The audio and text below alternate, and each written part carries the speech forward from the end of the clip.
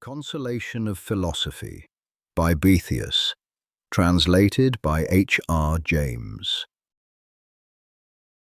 Book 1. The Sorrows of Boethius. Song 1. Boethius's Complaint.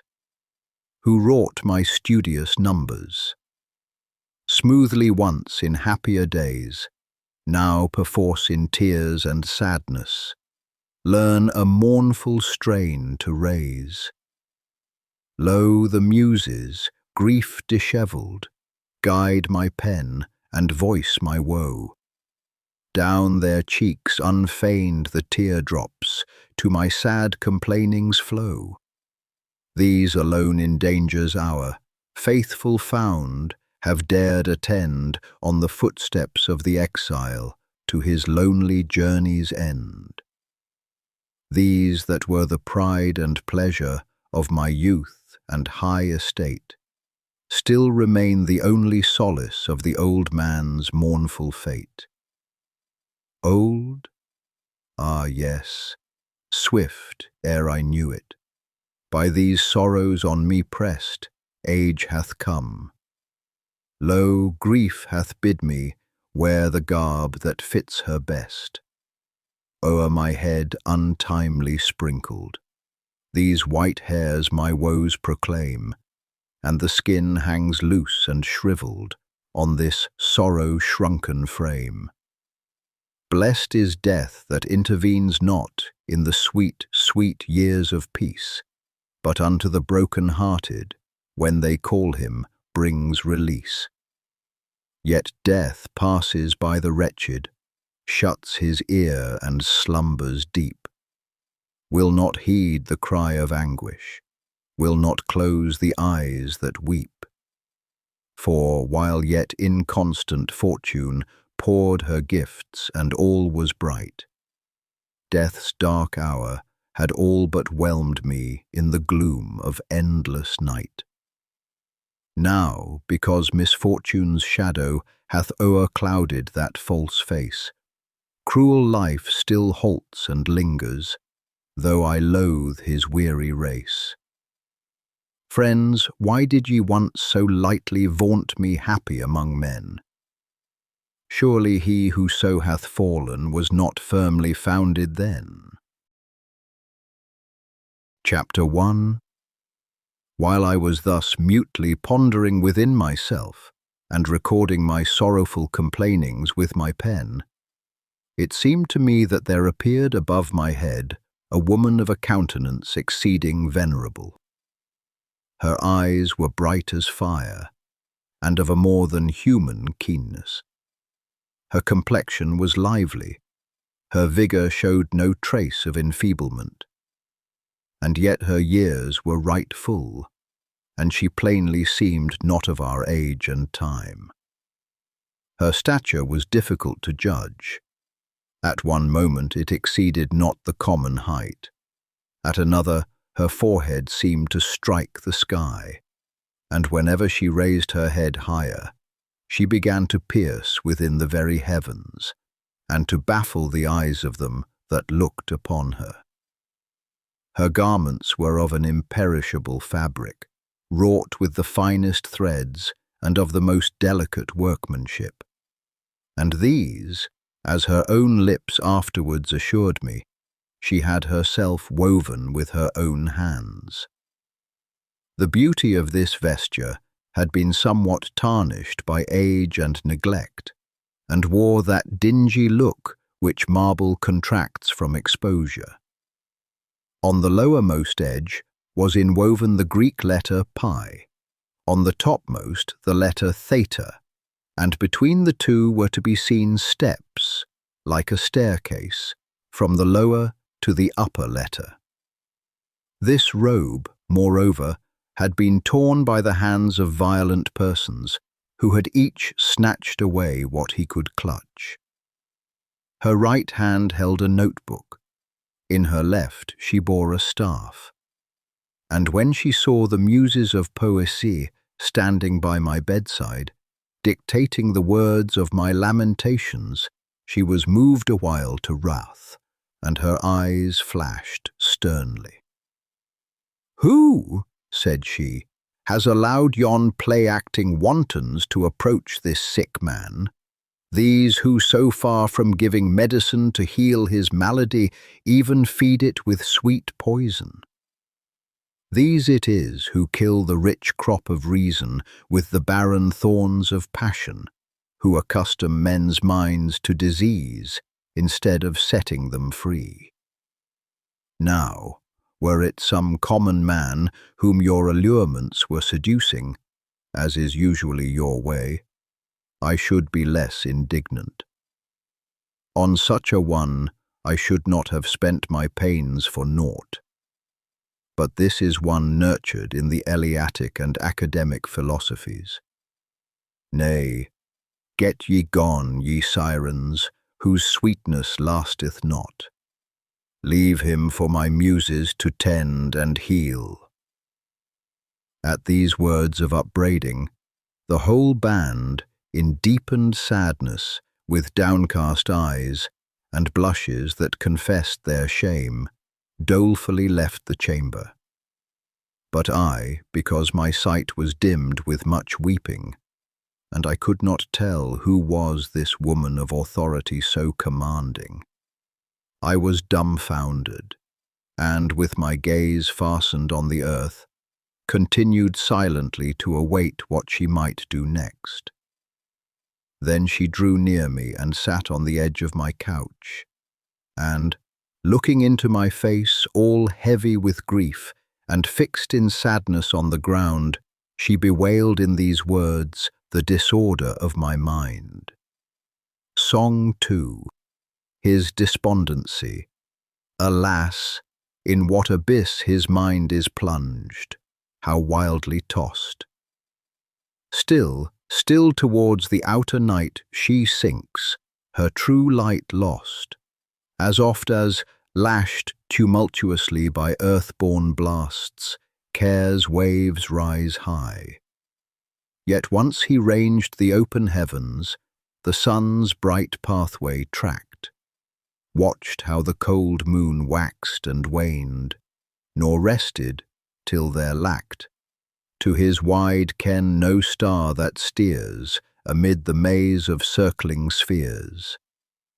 The causes why the blusterous winds vex ocean's tranquil face, whose hand doth turn the stable globe, or why his even race from out the ruddy east, the sun, unto the western waves doth run. What is it tempers cunningly the placid hours of spring, so that it blossoms with the rose for earth's engarlanding? Who loads the year's maturer prime with clustered grapes in autumn time? All this he knew, thus ever strove deep nature's law to guess. Now, reft of reason's light, he lies, and bonds his neck oppress, while by the heavy load constrained, his eyes to this dull earth are chained. Chapter 2. "But the time," said she, "calls rather for healing than for lamentation." Then, with her eyes bent full upon me, "Art thou that man," she cries, "who erstwhile fed with the milk and reared upon the nourishment which is mine to give, had grown up to the full vigour of a manly spirit? And yet I had bestowed such armour on thee as would have proved an invincible defence, hadst thou not first cast it away. Dost thou know me? Why art thou silent? Is it shame or amazement that hath struck thee dumb? Would it were shame, but as I see, a stupor hath seized upon thee." Then, when she saw me not only answering nothing, but mute and utterly incapable of speech, she gently touched my breast with her hand, and said, "There is no danger. These are the symptoms of lethargy, the usual sickness of deluded minds. For a while he has forgotten himself. He will easily recover his memory if only he first recognizes me. And that he may do so, let me now wipe his eyes that are clouded with a mist of mortal things. Thereat, with a fold of her robe, she dried my eyes all swimming with tears. Song 3. The mists dispelled. Then the gloom of night was scattered. Sight returned unto mine eyes. So when haply rainy chorus rolls the storm clouds through the skies, hidden is the sun, all heaven is obscured in starless night. But if, in wild onset sweeping, Boreas frees day's prisoned light, all suddenly the radiant God outstreams and strikes our dazzled eyesight with his beams. Chapter 3. Even so, the clouds of my melancholy were broken up. I saw the clear sky and regained the power to recognize the face of my physician. Accordingly, when I had lifted my eyes and fixed my gaze upon her, I beheld my nurse, Philosophy, whose halls I had frequented from my youth up. "Ah, why," I cried, "mistress of all excellence, hast thou come down from on high and entered the solitude of this my exile? Is it that thou, too, even as I, mayest be persecuted with false accusations?" "Could I desert thee, child," said she, "and not lighten the burden which thou hast taken upon thee through the hatred of my name, by sharing this trouble?" Even forgetting that it were not lawful for philosophy to leave companionless the way of the innocent. Should I, thinkest thou, fear to incur reproach, or shrink from it, as though some strange new thing had befallen? Thinkest thou that now, for the first time in an evil age, wisdom hath been assailed by peril? Did I not often in days of old, before my servant Plato lived, wage stern warfare with the rashness of folly? In his lifetime too, Socrates, his master, won with my aid the victory of an unjust death. And when, one after the other, the Epicurean herd, the Stoic, and the rest, each of them as far as in them lay, went about to seize the heritage he left, and were dragging me off protesting and resisting, as their booty, they tore in pieces the garment which I had woven with my own hands, and, clutching the torn pieces, went off, believing that the whole of me had passed into their possession. And some of them, because some traces of my vesture were seen upon them, were destroyed through the mistake of the lewd multitude, who falsely deemed them to be my disciples. It may be thou knowest not of the banishment of Anaxagoras, of the poison draught of Socrates, nor of Zeno's torturing, because these things happened in a distant country. Yet mightest thou have learnt the fate of Arius, of Seneca, of Soranus, whose stories are neither old nor unknown to fame. These men were brought to destruction for no other reason than that, settled as they were in my principles, their lives were a manifest contrast to the ways of the wicked. So there is nothing thou shouldst wonder at, if on the seas of this life we are tossed by storm blasts, seeing that we have made it our chiefest aim to refuse compliance with evil doers. And though, maybe, the host of the wicked is many in number, yet is it contemptible, since it is under no leadership, but is hurried hither and thither at the blind driving of mad error. And if at times and seasons they set in array against us, and fall on in overwhelming strength, Our leader draws off her forces into the citadel, while they are busy plundering the useless baggage. But we, from our vantage ground, safe from all this wild work, laugh to see them making prize of the most valueless of things, protected by a bulwark which aggressive folly may not aspire to reach. Song 4. Nothing can subdue virtue. Whoso calm, serene, sedate, sets his foot on haughty fate, firm and steadfast, come what will, keeps his mien unconquered still. Him the rage of furious seas, tossing high wild menaces, nor the flames from smoky forges that Vesuvius disgorges, nor the bolt that from the sky smites the tower can terrify. Why then shouldst thou feel affright at the tyrant's weakling might? Dread him not, nor fear no harm, and thou shalt his rage disarm. But who to hope or fear gives way, lost his bosom's rightful sway. He hath cast away his shield, like a coward fled the field. He hath forged all unaware fetters his own neck must bear. Chapter 4. Dost thou understand, she asks, do my words sink into thy mind? Or art thou dull as the ass to the sound of the lyre? Why dost thou weep? Why do tears stream from thy eyes? Speak out, hide it not in thy heart. If thou lookest for the physician's help, thou must needs disclose thy wound.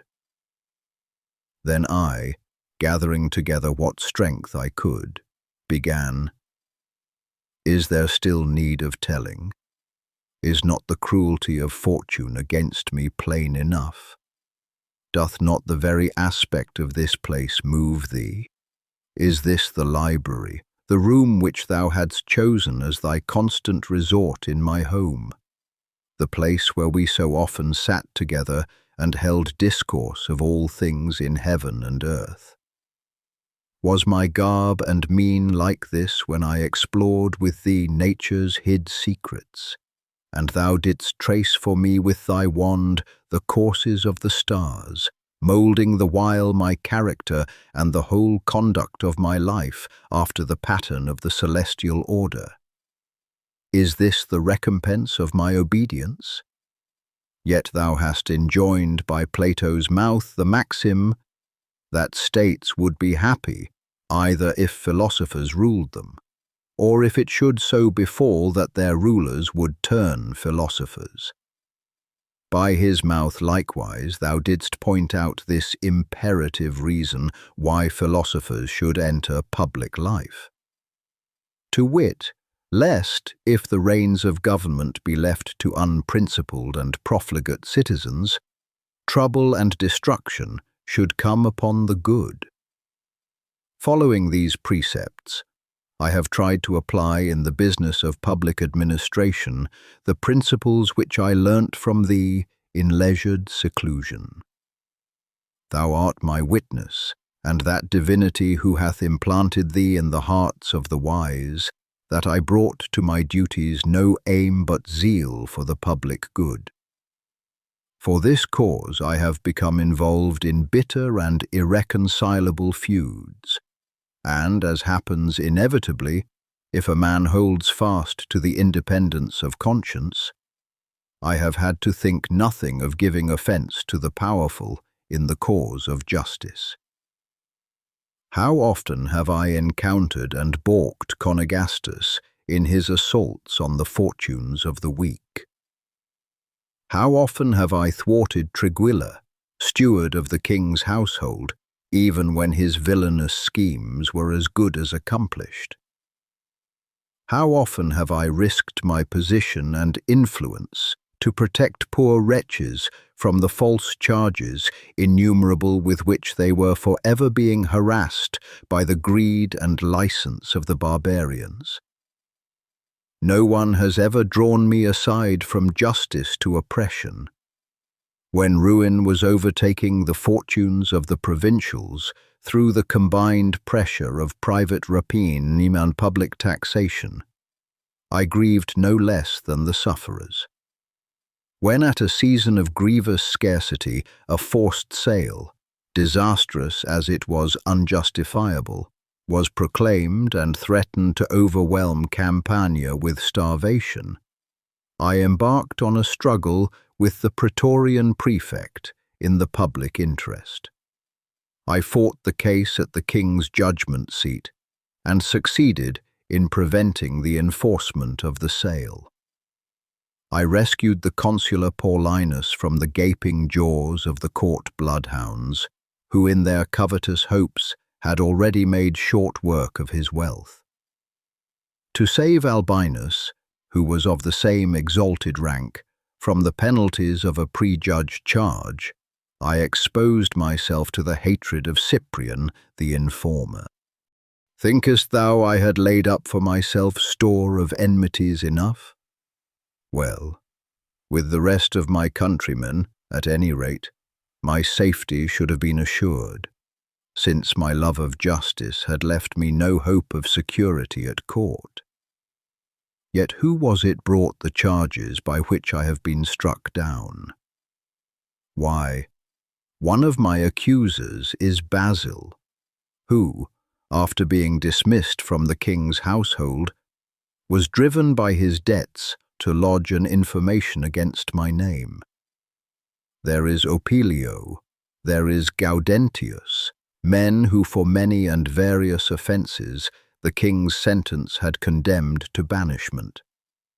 And when they declined to obey, and sought to save themselves by taking sanctuary, the king, as soon as he heard of it, decreed that, if they did not depart from the city of Ravenna within a prescribed time, they should be branded on the forehead and expelled.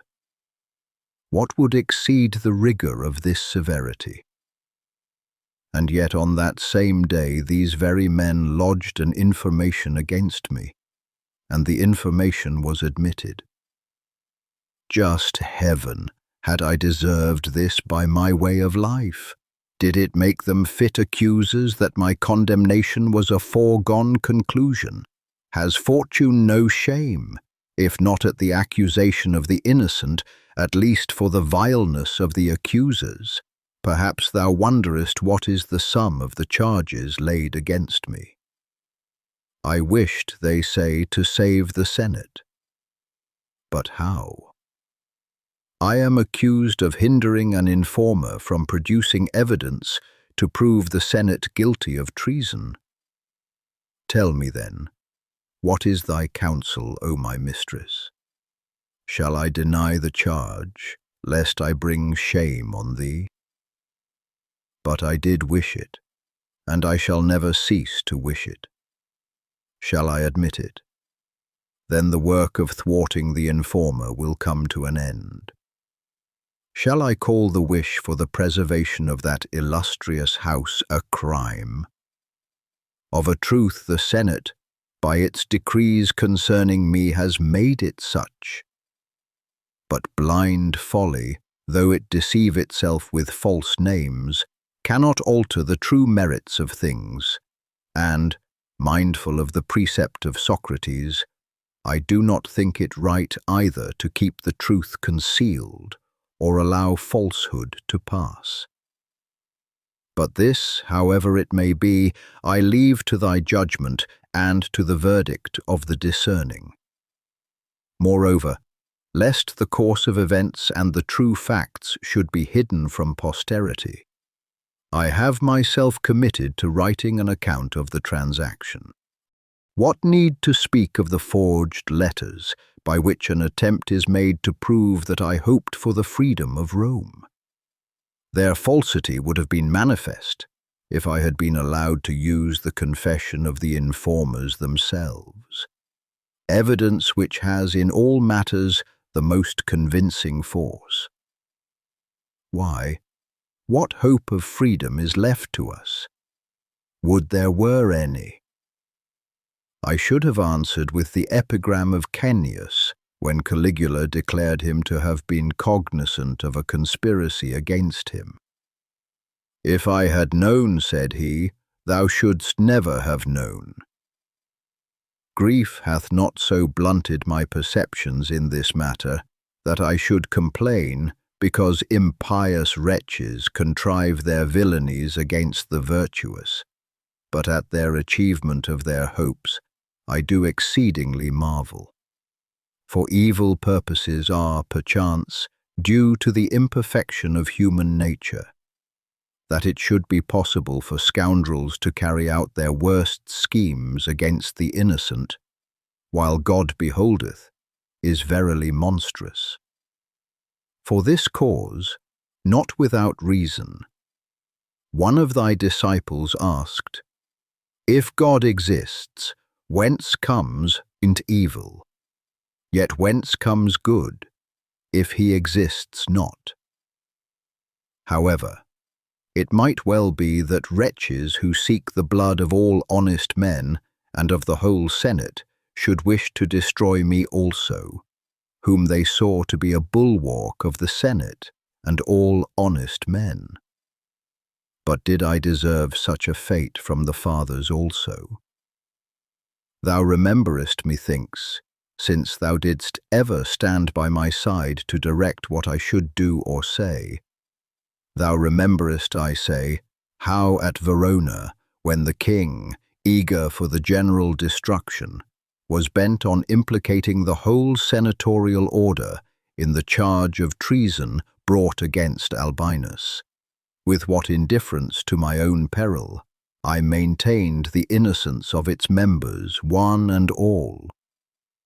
Thou knowest that what I say is the truth, and that I have never boasted of my good deeds in a spirit of self-praise. For whenever a man by proclaiming his good deeds receives the recompense of fame, he diminishes in a measure the secret reward of a good conscience. What issues have overtaken my innocency thou seest. Instead of reaping the rewards of true virtue, I undergo the penalties of a guilt falsely laid to my charge. Nay, more than this. Never did an open confession of guilt cause such unanimous severity among the assessors. But that some consideration, either of the mere frailty of human nature or of fortune's universal instability, availed to soften the verdict of some few.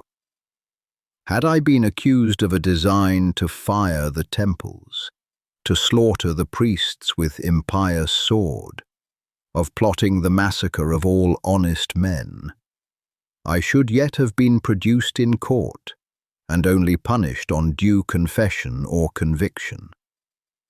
Now, for my too great zeal towards the Senate, I have been condemned to outlawry and death, unheard and undefended, at a distance of near 500 miles away. O my judges, well do ye deserve that no one should hereafter be convicted of a fault like mine. Yet even my very accusers saw how honourable was the charge they brought against me, and in order to overlay it with some shadow of guilt, they falsely asserted that in the pursuit of my ambition I had stained my conscience with sacrilegious acts.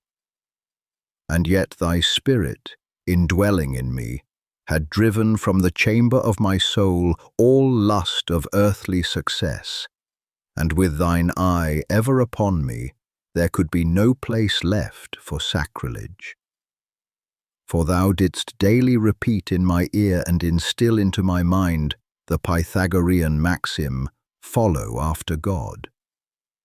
It was not likely, then, that I should covet the assistance of the vilest spirits, when thou wert moulding me to such an excellence as should conform me to the likeness of God. Again, the innocency of the inner sanctuary of my home, the company of friends of the highest probity, a father-in-law revered at once for his pure character and his active beneficence, shield me from the very suspicion of sacrilege. Yet, atrocious as it is, they even draw credence for this charge from thee. I am like to be thought implicated in wickedness on this very account, that I am imbued with thy teachings and stablished in thy ways.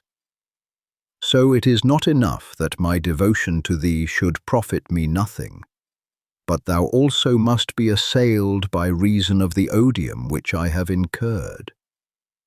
Verily, this is the very crown of my misfortunes, that men's opinions for the most part look not to real merit, but to the event, and only recognize foresight where fortune has crowned the issue with her approval. Whereby it comes to pass that reputation is the first of all things to abandon the unfortunate. I remember with chagrin how perverse is popular report, how various and discordant men's judgments. This only will I say, that the most crushing of misfortune's burdens is, that as soon as a charge is fastened upon the unhappy, they are believed to have deserved their sufferings. I, for my part, who have been banished from all life's blessings, stripped of my honours, stained in repute, am punished for well-doing. And now methinks I see the villainous dens of the wicked surging with joy and gladness, all the most recklessly unscrupulous threatening a new crop of lying informations. The good prostrate with terror at my danger, every ruffian incited by impunity to new daring and to success by the profits of audacity. The guiltless not only robbed of their peace of mind, but even of all means of defence. Wherefore I would fain cry out, Song 5, Boethius's Prayer. Builder of yon starry dome, thou that whirlest, throned eternal, heaven's swift globe, and as they roam, guidest the stars by laws supernal. So in full-sphered splendour, dight Cynthia dims the lamps of night, but unto the orb fraternal closer drawn, doth lose her light. Who at fall of eventide, Hesper, his cold radiance showeth, Lucifer his beams doth hide, paling as the sun's light groweth.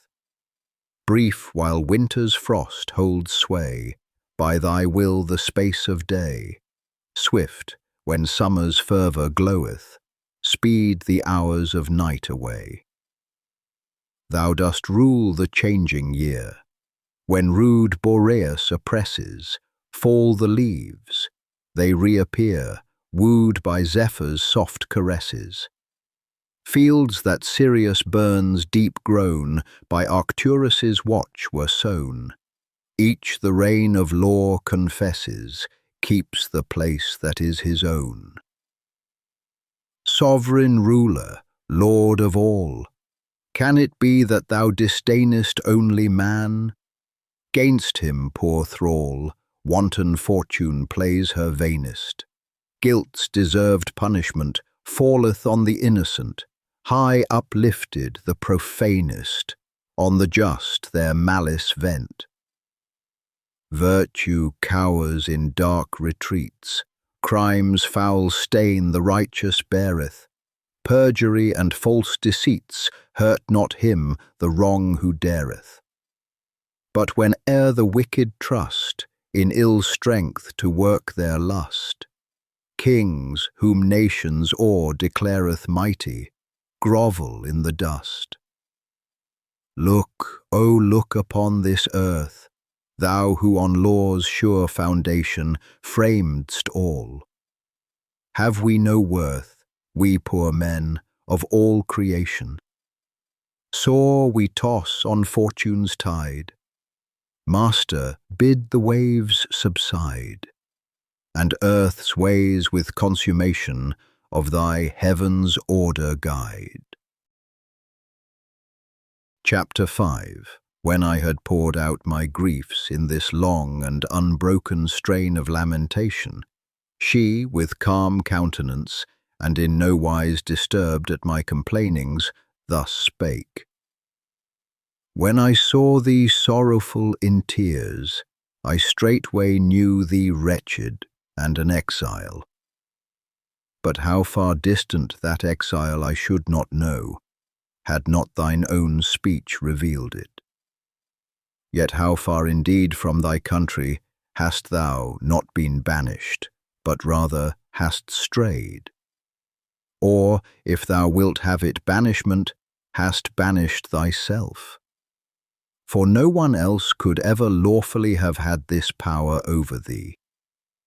Now, if thou wilt call to mind from what country thou art sprung, it is not ruled, as once was the Athenian polity, by the sovereignty of the multitude, but one is its ruler, one its king, who takes delight in the number of his citizens, not in their banishment, to submit to whose governance and to obey whose ordinances is perfect freedom.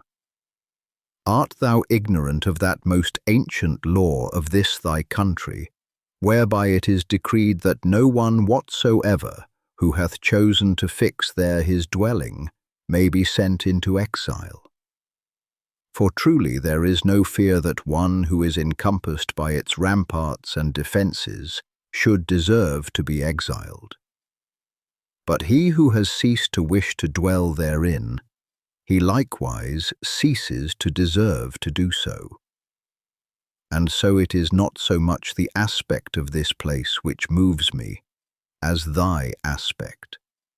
Not so much the library walls set off with glass and ivory which I miss, as the chamber of thy mind, wherein I once placed, not books, but that which gives books their value, the doctrines which my books contain. Now, what thou hast said of thy services to the commonweal is true, only too little compared with the greatness of thy deservings. The things laid to thy charge whereof thou hast spoken, whether such as redound to thy credit or mere false accusations, are publicly known. As for the crimes and deceits of the informers, thou hast rightly deemed it fitting to pass them over lightly, because the popular voice hath better and more fully pronounced upon them. Thou hast bitterly complained of the injustice of the Senate. Thou hast grieved over my calumniation, and likewise hast lamented the damage to my good name. Finally, thine indignation blazed forth against fortune. Thou hast complained of the unfairness with which thy merits have been recompensed. Last of all, thy frantic muse framed a prayer that the peace which reigns in heaven might rule earth also. But since a throng of tumultuous passions hath assailed thy soul, since thou art distraught with anger, pain, and grief, strong remedies are not proper for thee in this thy present mood. And so for a time I will use milder methods, that the tumours which have grown hard through the influx of disturbing passion may be softened by gentle treatment till they can bear the force of sharper remedies. Song 6. All things have their needful order. He who to the unwilling furrows gives the generous grain, when the crab with baleful fervours scorches all the plain, he shall find his garner bare, acorns for his scanty fare. Go not forth to cull sweet violets from the purpled steep, while the furious blasts of winter through the valleys sweep. Nor the grape o'er hasty bring to the press in days of spring. For to each thing God hath given its appointed time. No perplexing change permits he in his plans sublime. So who quits the order due shall a luckless issue rue. Chapter 6. First then, wilt thou suffer me by a few questions to make some attempt to test the state of thy mind, that I may learn in what way to set about thy cure. Ask what thou wilt, said I, for I will answer whatever questions thou choosest to put. Then said she, This world of ours, thinkest thou it is governed haphazard and fortuitously, or believest thou that there is in it any rational guidance? Nay, said I, in no wise may I deem that such fixed motions can be determined by random hazard, but I know that God, the Creator, presideth over his work, nor will the day ever come that shall drive me from holding fast the truth of this belief. Yes, said she, thou didst even but now affirm it in song, lamenting that men alone had no portion in the divine care. As to the rest, thou wert unshaken in the belief that they were ruled by reason. Yet I marvel exceedingly how, in spite of thy firm hold on this opinion, thou art fallen into sickness. But let us probe more deeply. Something or other is missing, I think. Now tell me, since thou doubtest not that God governs the world, dost thou perceive by what means he rules it? I scarcely understand what thou meanest, I said. Much less can I answer thy question. Did I not say truly that something is missing, whereby, as through a breach in the ramparts, disease hath crept in to disturb thy mind? But tell me, dost thou remember the universal end towards which the aim of all nature is directed? I once heard, said I, but sorrow hath dulled my recollection. And yet thou knowest whence all things have proceeded. Yes, that I know, said I, and have answered that it is from God. Yet how is it possible that thou knowest not what is the end of existence, when thou dost understand its source and origin? However, these disturbances of mind have force to shake a man's position, but cannot pluck him up and root him altogether out of himself. But answer this also, I pray thee. Rememberest thou that thou art a man? How should I not, said I. Then, canst thou say what man is? Is this thy question, whether I know myself for a being endowed with reason and subject to death? Surely I do acknowledge myself such. Then she, dost know nothing else that thou art? Nothing. Now, said she, I know another cause of thy disease, one too of grave moment. Thou hast ceased to know thy own nature. So then, I have made full discovery both of the causes of thy sickness and the means of restoring thy health.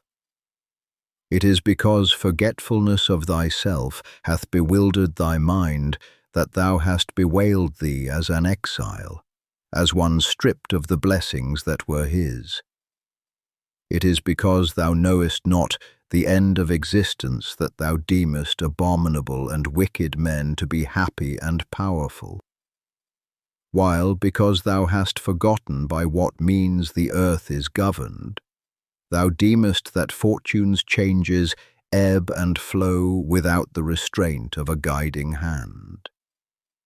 These are serious enough to cause not sickness only, but even death. But, thanks be to the author of our health, the light of nature hath not yet left thee utterly. In thy true judgment concerning the world's government, in that thou believest it subject not to the random drift of chance, but to divine reason, we have the divine spark from which thy recovery may be hoped. Have then no fear. from these weak embers the vital heat shall once more be kindled within thee. But seeing that it is not yet time for strong remedies, and that the mind is manifestly so constituted that when it casts off true opinions, it straightway puts on false, wherefrom arises a cloud of confusion that disturbs its true vision, I will now try and disperse these mists by mild and soothing application, that so the darkness of misleading passion may be scattered, and thou mayest come to discern the splendor of the true light. Song 7. The Perturbations of Passion. Stars shed no light through the black night, when the clouds hide, and the lashed wave, if the winds rave o'er ocean's tide, though once serene as day's fair sheen, soon fouled and spoiled by the storm's spite, shows to the sight turbid and soiled. Oft the fair rill, down the steep hill seaward that strays, some tumbled block of fallen rock, hinders and stays. Then art thou fain clear and most plain, truth to discern, in the right way firmly to stay, nor from it turn. Joy, hope, and fear suffer not near, drive grief away, shackled and blind, and lost is the mind where these have sway. Book 2. The Vanity of Fortune's Gifts. Chapter 1. Thereafter, for a while, she remained silent. And when she had restored my flagging attention by a moderate pause in her discourse, she thus began: If I have thoroughly ascertained the character and causes of thy sickness, thou art pining with regretful longing for thy former fortune. It is the change, as thou deemest, of this fortune that hath so wrought upon thy mind. Well do I understand that Siren's manifold wiles, the fatal charm of the friendship she pretends for her victims, so long as she is scheming to entrap them, how she unexpectedly abandons them and leaves them overwhelmed with insupportable grief. Bethink thee of her nature, character, and deserts, and thou wilt soon acknowledge that in her thou hast neither possessed nor hast thou lost aught of any worth. Methinks I need not spend much pains in bringing this to thy mind, since, even when she was still with thee, even while she was caressing thee, thou usedst to assail her in manly terms, to rebuke her with maxims drawn from my holy treasure house. But all sudden changes of circumstances bring inevitably a certain commotion of spirit. Thus it hath come to pass that thou also for a while hast been parted from thy mind's tranquillity. But it is time for thee to take and drain a draught, soft and pleasant to the taste, which, as it penetrates within, may prepare the way for stronger potions. Wherefore I call to my aid the sweet persuasiveness of rhetoric, who then only walketh in the right way when she forsakes not my instructions. And music, my handmaid, I bid to join with her singing, now in lighter, now in graver strain. What is it then, poor mortal, that hath cast thee into lamentation and mourning? Some strange, unwonted sight, methinks, have thine eyes seen. Thou deemest fortune to have changed towards thee. Thou mistakest. Such ever were her ways, ever such her nature. Rather in her very mutability hath she preserved towards thee her true constancy.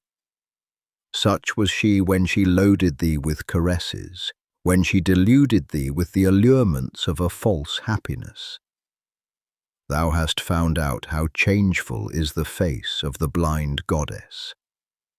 She who still veils herself from others hath fully discovered to thee her whole character. If thou likest her, take her as she is, and do not complain. If thou abhorrest her perfidy, turn from her in disdain, renounce her, for baneful are her delusions.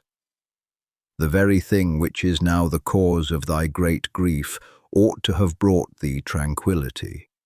Thou hast been forsaken by one of whom no one can be sure that she will not forsake him. Or dost thou indeed set value on a happiness that is certain to depart? Again I ask, is fortune's presence dear to thee if she cannot be trusted to stay, and though she will bring sorrow when she is gone? Why, if she cannot be kept at pleasure, and if her flight overwhelms with calamity, what is this fleeting visitant but a token of coming trouble? Truly it is not enough to look only at what lies before the eyes. Wisdom gauges the issues of things, and this same mutability, with its two aspects, makes the threats of fortune void of terror, and her caresses little to be desired. Finally, thou oughtest to bear with whatever takes place within the boundaries of fortune's domain, when thou hast placed thy head beneath her yoke. But if thou wishest to impose a law of staying and departing on her whom thou hast of thine own accord chosen for thy mistress, art thou not acting wrongfully? Art thou not embittering by impatience a lot which thou canst not alter? Didst thou commit thy sails to the winds, thou wouldst voyage not whither thy intention was to go, but whither the winds drave thee. Didst thou entrust thy seed to the fields, thou wouldst set off the fruitful years against the barren. Thou hast resigned thyself to the sway of fortune, thou must submit to thy mistress's caprices. What? Art thou verily striving to stay the swing of the revolving wheel? O stupidest of mortals, if it takes to standing still, it ceases to be the wheel of fortune. Song 1. Fortune's Malice. Mad fortune sweeps along in wanton pride, uncertain as Euripus' surging tide. Now tramples mighty kings beneath her feet, now sets the conquered in the victor's seat. She heedeth not the wail of hapless woe, but mocks the griefs that from her mischief flow.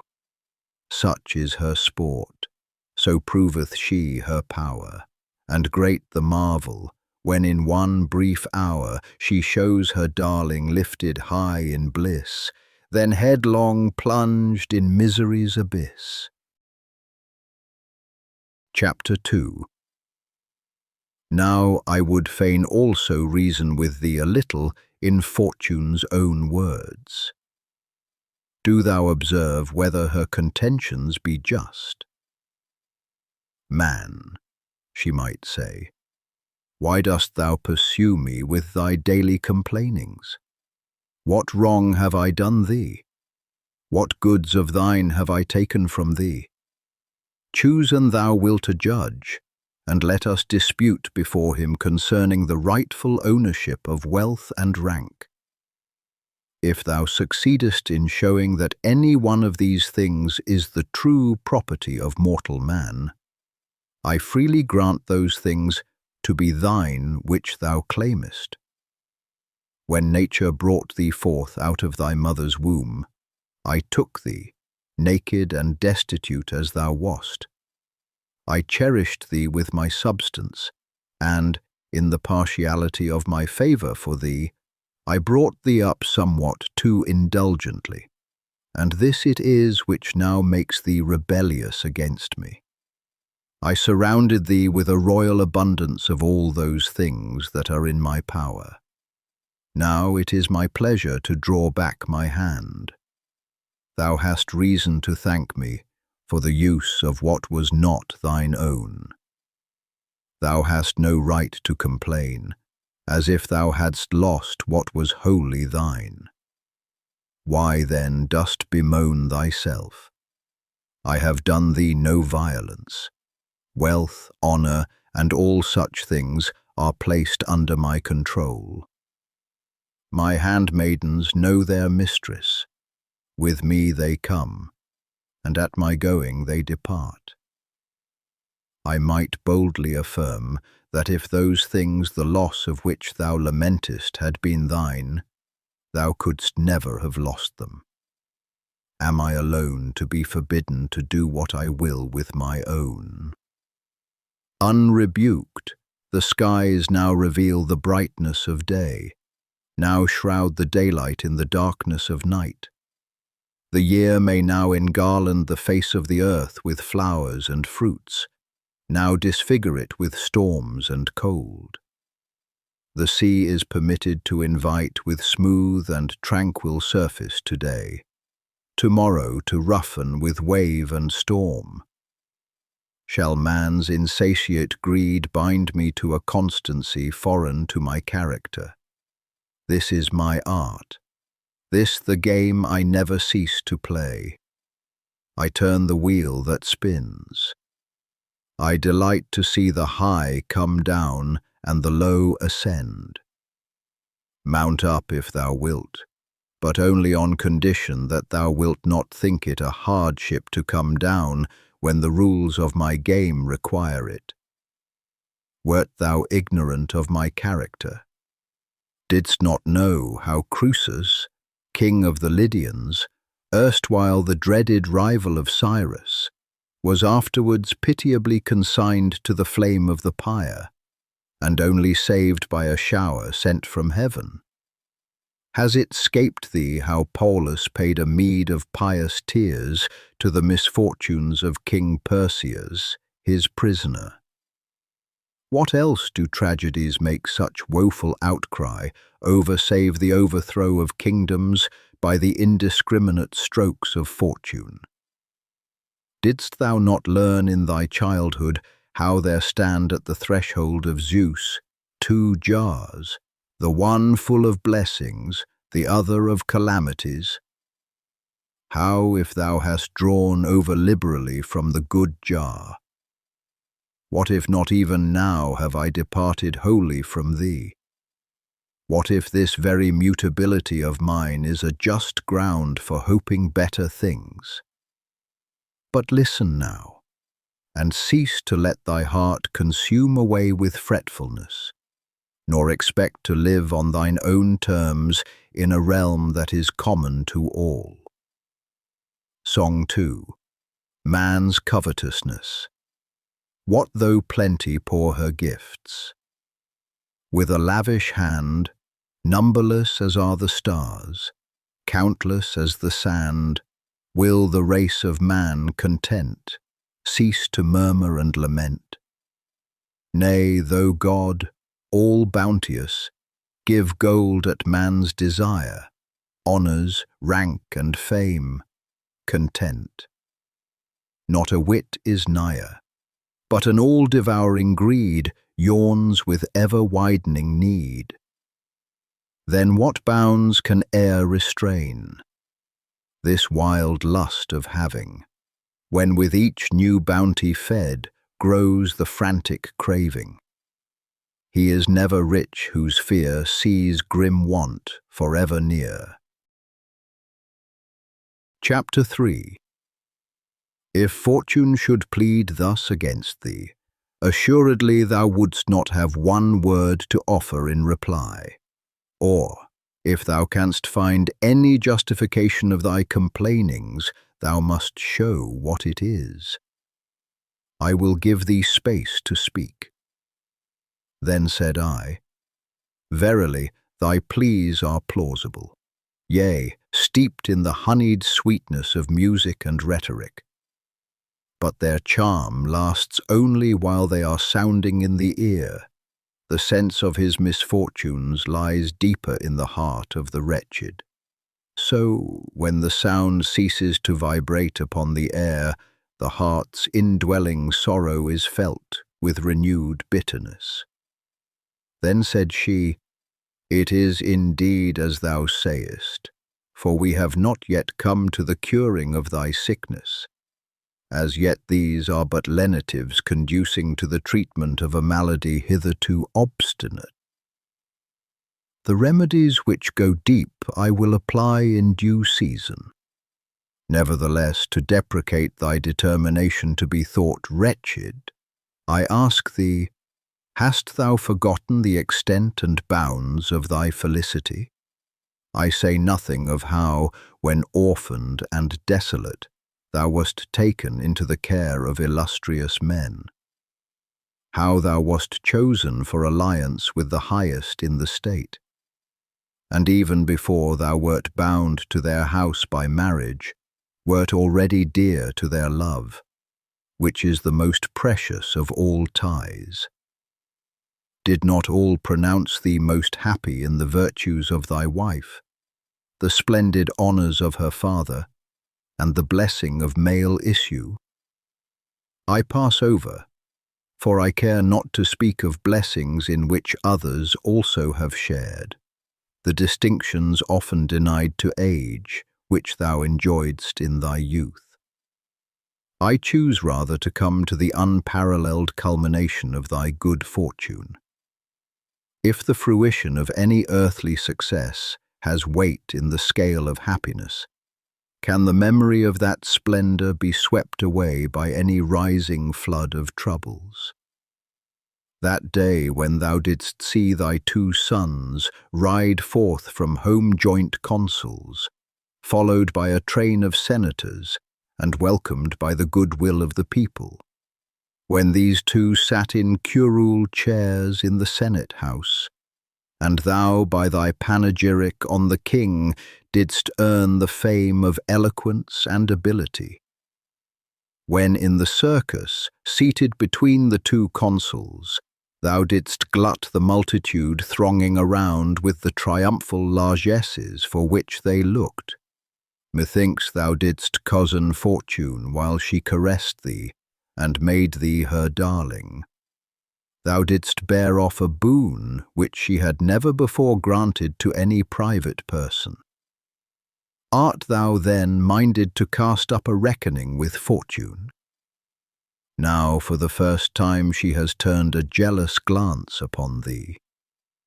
If thou compare the extent and bounds of thy blessings and misfortunes, thou canst not deny that thou art still fortunate. Or if thou esteem not thyself favoured by fortune, in that thy then seeming prosperity hath departed, deem not thyself wretched, since what thou now believest to be calamitous passeth also. What? Art thou but now come suddenly and a stranger to the scene of this life?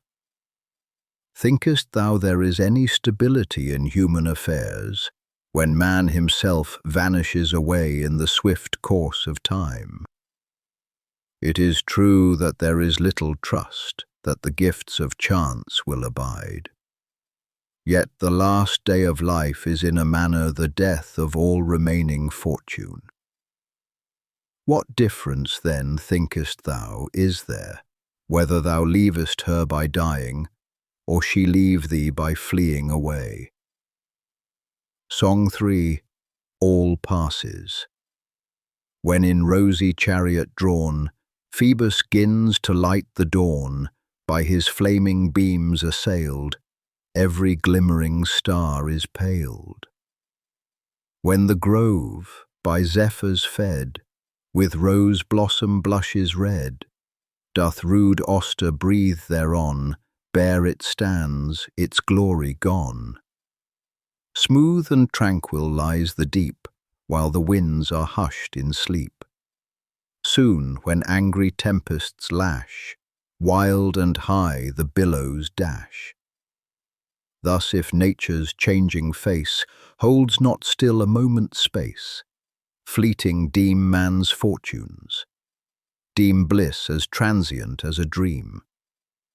One law only standeth fast: things created may not last. Chapter 4. Then said I, True are thine admonishings, thou nurse of all excellence, nor can I deny the wonder of my fortune's swift career. Yet it is this which chafes me the more cruelly in the recalling. For truly in adverse fortune the worst sting of misery is to have been happy. Well, said she, if thou art paying the penalty of a mistaken belief, thou canst not rightly impute the fault to circumstances. If it is the felicity which fortune gives that moves thee, mere name though it be, come reckon up with me how rich thou art in the number and weightiness of thy blessings.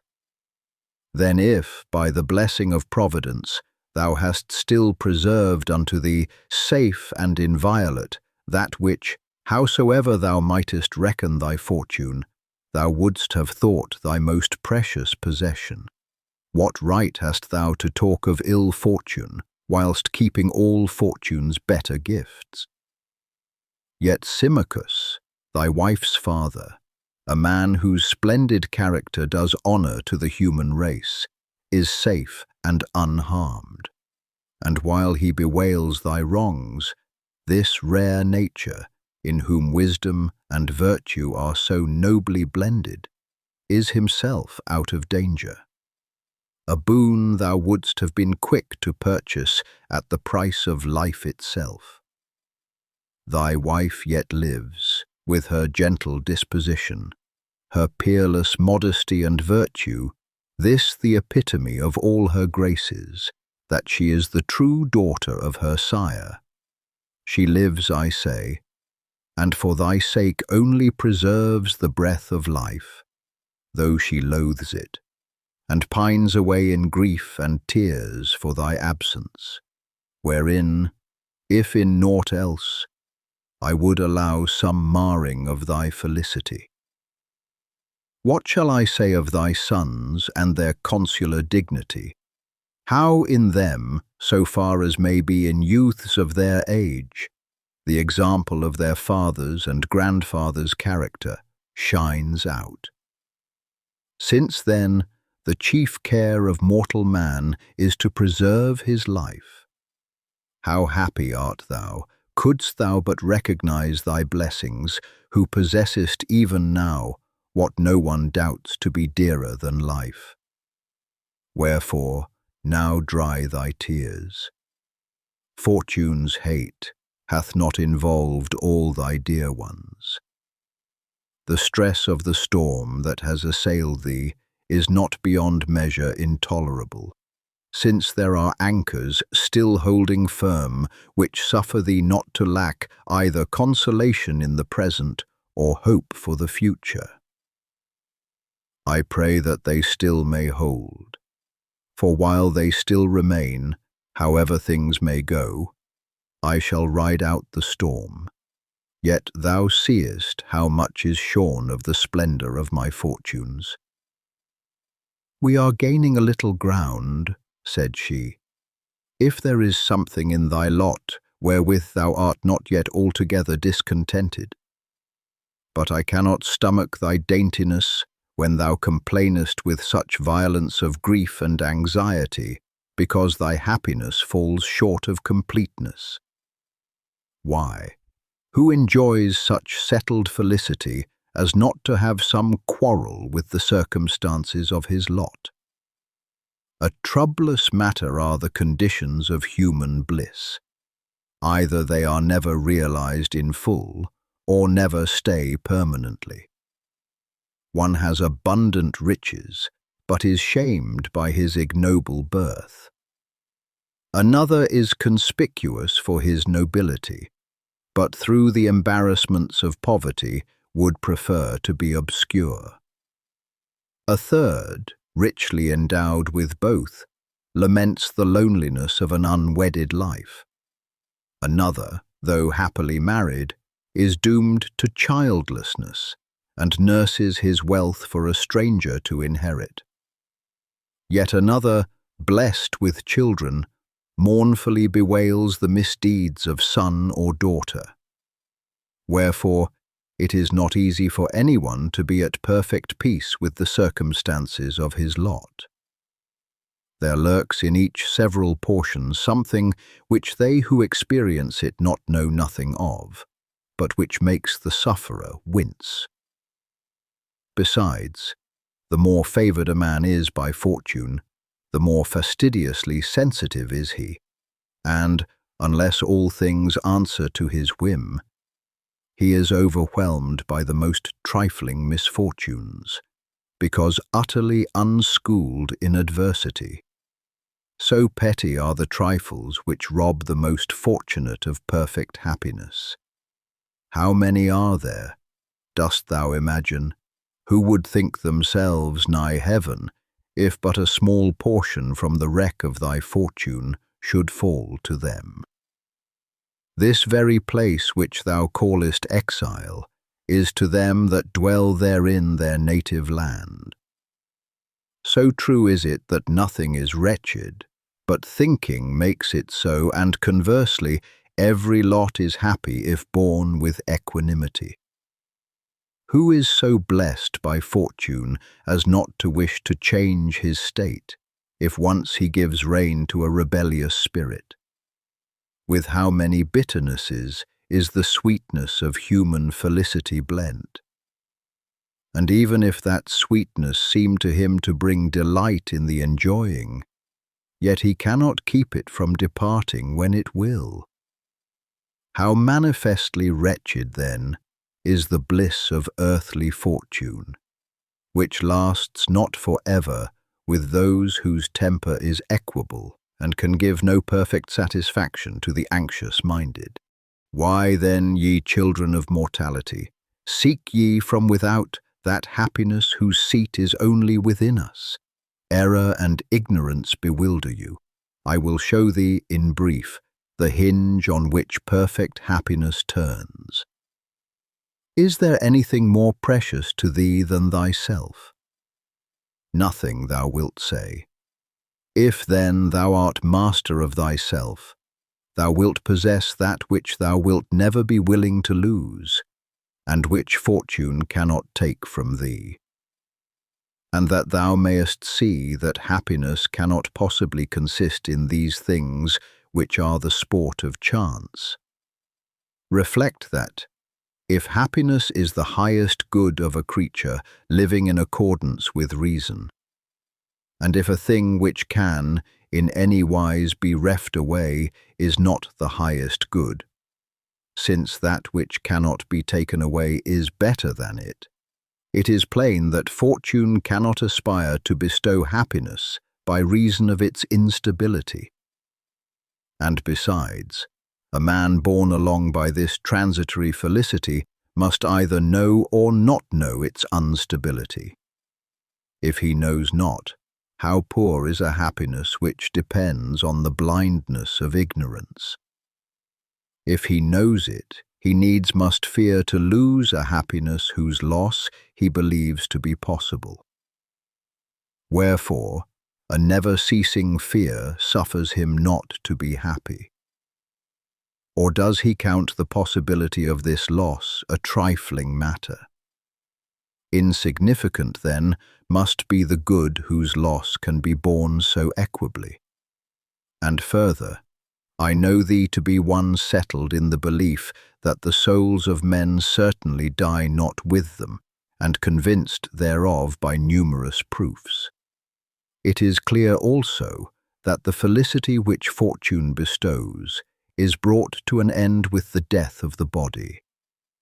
Therefore, it cannot be doubted but that, if happiness is conferred in this way, the whole human race sinks into misery when death brings the close of all. But if we know that many have sought the joy of happiness not through death only, but also through pain and suffering. How can life make men happy by its presence, when it makes them not wretched by its loss? Song 4, The Golden Mean. Who founded firm and sure would ever live secure, in spite of storm and blast, immovable and fast. Whoso would fain deride the ocean's threatening tide. His dwelling should not seek on sands or mountain peak. Upon the mountain's height the storm winds wreak their spite. The shifting sands disdain their burden to sustain. Do thou these perils flee, fair though the prospect be, and fix thy resting place on some low rock's sure base. Then, though the tempests roar, seas thunder on the shore, thou in thy stronghold blessed, and undisturbed shalt rest, live all thy days serene, and mock the heavens' spleen. Chapter 5. But since my reasonings begin to work a soothing effect within thy mind, methinks I may resort to remedies somewhat stronger. Come, suppose now, the gifts of fortune were not fleeting and transitory. What is there in them capable of ever becoming truly thine, or which does not lose value when looked at steadily and fairly weighed in the balance? Are riches, I pray thee, precious either through thy nature or in their own? What are they but mere gold and heaps of money? Yet these fine things show their quality better in the spending than in the hoarding. For I suppose 'tis plain that greed alvers makes men hateful, while liberality brings fame. But that which is transferred to another cannot remain in one's own possession. And if that be so, then money is only precious when it is given away, and, by being transferred to others, ceases to be one's own. Again, if all the money in the world were heaped up in one man's possession, all others would be made poor. Sound fills the ears of many at the same time without being broken into parts. But your riches cannot pass to many without being lessened in the process. And when this happens, they must needs impoverish those whom they leave. How poor and cramped a thing, then, is riches, which more than one cannot possess as an unbroken whole, which falls not to any one man's lot without the impoverishment of everyone else? Or is it the glitter of gems that allures the eye? Yet, how rarely excellent soever may be their splendor, remember the flashing light is in the jewels, not in the man. Indeed, I greatly marvel at men's admiration of them. For what can rightly seem beautiful to a being endowed with life and reason, if it lack the movement and structure of life? And although such things do in the end take on them more beauty from their Maker's care and their own brilliancy, still they in no wise merit your admiration, since their excellence is set at a lower grade than your own. Does the beauty of the fields delight you? Surely yes. It is a beautiful part of a right beautiful whole. Fitly indeed do we at times enjoy the serene calm of the sea, admire the sky, the stars, the moon, the sun. Yet is any of these thy concern? Dost thou venture to boast thyself of the beauty of any one of them? Art thou decked with spring's flowers? Is it thy fertility that swelleth in the fruits of autumn? Why art thou moved with empty transports? Why embracest thou an alien excellence as thine own? Never will fortune make thine that which the nature of things has excluded from thy ownership. Doubtless the fruits of the earth are given for the sustenance of living creatures. But if thou art content to supply thy wants so far as suffices nature, there is no need to resort to fortune's bounty. Nature is content with few things, and with a very little of these. If thou art minded to force superfluities upon her when she is satisfied, that which thou addest will prove either unpleasant or harmful. But now, thou thinkest it fine to shine in raiment of diverse colours. Yet, if indeed there is any pleasure in the sight of such things, it is the texture or the artist's skill which I shall admire. Or perhaps it is a long train of servants that makes thee happy. Why, if they behave viciously, they are a ruinous burden to thy house, and exceeding dangerous to their own master. While if they are honest, how canst thou count other men's virtue in the sum of thy possessions? From all which 'tis plainly proved, that not one of these things which thou reckonest in the number of thy possessions is really thine. And if there is in them no beauty to be desired, why shouldst thou either grieve for their loss or find joy in their continued possession? While if they are beautiful in their own nature, what is that to thee? They would have been not less pleasing in themselves, though never included among thy possessions. For they derive not their preciousness from being counted in thy riches, but rather thou hast chosen to count them in thy riches because they seemed to thee precious. Then, what seek ye by all this noisy outcry about fortune? To chase away poverty, I ween, by means of abundance. And yet ye find the result just contrary. Why, this varied array of precious furniture needs more accessories for its protection. It is a true saying that they want most who possess most, and, conversely, they want very little who measure their abundance by nature's requirements, not by the superfluity of vain display. Have ye no good of your own implanted within you, that ye seek your good in things external and separate? Is the nature of things so reversed that a creature divine by right of reason can in no other way be splendid in his own eyes, save by the possession of lifeless chattels? Yet, while other things are content with their own, ye who in your intellect are godlike, seek from the lowest of things adornment for a nature of supreme excellence, and perceive not how great a wrong ye do your Maker. His will was that mankind should excel all things on earth. Ye thrust down your worth beneath the lowest of things. For if that in which each thing finds its good is plainly more precious than that whose good it is, by your own estimation ye put yourselves below the vilest of things, when ye deem these vile things to be your good, nor does this fall out undeservedly. Indeed, man is so constituted that he then only excels other things when he knows himself, but he is brought lower than the beasts if he lose this self-knowledge. For that other creatures should be ignorant of themselves is natural. In man, it shows as a defect.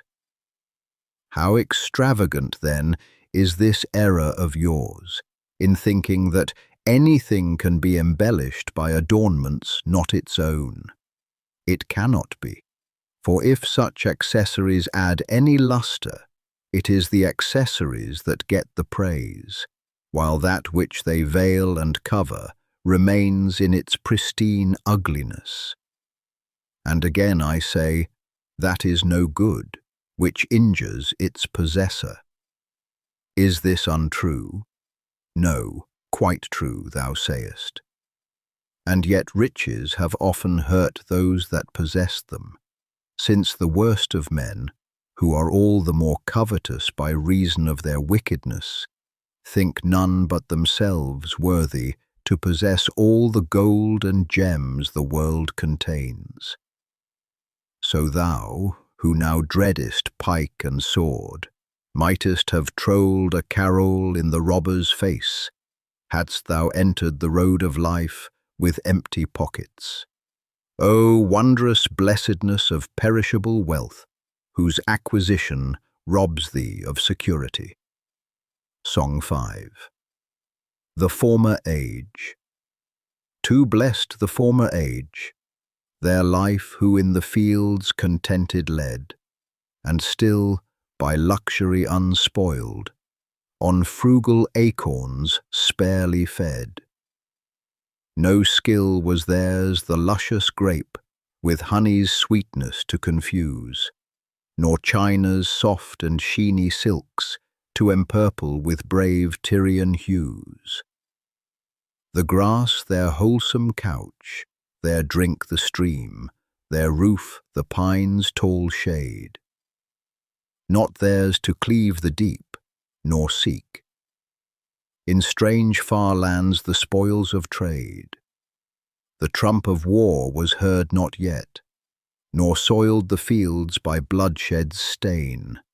For why should war's fierce madness arm, when strife brought wound, but brought not gain? Ah, would our hearts might still return to following in those ancient ways. Alas, the greed of getting glows more fierce than Etna's fiery blaze. Woe, woe for him, whoe'er it was, who first gold's hidden store revealed, and, perilous treasure trove, dug out the gems that fain would be concealed. Chapter 6. What now shall I say of rank and power, whereby, because ye know not true power and dignity, ye hope to reach the sky? Yet, when rank and power have fallen to the worst of men, did ever an Etna, belching forth flame and fiery deluge, work such mischief? Verily, as I think, thou dost remember how thine ancestors sought to abolish the consular power, which had been the foundation of their liberties, on account of the overweening pride of the consuls, and how for that self-same pride they had already abolished the kingly title. And if, as happens but rarely, these prerogatives are conferred on virtuous men, it is only the virtue of those who exercise them that pleases. So it appears that honour cometh not to virtue from rank, but to rank from virtue. Look, too, at the nature of that power which ye find so attractive and glorious. Do ye never consider, ye creatures of earth, what ye are, and over whom ye exercise your fancied lordship? Suppose now, that in the mouse tribe there should rise up one claiming rights and powers for himself above the rest, would ye not laugh consumedly? Yet if thou lookest to his body alone, what creature canst thou find more feeble than man, who oftentimes is killed by the bite of a fly, or by some insect creeping into the inner passage of his system? Yet what rights can one exercise over another, save only as regards the body, and that which is lower than the body? I mean fortune. What? Wilt thou bind with thy mandates the free spirit? Canst thou force from its due tranquillity the mind that is firmly composed by reason? A tyrant thought to drive a man of free birth to reveal his accomplices in a conspiracy, but the prisoner bit off his tongue and threw it into the furious tyrant's face. Thus, the tortures which the tyrant thought the instrument of his cruelty the sage made an opportunity for heroism. Moreover, what is there that one man can do to another which he himself may not have to undergo in his turn? We are told that Busiris, who used to kill his guests, was himself slain by his guest, Hercules. Regulus had thrown into bonds many of the Carthaginians whom he had taken in war. Soon after, he himself submitted his hands to the chains of the vanquished. Then, thinkest thou that man hath any power who cannot prevent another's being able to do to him what he himself can do to others? Besides, if there were any element of natural and proper good in rank and power, they would never come to the utterly bad, since opposites are not wont to be associated. Nature brooks not the union of contraries. So, seeing there is no doubt that wicked wretches are oftentimes set in high places, it is also clear that things which suffer association with the worst of men cannot be good in their own nature. Indeed, this judgment may with some reason be passed concerning all the gifts of fortune which fall so plentifully to all the most wicked. This ought also to be considered here, I think. No one doubts a man to be brave in whom he has observed a brave spirit residing. It is plain that one who is endowed with speed is swift-footed. So also, music makes men musical, the healing art physicians, rhetoric public speakers. For each of these has naturally its own proper working. There is no confusion with the effects of contrary things. Nay, even of itself it rejects what is incompatible. And yet wealth cannot extinguish insatiable greed, nor has power ever made him master of himself, whom vicious lusts kept bound in indissoluble fetters.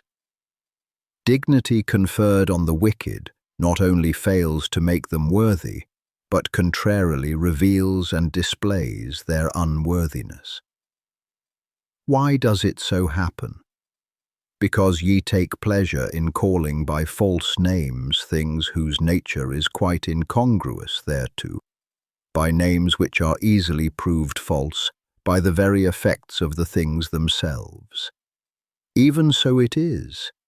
These riches, that power, this dignity, are none of them rightly so called.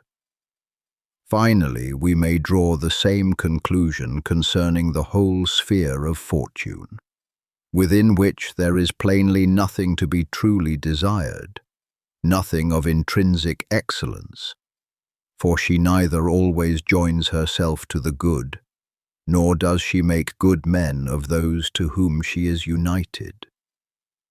Song 6. Nero's Infamy. We know what mischief dire he wrought. Rome fired, the fathers slain, whose hand with brother's slaughter wet. A mother's blood did stain. No pitying tear his cheek bedewed, as on the corse he gazed. That mother's beauty, once so fair, a critic's voice appraised. Yet far and wide, from east to west, his sway the nations own, and scorching south and icy north obey his will alone. Did then high power a curb impose on Nero's frenzied will? Ah, woe when to the evil heart is joined the sword to kill. Chapter 7. Then said I, Thou knowest thyself that ambition for worldly success hath but little swayed me. Yet I have desired opportunity for action, lest virtue, in default of exercise, should languish away. Then she, This is that last infirmity which is able to allure minds which, though of noble quality, have not yet been moulded to any exquisite refinement by the perfecting of the virtues, I mean the love of glory and fame for high services rendered to the commonweal. And yet consider with me how poor and unsubstantial a thing this glory is. The whole of this earth's globe, as thou hast learnt from the demonstration of astronomy, compared with the expanse of heaven, is found no bigger than a point. That is to say, if measured by the vastness of heaven's sphere, it is held to occupy absolutely no space at all. Now, of this so insignificant portion of the universe, it is about a fourth part, as Ptolemy's proofs have taught us, which is inhabited by living creatures known to us. If from this fourth part you take away in thought all that is usurped by seas and marshes, or lies a vast waste of waterless desert, barely is an exceeding narrow area left for human habitation. You then, who are shut in and prisoned in this merest fraction of a point space, do ye take thought for the blazoning of your fame, for the spreading abroad of your renown? Why, what amplitude or magnificence has glory when confined to such narrow and petty limits? Besides, the straitened bounds of this scant dwelling place are inhabited by many nations differing widely in speech, in usages, in mode of life. To many of these, from the difficulty of travel, from diversities of speech, from want of commercial intercourse, the fame not only of individual men, but even of cities, is unable to reach. Why, in Cicero's days, as he himself somewhere points out, the fame of the Roman Republic had not yet crossed the Caucasus, and yet by that time her name had grown formidable to the Parthians and other nations of those parts. Seest thou then how narrow, how confined, is the glory ye take pains to spread abroad and extend? Can the fame of a single Roman penetrate where the glory of the Roman name fails to pass? Moreover, the customs and institutions of different races agree not together, so that what is deemed praise-worthy in one country is thought punishable in another. Wherefore, if any love the applause of fame, it shall not profit him to publish his name among many peoples. Then each must be content to have the range of his glory limited to his own people. The splendid immortality of fame must be confined within the bounds of a single race. Once more, how many of high renown in their own times have been lost in oblivion for want of a record? Indeed, of what avail are written records even, which with their authors are overtaken by the dimness of age after a somewhat longer time? But yea, when ye think on future fame, fancy it an immortality that ye are begetting for yourselves. Why, if thou scannest the infinite spaces of eternity, what room hast thou left for rejoicing in the durability of thy name? Verily, if a single moment's space be compared with 10,000 years, it has a certain relative duration, however little, since each period is definite. But this same number of years, ay, and a number many times as great, cannot even be compared with endless duration. For, indeed, finite periods may in a sort be compared one with another, but a finite and an infinite never. So it comes to pass that fame, though it extend to ever so wide a space of years, if it be compared to never-lessening eternity, seems not short-lived merely, but altogether nothing. But as for you, Ye know not how to act aright, unless it be to court the popular breeze, and win the empty applause of the multitude. Nay, ye abandon the superlative worth of conscience and virtue, and ask a recompense from the poor words of others. Let me tell thee how wittily one did mock the shallowness of this sort of arrogance. A certain man assailed one who had put on the name of philosopher as a cloak to pride and vain glory, not for the practice of real virtue, and added, Now shall I know if thou art a philosopher, if thou bearest reproaches calmly and patiently. The other for a while affected to be patient, and having endured to be abused, cried out derisively, Now, do you see that I am a philosopher? The other, with biting sarcasm, retorted, I should have hadst thou held thy peace. Moreover, what concern have choice spirits? For it is of such men we speak, men who seek glory by virtue. What concern, I say, have these with fame after the dissolution of the body in death's last hour? For if men die wholly, which our reasonings forbid us to believe, there is no such thing as glory at all, since he to whom the glory is said to belong is altogether non-existent. But if the mind, conscious of its own rectitude, is released from its earthly prison, and seeks heaven in free flight, doth it not despise all earthly things when it rejoices in its deliverance from earthly bonds, and enters upon the joys of heaven? Song 7, Glory May Not Last.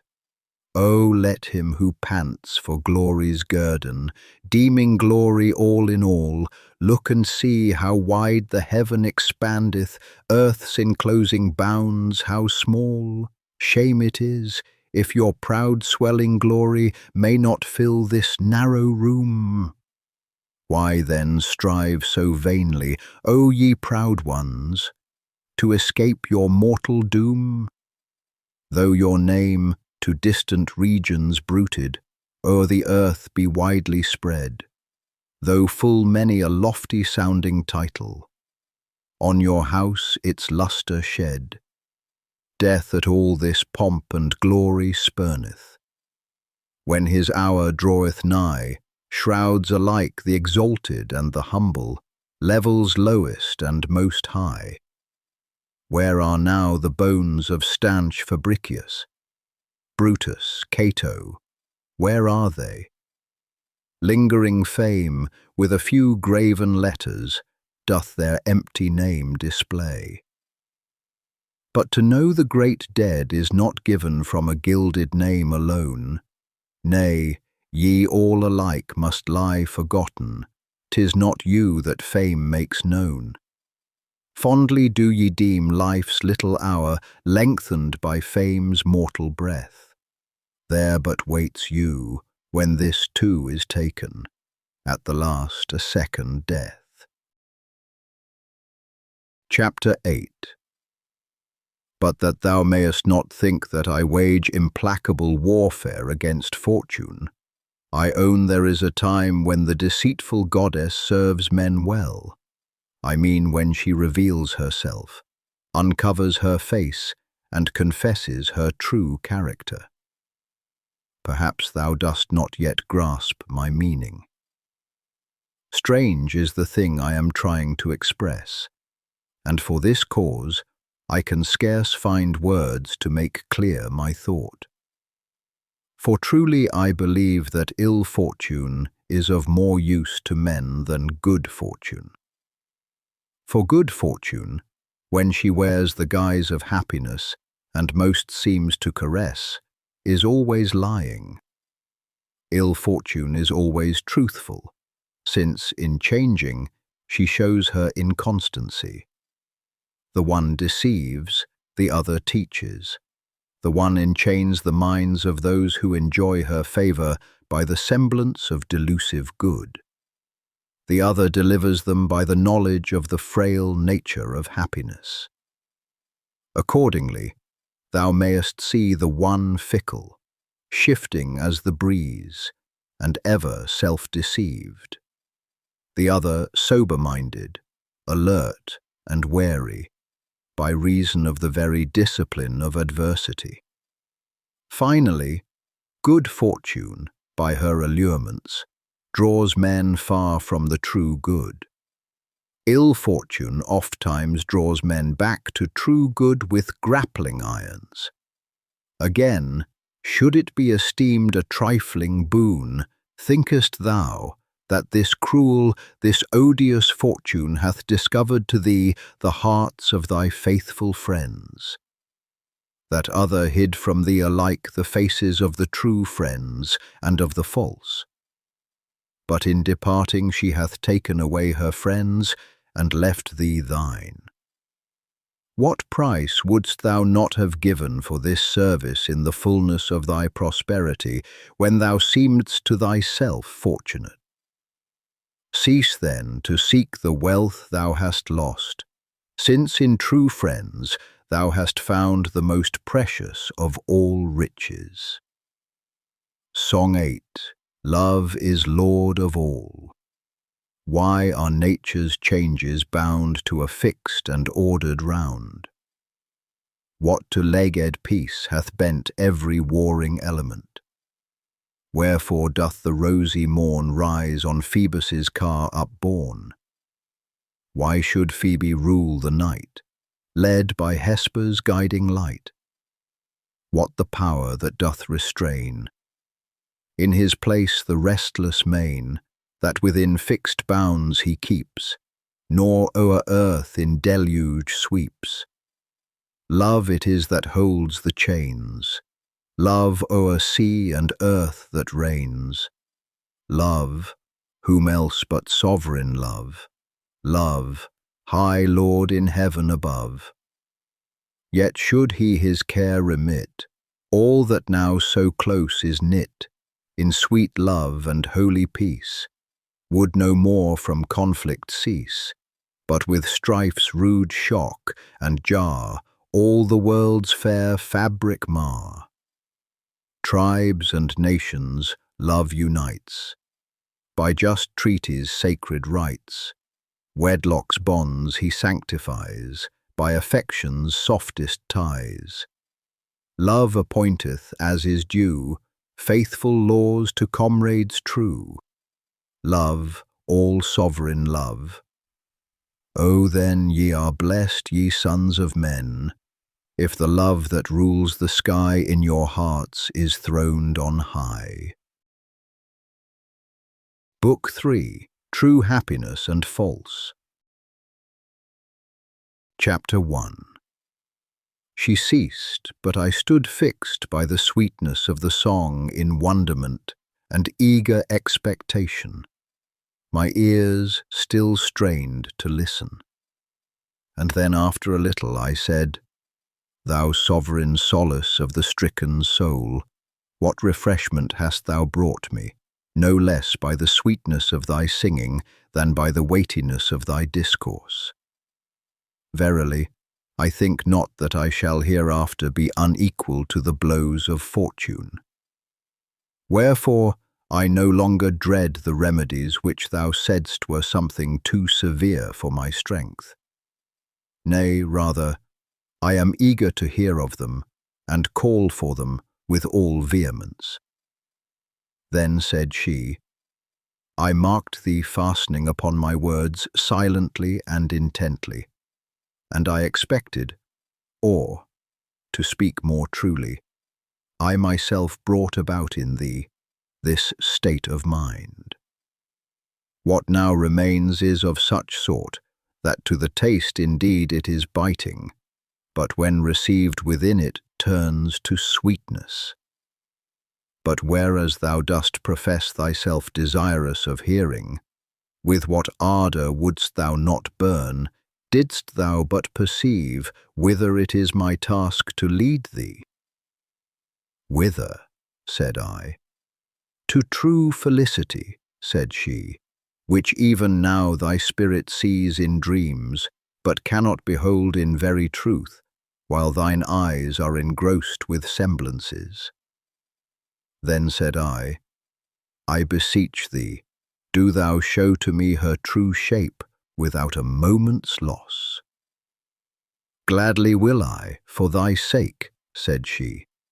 But first I will try to sketch in words, and describe a cause which is more familiar to thee, that, when thou hast viewed this carefully, thou mayest turn thy eyes the other way, and recognize the beauty of true happiness. Song 1. The thorns of error. Who fain would sow the fallow field, and see the growing corn, must first remove the useless weeds, the bramble and the thorn. After ill savour, honey's taste is to the mouth more sweet. After the storm, the twinkling stars, the eyes more cheerly greet. When night hath passed, the bright dawn comes. In car of rosy hue, so drive the false bliss from thy mind, and thou shalt see the true. Chapter 2. For a little space she remained in a fixed gaze, withdrawn, as it were, into the august chamber of her mind. Then she thus began: all mortal creatures in those anxious aims, which find employment in so many varied pursuits, though they take many paths, yet strive to reach one goal, the goal of happiness. Now, the good is that which, when a man hath got, he can lack nothing further. This it is which is the supreme good of all, containing within itself all particular good, so that if anything is still wanting thereto, this cannot be the supreme good, since something would be left outside which might be desired. 'Tis clear, then, that happiness is a state perfected by the assembling together of all good things. To this state, as we have said, all men try to attain, but by different paths. For the desire of the true good is naturally implanted in the minds of men. Only error leads them aside out of the way in pursuit of the false. Some, deeming it the highest good to want for nothing, spare no pains to attain affluence. Others, judging the good to be that to which respect is most worthily paid, strive to win the reverence of their fellow citizens by the attainment of official dignity. Some there are who fix the chief good in supreme power. These either wish themselves to enjoy sovereignty, or try to attach themselves to those who have it. Those again, who think renown to be something of supreme excellence, are in haste to spread abroad the glory of their name, either through the arts of war or of peace. A great many measure the attainment of good by joy and gladness of heart. These think it the height of happiness to give themselves over to pleasure. Others there are, again, who interchange the ends and means one with the other in their aims.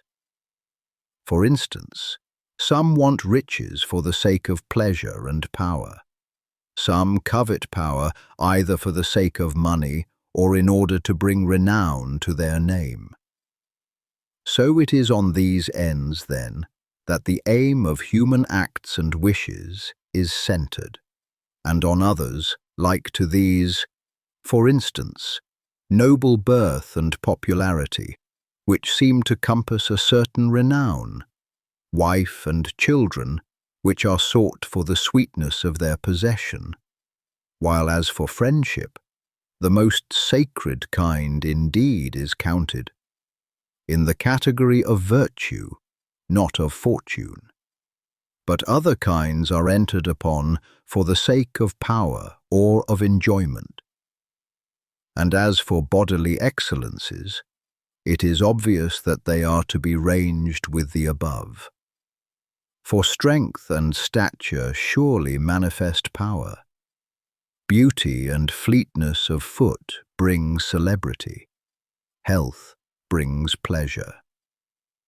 It is plain, then, that the only object sought for in all these ways is happiness. For that which each seeks in preference to all else, that is in his judgment the supreme good. And we have defined the supreme good to be happiness. Therefore, that state which each wishes in preference to all others is in his judgment happy. Thou hast then set before thine eyes something like a scheme of human happiness, wealth, rank, power, glory, pleasure, now Epicurus, from a sole regard to these considerations, with some consistency concluded, the highest good to be pleasure, because all the other objects seem to bring some delight to the soul. But to return to human pursuits and aims, man's mind seeks to recover its proper good, in spite of the mistiness of its recollection, but, like a drunken man, knows not by what path to return home. Think you they are wrong who strive to escape want? Nay, truly there is nothing which can so well complete happiness as a state abounding in all good things, needing nothing from outside, but wholly self-sufficing. Do they fall into error who deem that which is best to be also best deserving to receive the homage of reverence? Not at all. That cannot possibly be vile and contemptible, to attain which the endeavours of nearly all mankind are directed. Then, is power not to be reckoned in the category of good? Why, can that which is plainly more efficacious than anything else be esteemed a thing feeble and void of strength? Or is renown to be thought of no account? Nay, it cannot be ignored that the highest renown is constantly associated with the highest excellence. And what need is there to say that happiness is not haunted by care and gloom, nor exposed to trouble and vexation, since that is a condition we ask of the very least of things, from the possession and enjoyment of which we expect delight? So then, these are the blessings men wish to win. They want riches, rank, sovereignty, glory, pleasure, because they believe that by these means they will secure independence, reverence, power, renown, and joy of heart. Therefore, it is the good which men seek by such diverse courses, and herein is easily shown the might of nature's power, since, although opinions are so various and discordant, yet they agree in cherishing good as the end. Song 2, The Bent of Nature. How the might of nature sways all the world in ordered ways, how resistless laws control each least portion of the whole. Fain would I in sounding verse on my pliant strings rehearse. Lo, the lion captive ta'en meekly wears his gilded chain. Yet though he by hand be fed, though a master's whip he dread, if but once the taste of gore wet his cruel lips once more, straight his slumbering fierceness wakes, with one roar his bonds he breaks, and first wreaks his vengeful force on his trainer's mangled corse. And the woodland songster, pent in forlorn imprisonment, though a mistress's lavish care store of honeyed sweets prepare. Yet, if in his narrow cage, as he hops from bar to bar, he should spy the woods afar, cool with sheltering foliage, All these dainties he will spurn, to the woods his heart will turn. Only for the woods he longs, pipes the woods in all his songs. To rude force the sapling bends, while the hand its pressure lends. If the hand its pressure slack, straight the supple wood springs back. Phoebus in the western main sinks, but swift his car again. By a secret path is borne to the wonted gates of morn. Thus are all things seen to yearn, in due time for due return, and no order fixed may stay, save which in the appointed way joins the end to the beginning, in a steady cycle spinning. Chapter 3.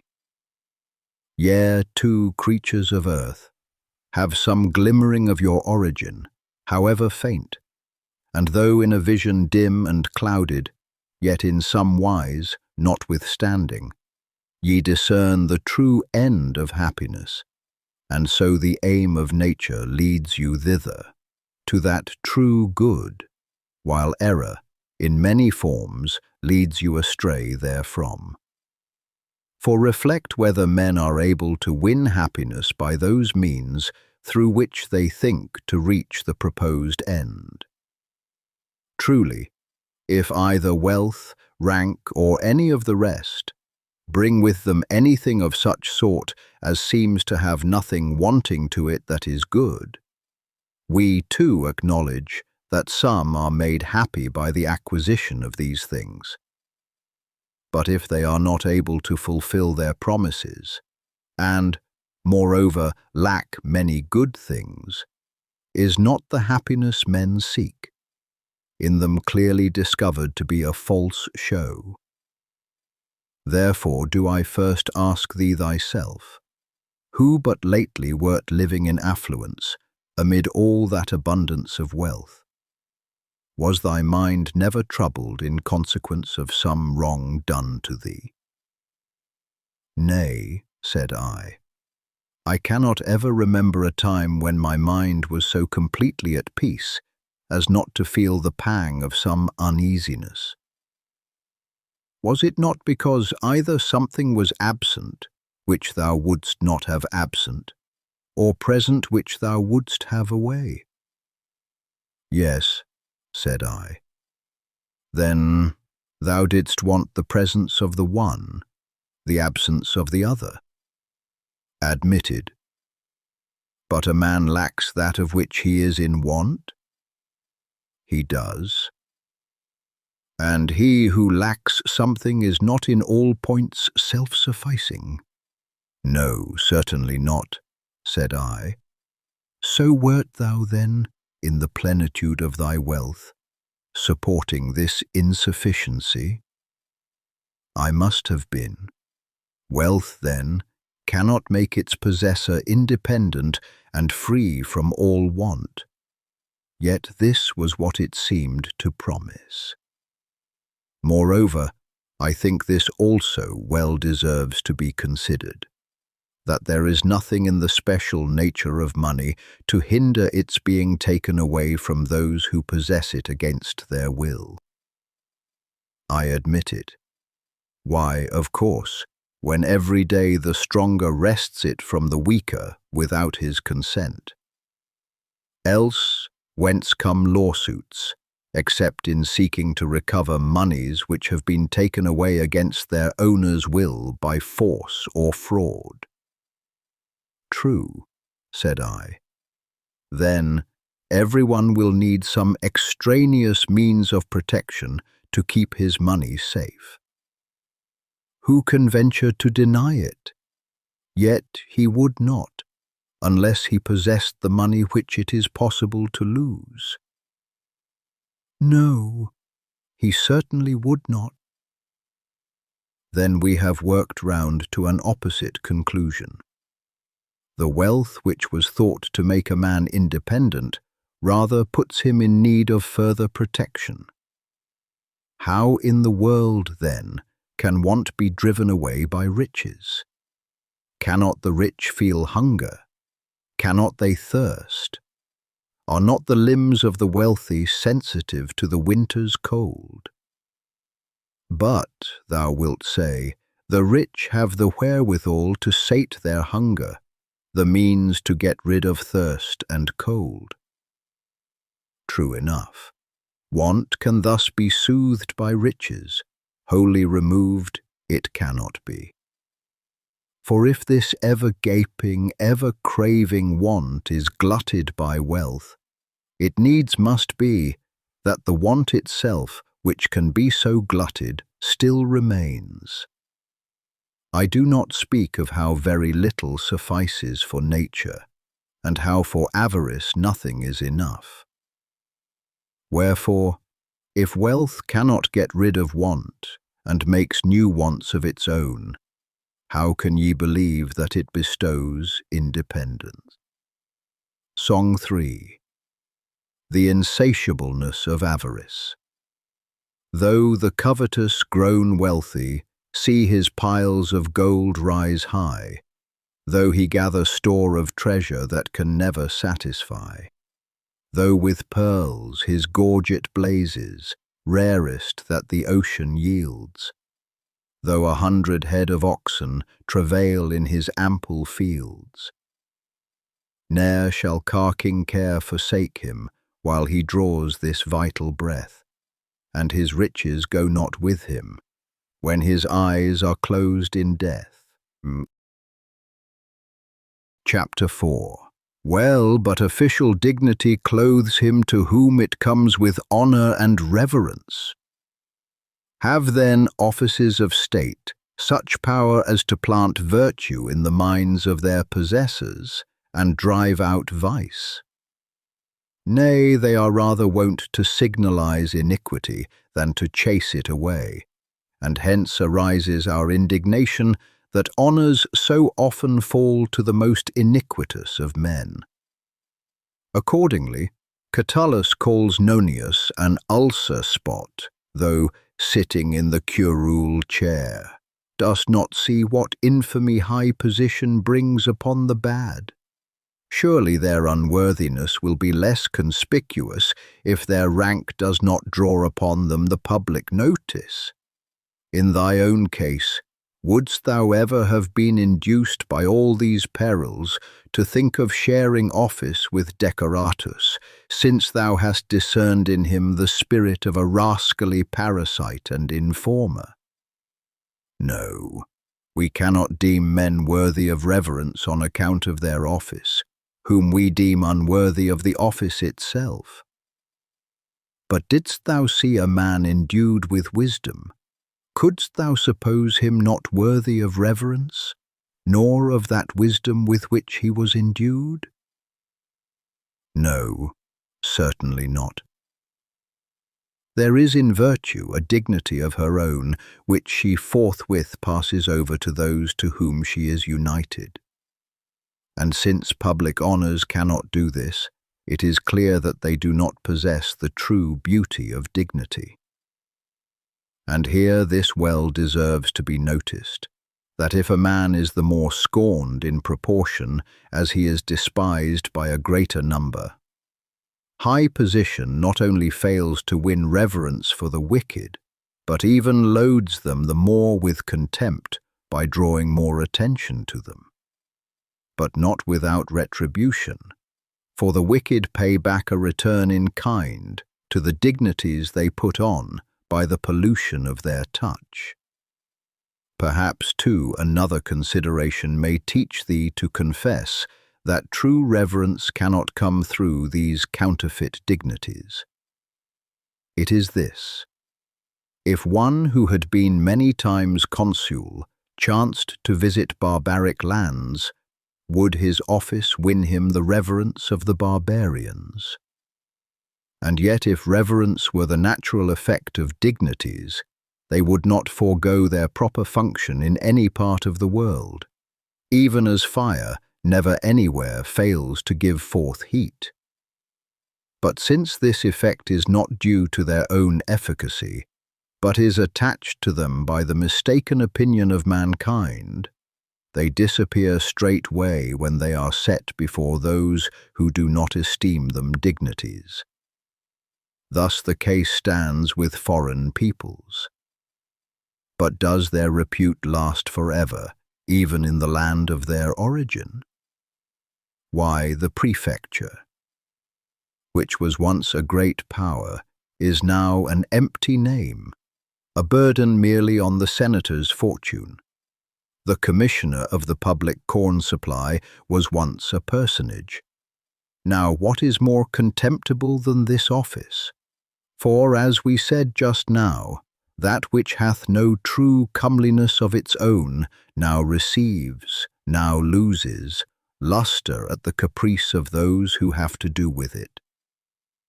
So then, if dignities cannot win men reverence, if they are actually sullied by the contamination of the wicked, if they lose their splendor through time's changes, if they come into contempt merely for lack of public estimation, what precious beauty have they in themselves, much less to give to others? Song 4. Disgrace of honours conferred by a tyrant. Though royal purple soothes his pride, and snowy pearls his neck adorn, Nero in all his riot lives, the mark of universal scorn. Yet he on reverend heads conferred the inglorious honours of the state. Shall we then deem them truly blessed, whom such preferment hath made great? Chapter 5. Well then, does sovereignty and the intimacy of kings prove able to confer power? Why, surely does not the happiness of kings endure forever? And yet antiquity is full of examples, and these days also, of kings whose happiness has turned into calamity. How glorious a power, which is not even found effectual for its own preservation. But if happiness has its source in sovereign power, is not happiness diminished and misery inflicted in its stead, in so far as that power falls short of completeness? Yet, however widely human sovereignty be extended, there must still be more peoples left, over whom each several king holds no sway. Now, at whatever point the power on which happiness depends ceases, here powerlessness steals in and makes wretchedness. So, by this way of reckoning, there must needs be a balance of wretchedness in the lot of the king. The tyrant who had made trial of the perils of his condition figured the fears that haunt a throne under the image of a sword hanging over a man's head. What sort of power, then, is this which cannot drive away the gnawings of anxiety, or shun the stings of terror? Fain would they themselves have lived secure, but they cannot. Then they boast about their power. Dost thou count him to possess power whom thou seest to wish what he cannot bring to pass? Dost thou count him to possess power who encompasses himself with a bodyguard, who fears those he terrifies more than they fear him, who, to keep up the semblance of power, is himself at the mercy of his slaves? Need I say anything of the friends of kings, when I show royal dominion itself so utterly and miserably weak? Why, ofttimes the royal power in its plenitude brings them low, ofttimes involves them in its fall. Nero drove his friend and preceptor, Seneca, to the choice of the manner of his death. Antoninus exposed Papinianus, who was long powerful at court, to the swords of the soldiery. Yet each of these was willing to renounce his power. Seneca tried to surrender his wealth also to Nero, and go into retirement, but neither achieved his purpose. When they tottered, their very greatness dragged them down. What manner of thing, then, is this power which keeps men in fear while they possess it, which when thou art fain to keep, thou art not safe, and when thou desirest to lay it aside, thou canst not rid thyself of? Are friends any protection who have been attached by fortune, not by virtue? Nay, him whom good fortune has made a friend, ill fortune will make an enemy, and what plague is more effectual to do hurt than a foe of one's own household? Song 5. Self-mastery. Who on power sets his aim, first must his own spirit tame, he must shun his neck to thrust, 'neath the unholy yoke of lust. For though India's far-off land bow before his wide command, utmost Thule homage pay. If he cannot drive away haunting care and black distress, in his power he's powerless. Chapter 6. Again, how misleading, how base, a thing ofttimes is glory. Well does the tragic poet exclaim, O fond repute, how many a time and oft hast them raised high in pride the base-born churl. For many have won a great name through the mistaken beliefs of the multitude, and what can be imagined more shameful than that? Nay, they who are praised falsely must needs themselves blush at their own praises. And even when praise is won by merit, still, how does it add to the good conscience of the wise man who measures his good not by popular repute, but by the truth of inner conviction? And if at all it does seem a fair thing to get this same renown spread abroad, it follows that any failure so to spread it is held foul. But if, as I set forth but now, there must needs be many tribes and peoples whom the fame of any single man cannot reach, it follows that he whom thou esteemest glorious seems all inglorious in a neighbouring quarter of the globe. As to popular favour, I do not think it even worthy of mention in this place, since it never cometh of judgment, and never lasteth steadily. Then again, who does not see how empty, how foolish is the fame of noble birth? Why, if the nobility is based on renown, the renown is another's. For truly, nobility seems to be a sort of reputation coming from the merits of ancestors. But if it is the praise which brings renown, of necessity it is they who are praised that are famous. Wherefore the fame of another clothes thee not with splendour, if thou hast none of thine own. So, if there is any excellence in nobility of birth, methinks it is this alone, that it would seem to impose upon the nobly born the obligation not to degenerate from the virtue of their ancestors. Song 6. True nobility.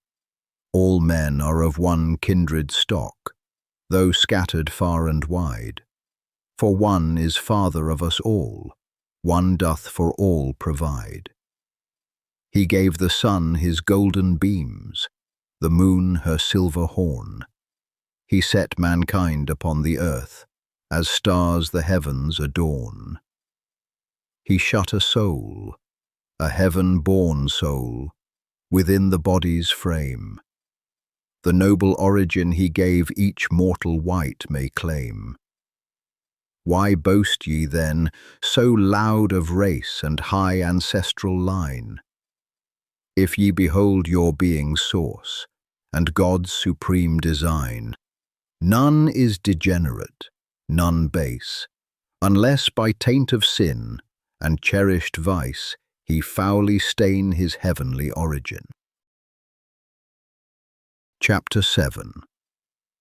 Then, What shall I say of the pleasures of the body? The lust thereof is full of uneasiness, the sating of repentance.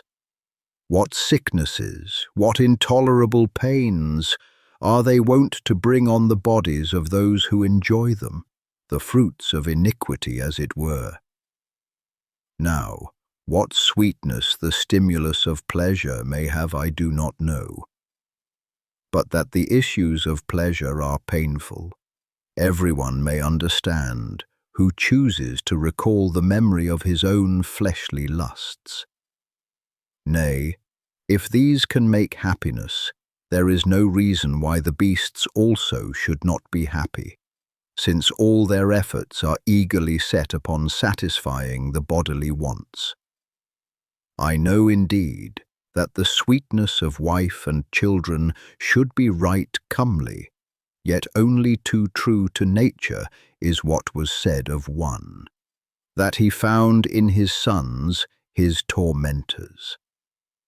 And how galling such a contingency would be, I must needs put thee in mind, since thou hast never in any wise suffered such experiences, nor art thou now under any uneasiness.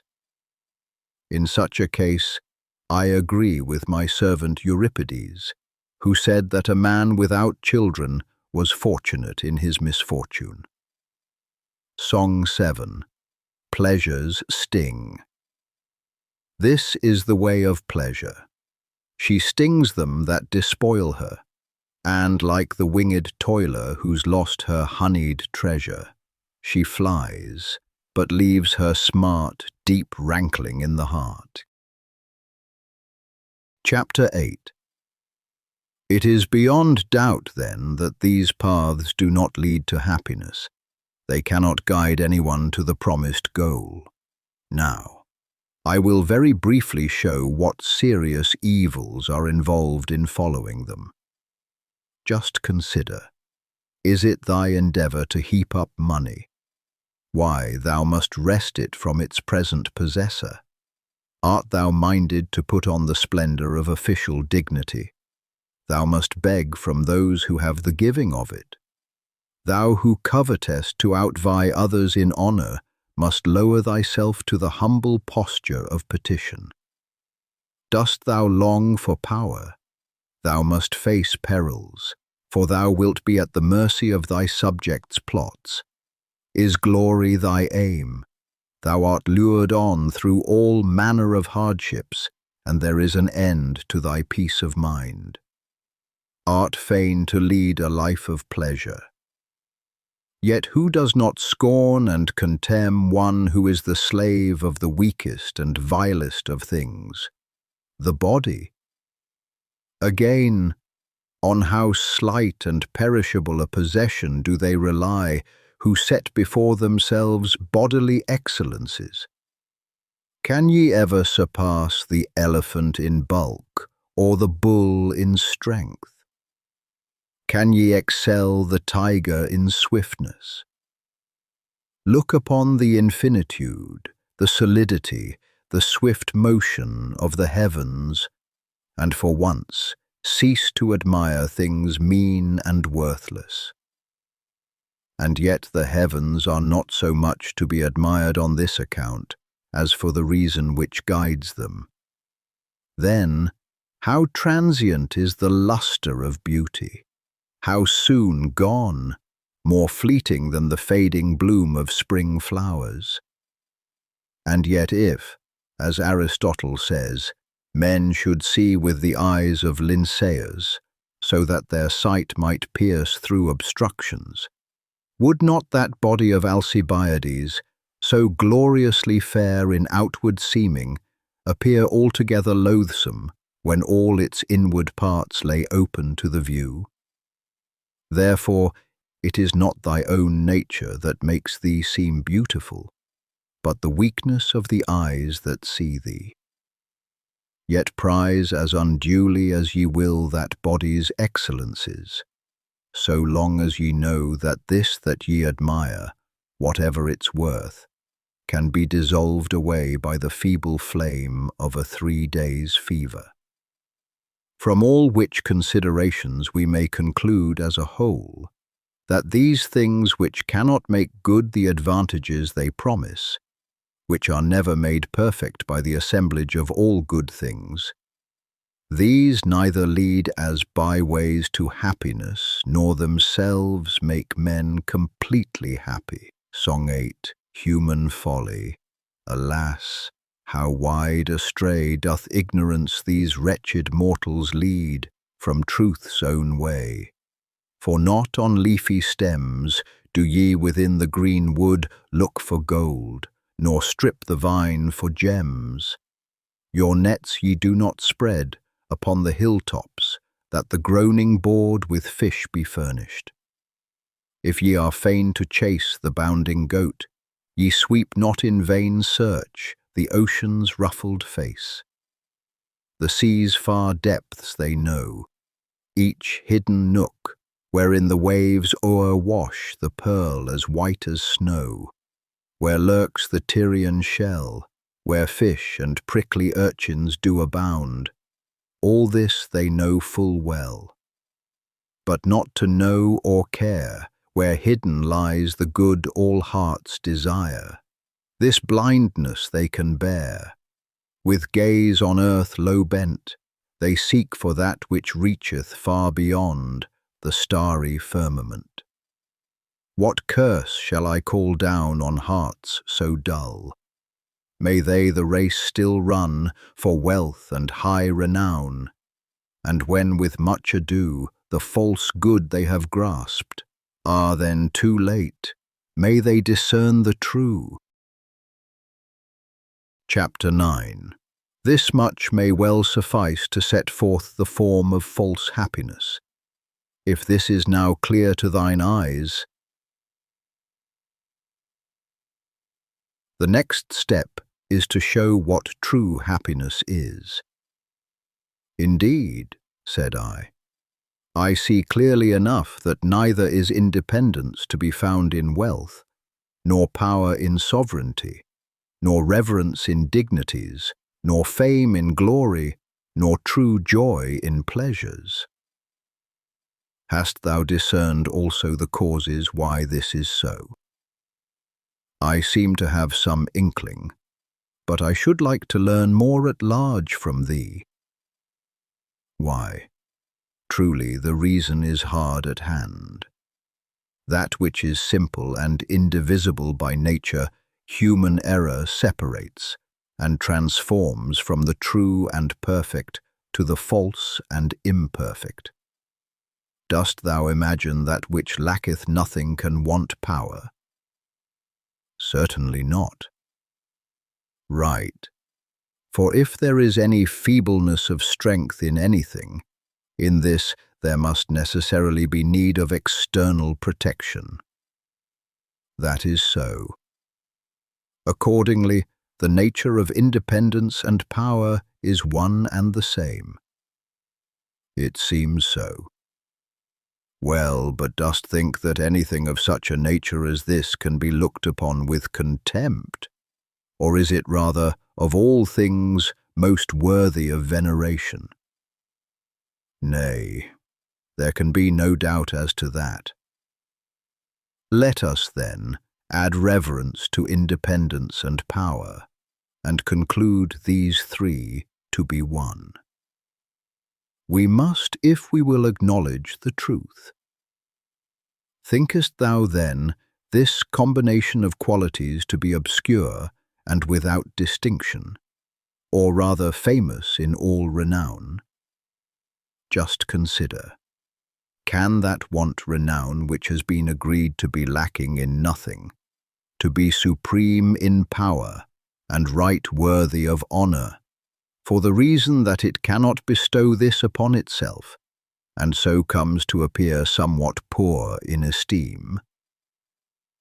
I cannot but acknowledge that, being what it is, this union of qualities is also right famous. It follows, then, that we must admit that renown is not different from the other three. It does, said I.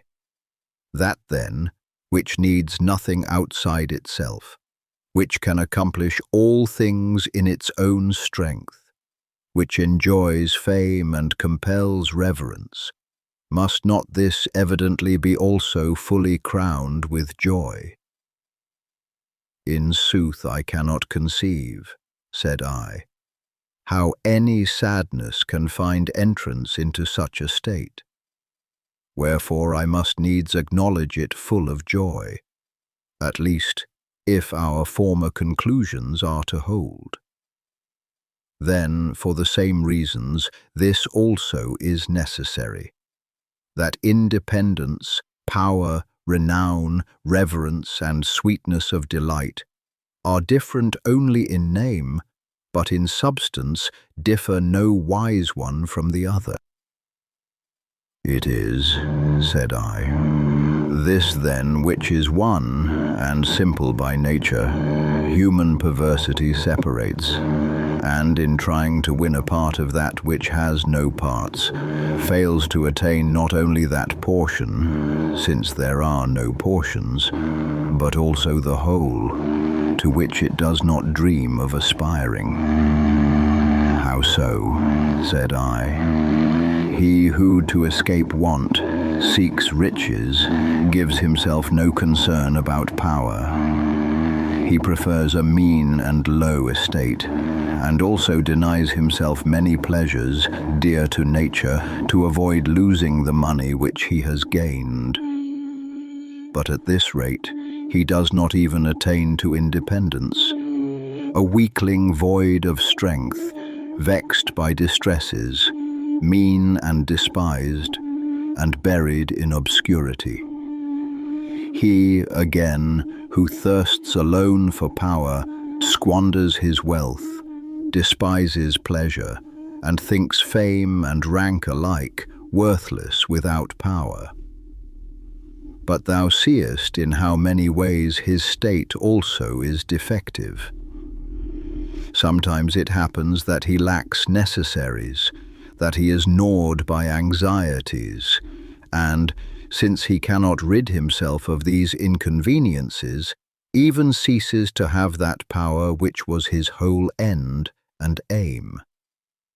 In like manner, may we cast up the reckoning in case of rank, of glory, or of pleasure. For since each one of these severally is identical with the rest, whosoever seeks any one of them without the others does not even lay hold of that one which he makes his aim. Well, said I, what then? Suppose any one desire to obtain them together. He does indeed wish for happiness as a whole. But will he find it in these things which, as we have proved, are unable to bestow what they promise?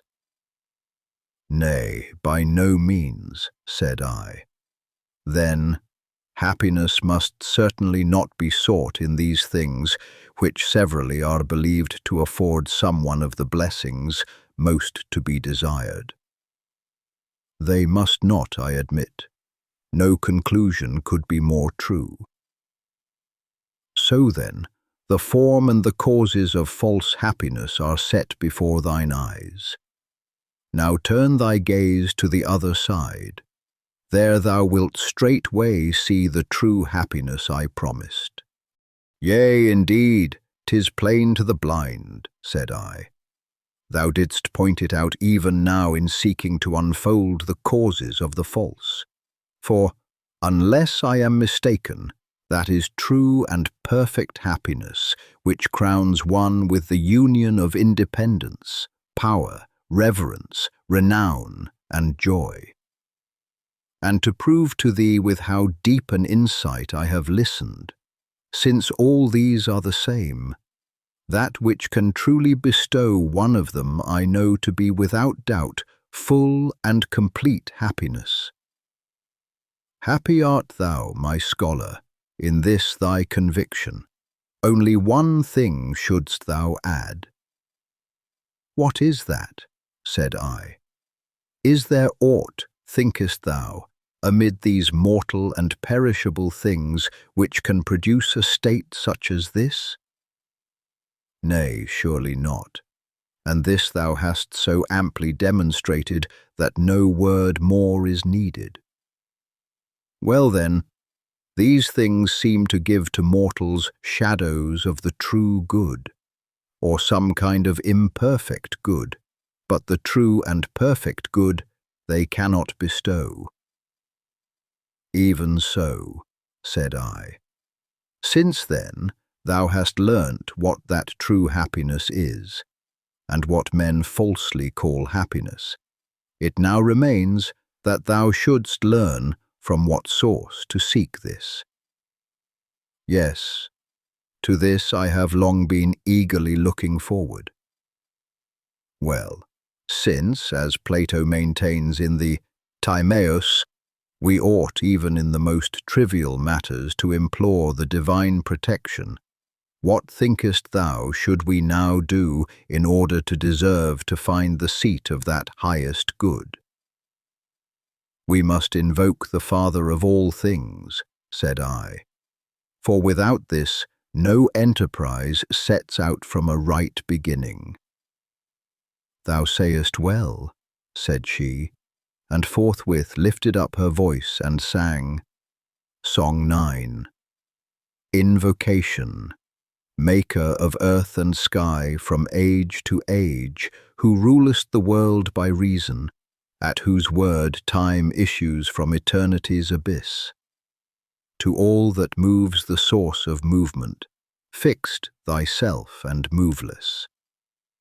Thee no cause impelled extrinsic this proportioned frame to shape from shapeless matter, but, deep set within thy inmost being, the form of perfect good, from envy free, and thou didst mould the whole to that supernal pattern.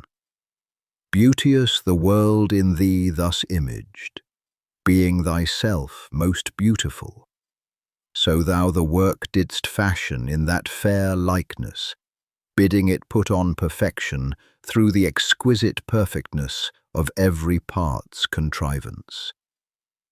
Thou dost bind the elements in balanced harmony, so that the hot and cold, the moist and dry, contend not, nor the pure fire leaping up escape, or weight of waters whelm the earth.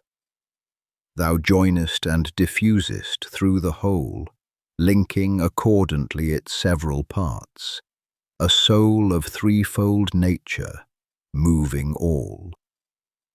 This, cleft in twain, and in two circles gathered, speeds in a path that on itself returns, encompassing mind's limits, and conforms the heavens to her true semblance. Lesser souls and lesser lives by a like ordinance.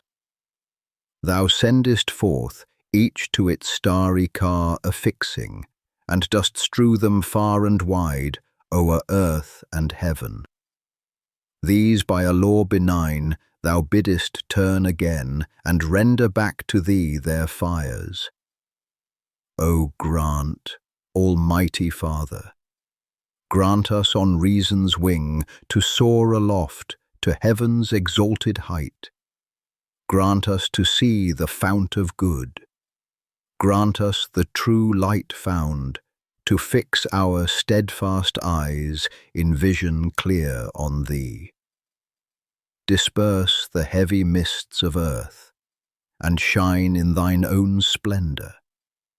For thou art the true serenity and perfect rest of every pious soul, to see thy face, the end and the beginning, one the guide, the traveller, the pathway, and the goal. Chapter 10. Since now thou hast seen what is the form of the imperfect good, and what the form of the perfect also, methinks I should next show in what manner this perfection of felicity is built up. And here I conceive it proper to inquire, first, whether any excellence, such as thou hast lately defined, can exist in the nature of things, lest we be deceived by an empty fiction of thought to which no true reality answers. But it cannot be denied that such does exist, and is, as it were, the source of all things good. For everything which is called imperfect is spoken of as imperfect by reason of the privation of some perfection. So it comes to pass that whenever imperfection is found in any particular, there must necessarily be a perfection in respect of that particular also. For were there no such perfection, it is utterly inconceivable how that so-called imperfection should come into existence. Nature does not make a beginning with things mutilated and imperfect. She starts with what is whole and perfect, and falls away later to these feeble and inferior productions. So if there is, as we showed before, a happiness of a frail and imperfect kind, it cannot be doubted but there is also a happiness substantial and perfect. Most true is thy conclusion, and most sure, said I. Next to consider where the dwelling place of this happiness may be. The common belief of all mankind agrees that God, the supreme of all things, is good. For since nothing can be imagined better than God, how can we doubt him to be good, than whom there is nothing better? Now, reason shows God to be good in such wise as to prove that in him is perfect good. For were it not so, he would not be supreme of all things, for there would be something else more excellent, possessed of perfect good, which would seem to have the advantage in priority and dignity, since it has clearly appeared that all perfect things are prior to those less complete. Wherefore, lest we fall into an infinite regression, we must acknowledge the supreme God to be full of supreme and perfect good. But we have determined that true happiness is the perfect good. Therefore, true happiness must dwell in the supreme deity. I accept thy reasonings, said I. They cannot in any wise be disputed. But come, see how strictly and incontrovertibly thou mayest prove this our assertion, that the supreme Godhead hath fullest possession of the highest good. In what way, pray? Said I. Do not rashly suppose that he who is the Father of all things hath received that highest good of which he is said to be possessed, either from some external source, or hath it as a natural endowment in such sort that thou mightest consider the essence of the happiness possessed, and of the God who possesses it, distinct and different. For if thou deemest it received from without, thou mayest esteem that which gives more excellent than that which has received. But him we most worthily acknowledge to be the most supremely excellent of all things. If, however, it is in him by nature, yet is logically distinct, the thought is inconceivable, since we are speaking of God, who is supreme of all things. Who was there to join these distinct essences? Finally, when one thing is different from another, the things so conceived as distinct cannot be identical. Therefore, that which of its own nature is distinct from the highest good is not itself the highest good. An impious thought of him than whom, 'tis plain, nothing can be more excellent. For universally nothing can be better in nature than the source from which it has come. Therefore, on most true grounds of reason, would I conclude that which is the source of all things, to be in its own essence the highest good. And most justly, said I, but the highest good has been admitted to be happiness. Yes. Then, said she, it is necessary to acknowledge that God is very happiness. Yes, said I cannot gainsay my former admissions, and I see clearly that this is a necessary inference therefrom. Reflect also, said she, whether the same conclusion is not further confirmed by considering that there cannot be two supreme goods distinct one from the other. For the goods which are different clearly cannot be severally each what the other is.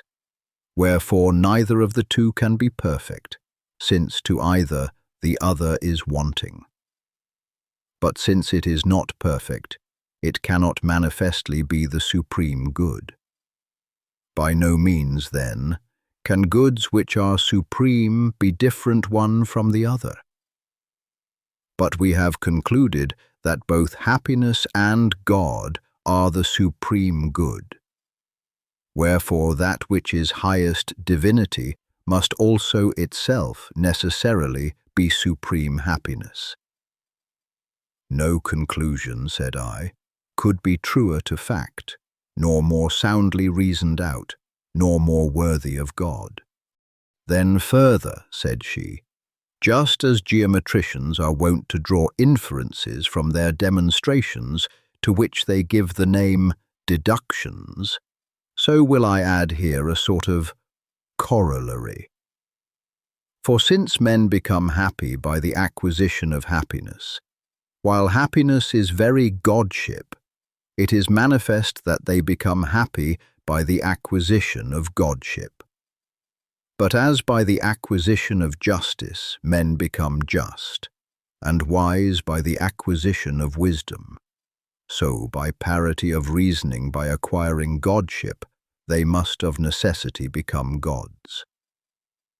So every man who is happy is a god, and though in nature God is one only, yet there is nothing to hinder that very many should be gods by participation in that nature.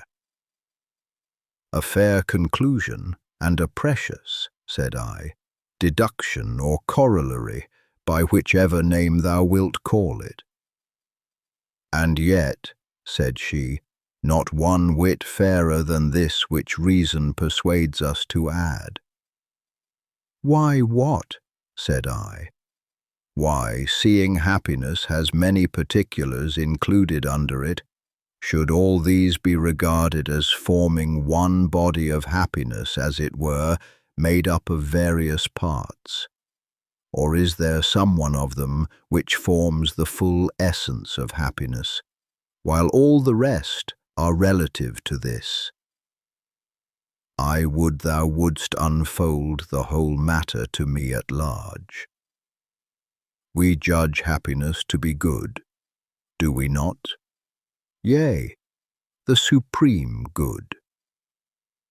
And this superlative applies to all, for this same happiness is adjudged to be the completest independence, the highest power, reverence, renown, and pleasure. What then? Are all these goods, independence, power, and the rest, to be deemed members of happiness, as it were? Or are they all relative to good as to their summit and crown? I understand the problem, but I desire to hear how thou wouldst solve it. Well then, listen to the determination of the matter. Were all these members composing happiness, they would differ severally one from the other, for this is the nature of parts, that by their difference they compose one body. All these, however, have been proved to be the same. Therefore they cannot possibly be members, otherwise happiness will seem to be built up out of one member which cannot be. There can be no doubt as to that, said I, but I am impatient to hear what remains. Why, it is manifest that all the others are relative to the good. For the very reason why independence is sought is that it is judged good, and so power also, because it is believed to be good. The same too may be supposed of reverence, of renown, and of pleasant delight. Good, then, is the sum and source of all desirable things. That which has not in itself any good, either in reality or in semblance, can in no wise be desired. Contrariwise, even things which by nature are not good are desired as if they were truly good, if they seem to be so. Whereby it comes to pass that goodness is rightly believed to be the sum and hinge and cause of all things desirable. Now, that for the sake of which anything is desired itself seems to be most wished for. For instance, if anyone wishes to ride for the sake of health, he does not so much wish for the exercise of riding as the benefit of his health. Since, then, all things are sought for the sake of the good, it is not these so much as good itself that is sought by all, but that on account of which all other things are wished for, was, we agreed, happiness. Wherefore thus also it appears that it is happiness alone which is sought. From all which it is transparently clear that the essence of absolute good and of happiness is one and the same. I cannot see how anyone can dissent from these conclusions. But we have also proved that God and true happiness are one and the same. Yes, said I, then we can safely conclude also that God's essence is seated in absolute good and nowhere else. Song 10, The True Light. Hither come all ye whose minds lust with rosy fetters binds, lust to bondage hard compelling. The earthy souls that are his dwelling, here shall be your labour's close, here your haven of repose. Come, to your one refuge press, wide it stands to all distress. Not the glint of yellow gold down bright Hermus's current rolled, not the Tagus's precious sands, nor in far-off scorching lands. All the radiant gems that hide under Indus's storied tide, emerald green and glistering white, can illume our feeble sight. But they rather leave the mind in its native darkness blind. For the fairest beams they shed in earth's lowest depths were fed, but the splendour that supplies strength and vigour to the skies, and the universe controls, shunneth dark and ruined souls. He who once hath seen this light will not call the sunbeam bright. Chapter 11. I quite agree, said I. Truly all thy reasonings hold admirably together. Then said she, What value wouldst thou put upon the boon, shouldst thou come to the knowledge of the absolute good? Oh, an infinite, said I. If only I were so blessed as to learn to know God also, who is the good. Yet this will I make clear to thee on truest grounds of reason, if only our recent conclusions stand fast. They will.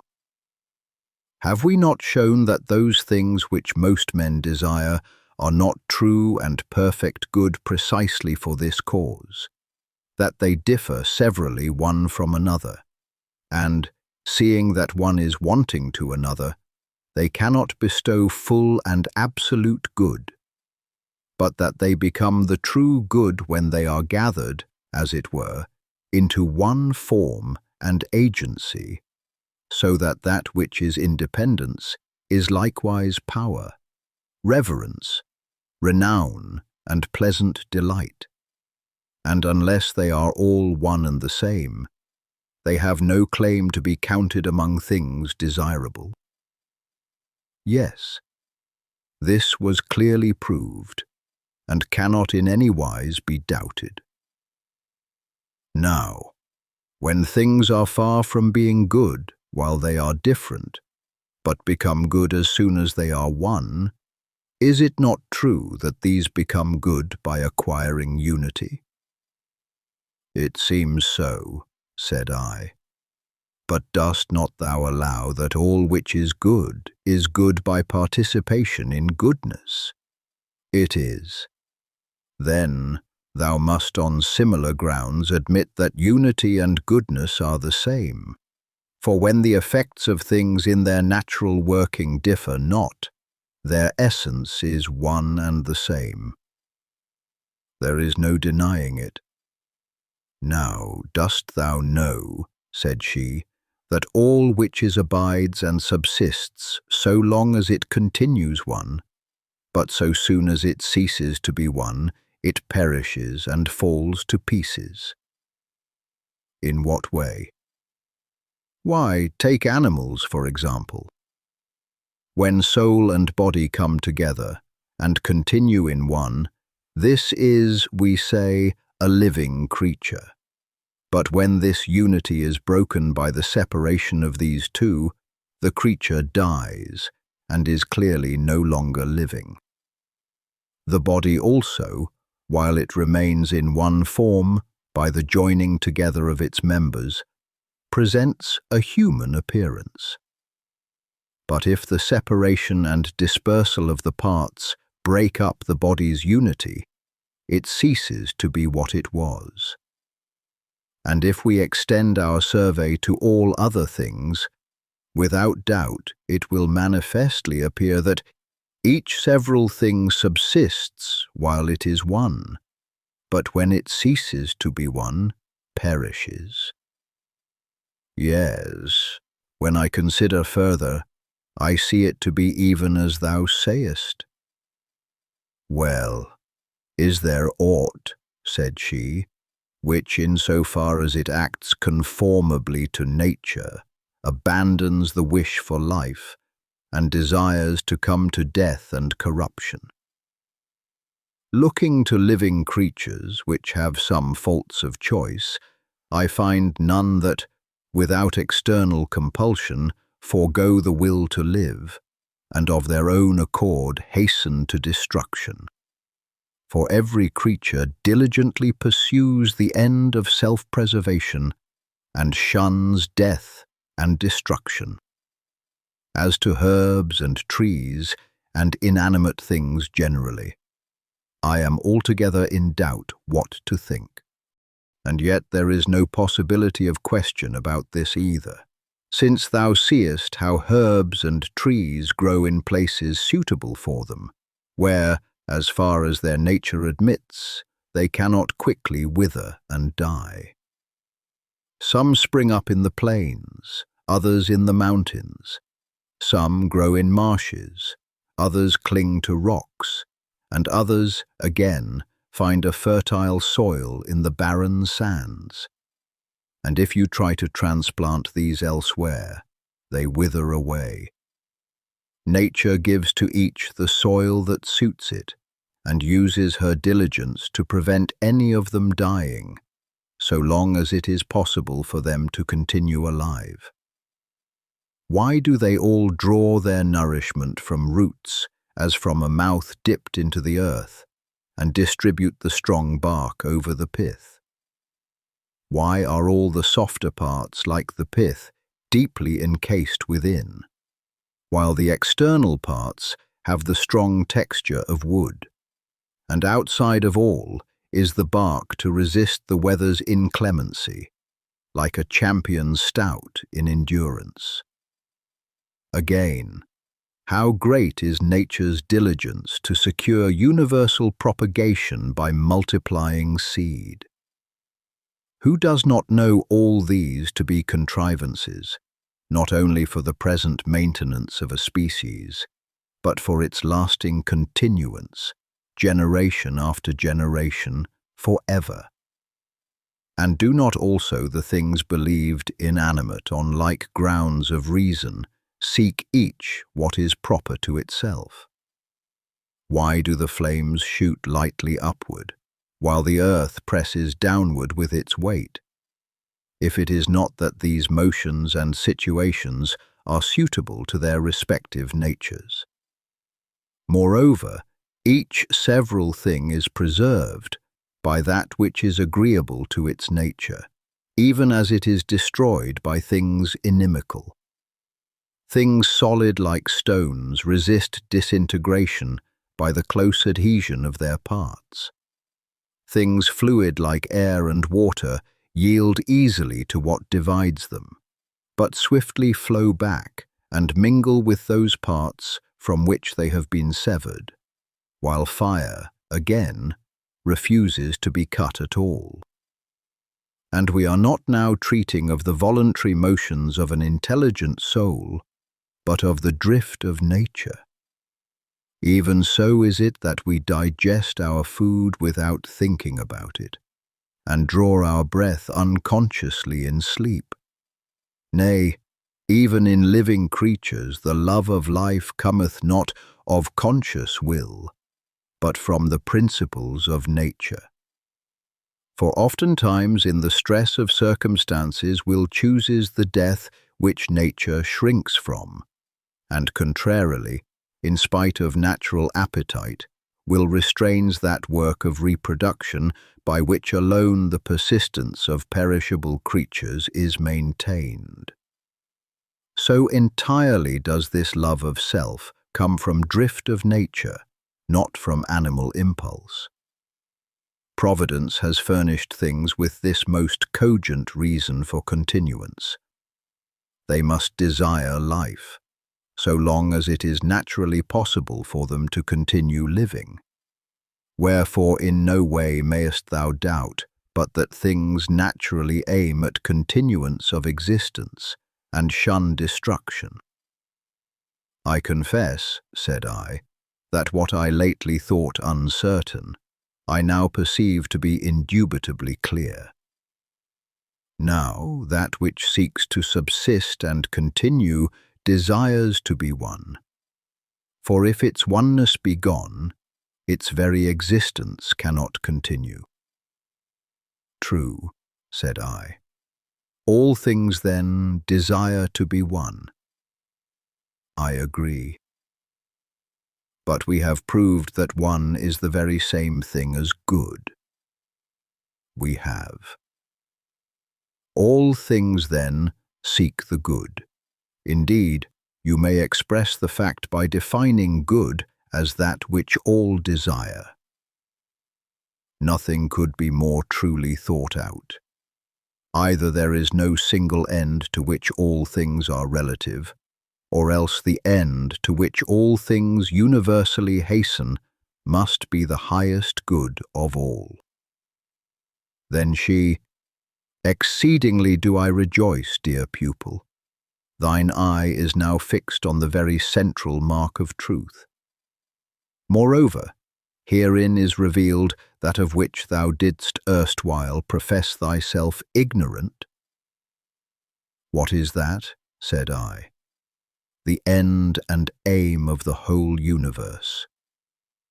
Surely it is that which is desired of all, and since we have concluded the good to be such, we ought to acknowledge the end and aim of the whole universe to be the good. Song 11. Reminiscence. Who truth pursues, who from false ways, his heedful steps would keep, by inward light must search within, in meditation deep.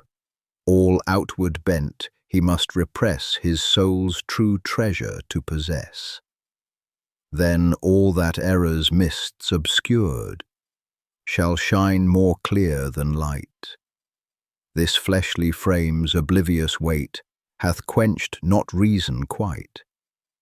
The germs of truth still lie within, whence we by learning all may win. Else how could ye the answer due untaught to questions give?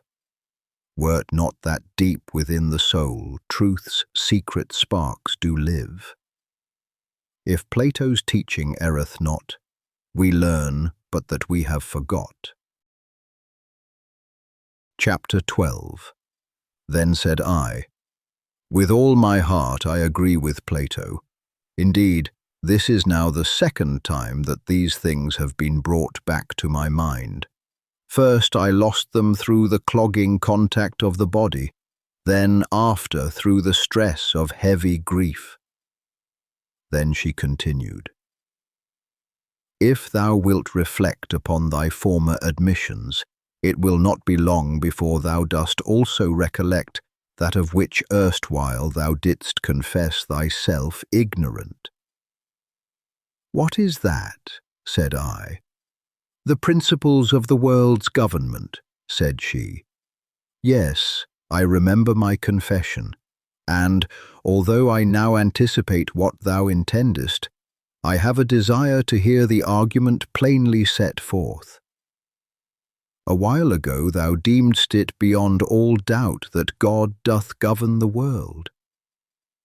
I do not think it doubtful now, nor shall I ever. And by what reasons I am brought to this assurance, I will briefly set forth. This world could never have taken shape as a single system, out of parts so diverse and opposite, were it not that there is one who joins together these so diverse things. And when it had once come together, the very diversity of natures would have dissevered it and torn it asunder in universal discord. Were there not one who keeps together what he has joined?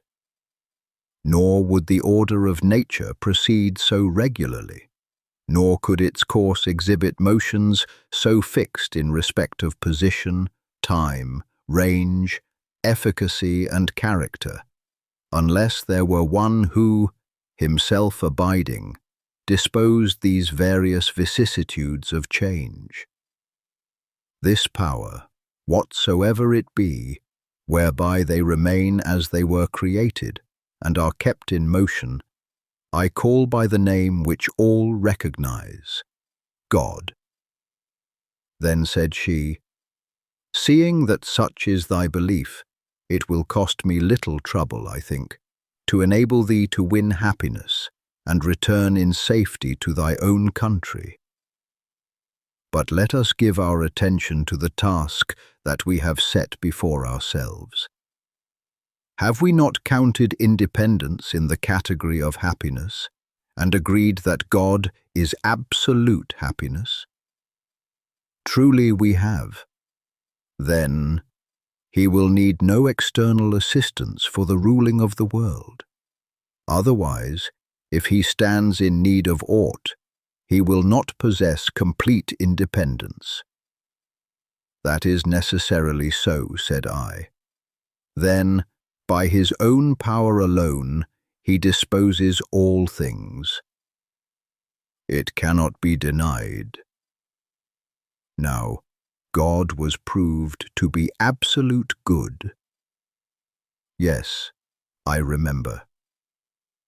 Then, he disposes all things by the agency of good, if it be true that he rules all things by his own power, whom we have agreed to be good. And he is, as it were, the rudder and helm by which the world's mechanism is kept steady and in order. Heartily do I agree, and indeed I anticipated what thou wouldst say, though it may be in feeble surmise only. I well believe it, said she, for, as I think, thou now bringest to the search eyes quicker in discerning truth. But what I shall say next is no less plain and easy to see. "What is it?" said I.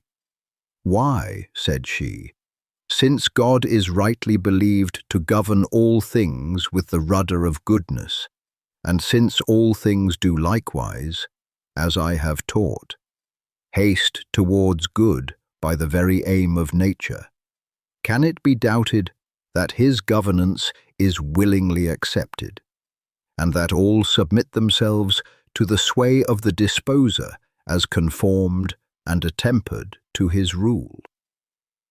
"Necessarily so," said I. "No rule would seem happy if it were a yoke imposed on reluctant wills, and not the safekeeping of obedient subjects. There is nothing, then, which, while it follows nature, endeavours to resist good. No, nothing. But if anything should, will it have the least success against him whom we rightly agreed to be supreme Lord of happiness? It would be utterly impotent. There is nothing, then, which has either the will or the power to oppose this supreme good." "No, I think not." "So then," said she, "it is the supreme good which rules in strength, and graciously disposes all things." Then said I, "How delighted am I at thy reasonings, and the conclusion to which thou hast brought them, but most of all at these very words which thou usest. I am now at last ashamed of the folly that so sorely vexed me. Thou hast heard the story of the giants assailing heaven, but a beneficent strength disposed of them also, as they deserved. But shall we submit our arguments to the shock of mutual collision? It may be from the impact some fair spark of truth may be struck out." "If it be thy good pleasure," said I, "no one can doubt that God is all-powerful. No one at all can question it who thinks consistently. Now, there is nothing which one who is all-powerful cannot do. Nothing. But can God do evil, then? Nay, by no means." "Then evil is nothing," said she, "since he to whom nothing is impossible is unable to do evil." "Art thou mocking me?" said I, weaving a labyrinth of tangled arguments, now seeming to begin where thou didst end, and now to end where thou didst begin, or dost thou build up some wondrous circle of divine simplicity? For truly, a little before thou didst begin with happiness, and say it was the supreme good, and didst declare it to be seated in the supreme Godhead. God himself too thou didst affirm to be supreme good and all complete happiness. And from this thou didst go on to add, as by the way, the proof that no one would be happy unless he were likewise God. Again, thou didst say that the very form of good was the essence both of God and of happiness, and didst teach that the absolute one was the absolute good which was sought by universal nature. Thou didst maintain also that God rules the universe by the governance of goodness, that all things obey him willingly, and that evil has no existence in nature. And all this thou didst unfold without the help of assumptions from without, but by inherent and proper proofs, drawing credence one from the other. Then answered she, "Far is it from me to mock thee. Nay, by the blessing of God, whom we lately addressed in prayer, we have achieved the most important of all objects. For such is the form of the divine essence, that neither can it pass into things external, nor take up anything external into itself. But as Parmenides says of it, in body like to a sphere on all sides are perfectly rounded, It rolls the restless orb of the universe, keeping itself motionless the while. And if I have also employed reasonings not drawn from without, but lying within the compass of our subject, there is no cause for thee to marvel, since thou hast learnt on Plato's authority that words ought to be akin to the matter of which they treat. Song 12. Orpheus and Eurydice. Blessed he whose feet have stood beside the fount of good. Blessed he whose will could break earth's chains for wisdom's sake. The Thracian bard, 'tis said, mourned his dear consort dead. To hear the plaintive strain, the woods moved in his train, and the streams ceased to flow, held by so soft a woe. The deer without dismay beside the lion lay. The hound, by song subdued, no more the hare pursued, but the pang unassuaged in his own bosom raged. The music that could calm all else brought him no balm. Chiding the powers immortal, he came unto hell's portal. There breathed all tender things upon his sounding strings, each rhapsody high wrought. His goddess mother taught all he from grief could borrow, and love redoubling sorrow, till, as the echoes waken, all Taenarus is shaken, whilst he to ruth persuades the monarch of the shades with dulcet prayer. Spellbound, the triple-headed hound, at sounds so strangely sweet, falls crouching at his feet. The dread avengers, too, that guilty minds pursue with ever-haunting fears, are all dissolved in tears. Ixion on his wheel a respite brief doth feel, for lo, the wheel stands still. And while those sad notes thrill, thirst-maddened Tantalus listens, oblivious of the stream's mockery and his long agony. The vulture, too, doth spare some little while to tear at Tityus' rent side, sated and pacified. At length the shadowy king, his sorrows pitying, he hath prevailed, cried. We give him back his bride. To him she shall belong, as guerdon of his song. One sole condition yet upon the boon is set. Let him not turn his eyes to view his hard-won prize, till they securely pass the gates of hell. Alas, what law can lovers move? A higher law is love. For Orpheus, woe is me. On his Eurydice, day's threshold all but won, looked lost, and was undone. Ye who the light pursue, this story is for you who seek to find a way unto the clearer day.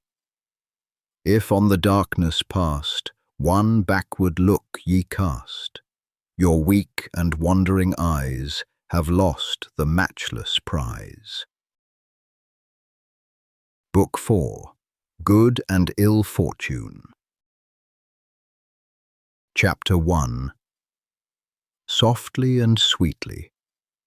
Philosophy sang these verses to the end, without losing aught of the dignity of her expression or the seriousness of her tones.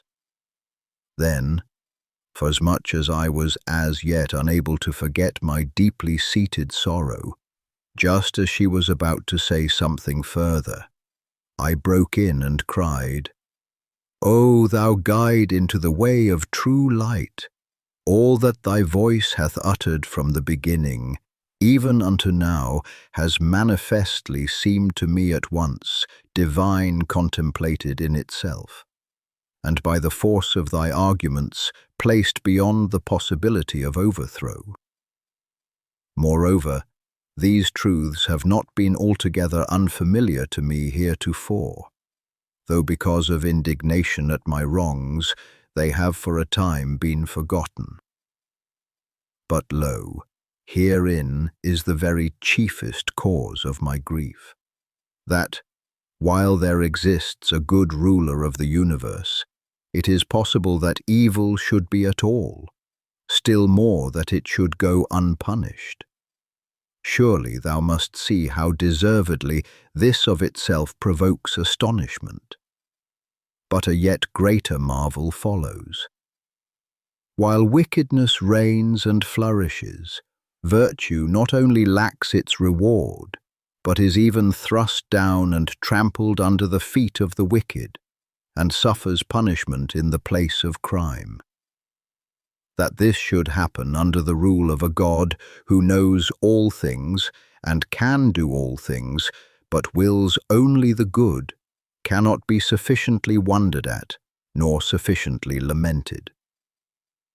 Then said she, "It would indeed be infinitely astounding, and of all monstrous things most horrible, if, as thou esteemest, in the well-ordered home of so great a householder, the base vessels should be held in honour, the precious left to neglect. But it is not so, for if we hold unshaken those conclusions which we lately reached, thou shalt learn that, by the will of him of whose realm we are speaking, the good are always strong, the bad always weak and impotent, that vices never go unpunished, nor virtues unrewarded, that good fortune ever befalls the good, and ill fortune the bad, and much more of the sort, which shall hush thy murmurings and stablish thee in the strong assurance of conviction. And since by my late instructions thou hast seen the form of happiness, hast learnt, too, the seat where it is to be found, all due preliminaries being discharged, I will now show thee the road which will lead thee home. Wings also will I fasten to thy mind, wherewith thou mayest soar aloft, that so, all disturbing doubts removed, thou mayest return safe to thy country under my guidance, in the path I will show thee, and by the means which I furnish. Song 1. The Soul's Flight. Wings are mine. Above the pole far aloft I soar. Clothed with these, my nimble soul scorns earth's hated shore, cleaves the skies upon the wind, sees the clouds left far behind. Soon the glowing point she nears, where the heavens rotate, follows through the starry spheres Phoebus's course, or straight takes for comrade. Mid the stars Saturn cold or glittering Mars. Thus each circling orb explores, through night's stole that peers. Then, when all are numbered, soars far beyond the spheres, mounting heaven's supremest height to the very fount of light. There the sovereign of the world his calm sway maintains, as the globe is onward whirled, guides the chariot reins, and in splendour glittering reigns the universal King. Hither if thy wandering feet find at last a way, here thy long-lost home thou'lt greet. Dear lost land, thou'lt say, though from thee I've wandered wide, hence I came, here will abide. Yet if ever thou art fain visitant to be of earth's gloomy night again, surely thou wilt see tyrants whom the nations fear dwell in hapless exile here. Chapter 2. Then said I, Verily, wondrous great are thy promises, yet I do not doubt but thou canst make them good, Only keep me not in suspense after raising such hopes." "Learn then first," said she, "how that power ever waits upon the good, while the bad are left wholly destitute of strength.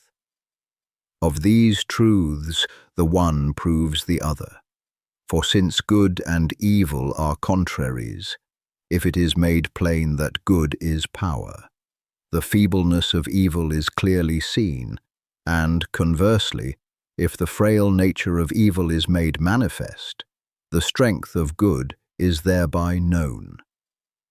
However, to win ampler credence for my conclusion, I will pursue both paths and draw confirmation for my statements first in one way and then in the other. The carrying out of any human action depends upon two things, to wit, will and power. If either be wanting, nothing can be accomplished. For if the will be lacking, no attempt at all is made to do what is not willed, whereas if there be no power, the will is all in vain. And so, if thou seest any man wishing to attain some end, yet utterly failing to attain it, thou canst not doubt that he lacked the power of getting what he wished for. Why, certainly not. There is no denying it. Canst thou, then, doubt that he whom thou seest to have accomplished what he willed had also the power to accomplish it? Of course not. Then, in respect of what he can accomplish, a man is to be reckoned strong, in respect of what he cannot accomplish, weak. Granted, said I.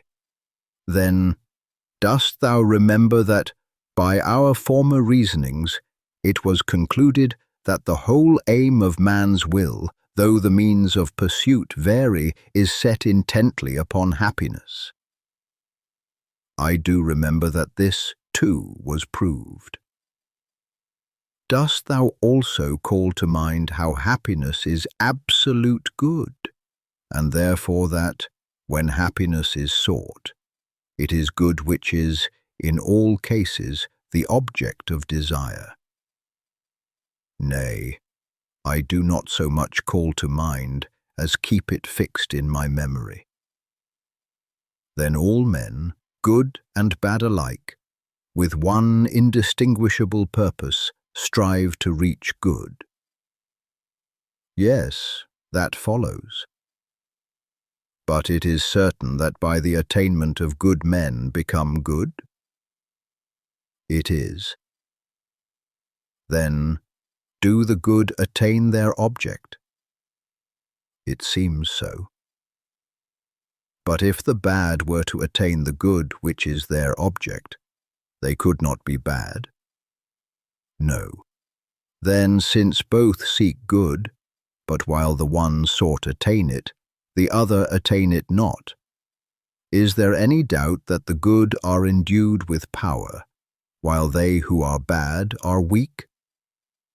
If any doubt it, he is incapable of reflecting on the nature of things, or the consequences involved in reasoning. Again, supposing there are two things to which the same function is prescribed in the course of nature, and one of these successfully accomplishes the function by natural action, the other is altogether incapable of that natural action, instead of which, in a way other than is agreeable to its nature, it, I will not say fulfills its function, but feigns to fulfill it. Which of these two would in thy view be the stronger? I guess thy meaning, but I pray thee let me hear thee more at large. Walking is man's natural motion, is it not? Certainly. Thou dost not doubt, I suppose, that it is natural for the feet to discharge this function? No, surely I do not. Now, if one man who is able to use his feet walks, and another to whom the natural use of his feet is wanting tries to walk on his hands, which of the two wouldst thou rightly esteem the stronger? Go on, said I. No one can question but that he who has the natural capacity has more strength than he who has it not. Now, the supreme good is set up as the end alike for the bad and for the good. But the good seek it through the natural action of the virtues, whereas the bad try to attain this same good through all manner of concupiscence, which is not the natural way of attaining good. Or dost thou think otherwise? Nay, rather, one further consequence is clear to me. For from my admissions it must needs follow that the good have power and the bad are impotent. Thou anticipatest rightly, and that as physicians reckon is a sign that nature is set working and is throwing off the disease. But since I see thee so ready at understanding, I will heap proof on proof.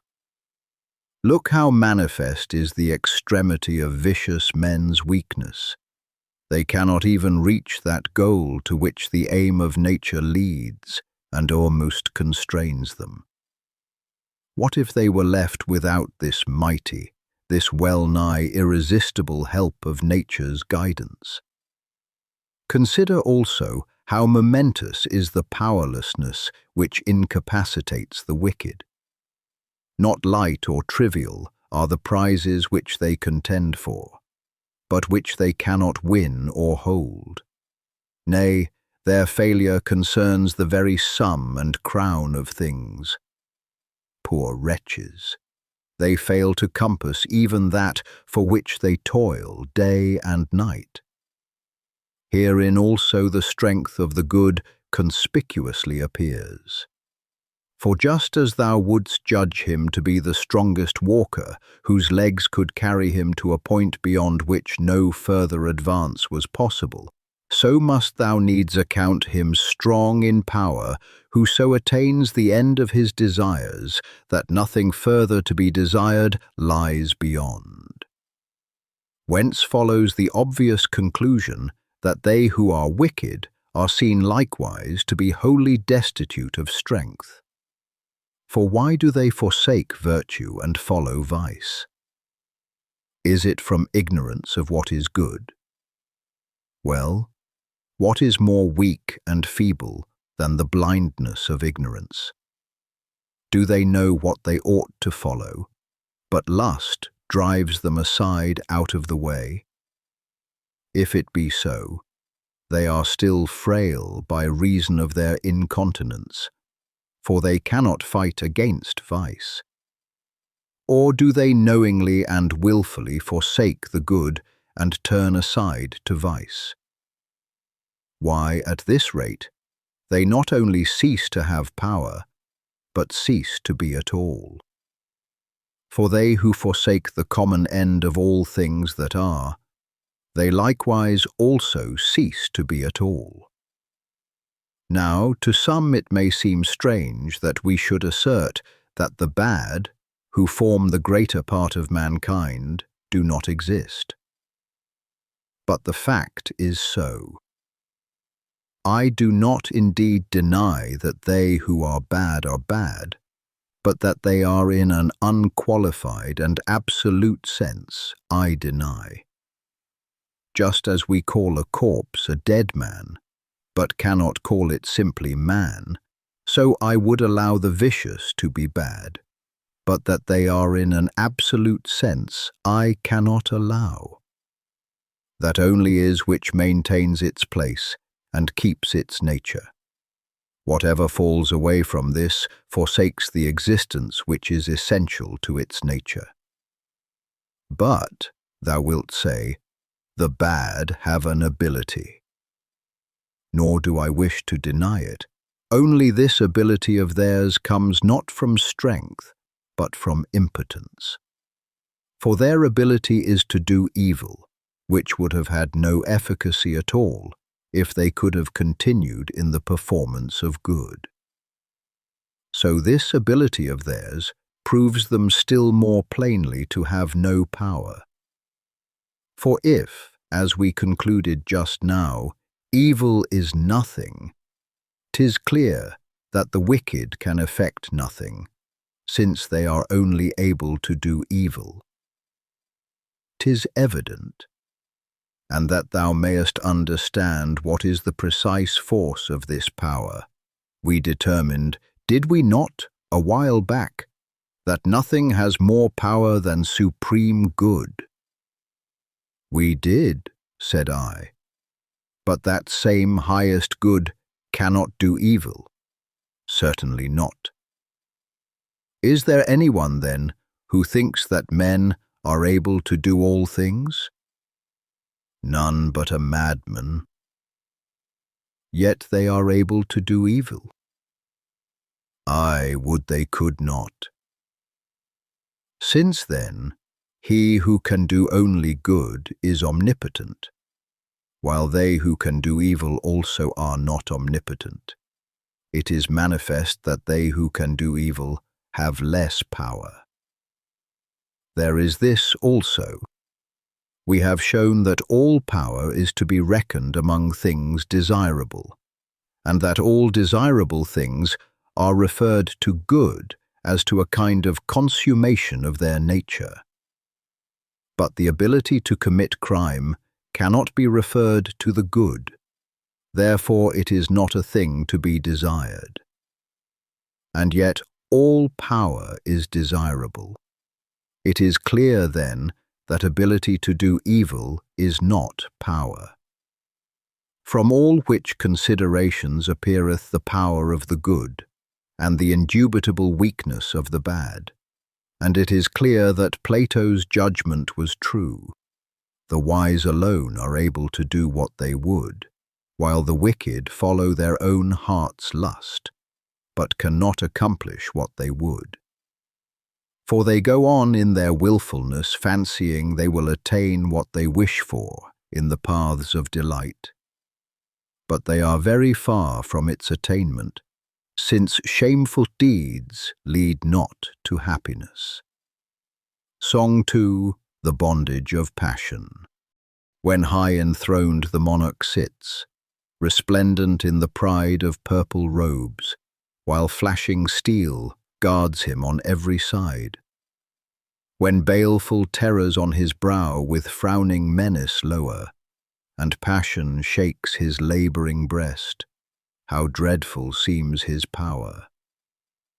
But if the vesture of his state from such a one thou tear, thou'lt see what load of secret bonds this lord of earth doth wear.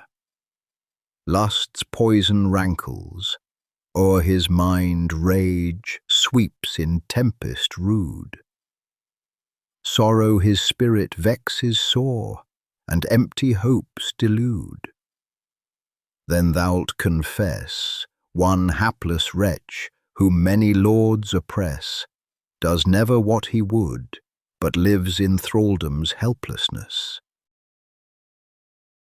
Chapter 3. Thou seest then in what foulness unrighteous deeds are sunk, with what splendour righteousness shines. Whereby it is manifest that goodness never lacks its reward, nor crime its punishment. For verily, in all manner of transactions, that for the sake of which the particular action is done may justly be accounted the reward of that action, even as the wreath for the sake of which the race is run is the reward offered for running. Now, we have shown happiness to be that very good for the sake of which all things are done. Absolute good, then, is offered as the common prize, as it were, of all human actions. But truly, this is a reward from which it is impossible to separate the good man, for one who is without good cannot properly be called good at all. Wherefore righteous dealing never misses its reward. Rage the wicked, then, never so violently, the crown shall not fall from the head of the wise, nor wither.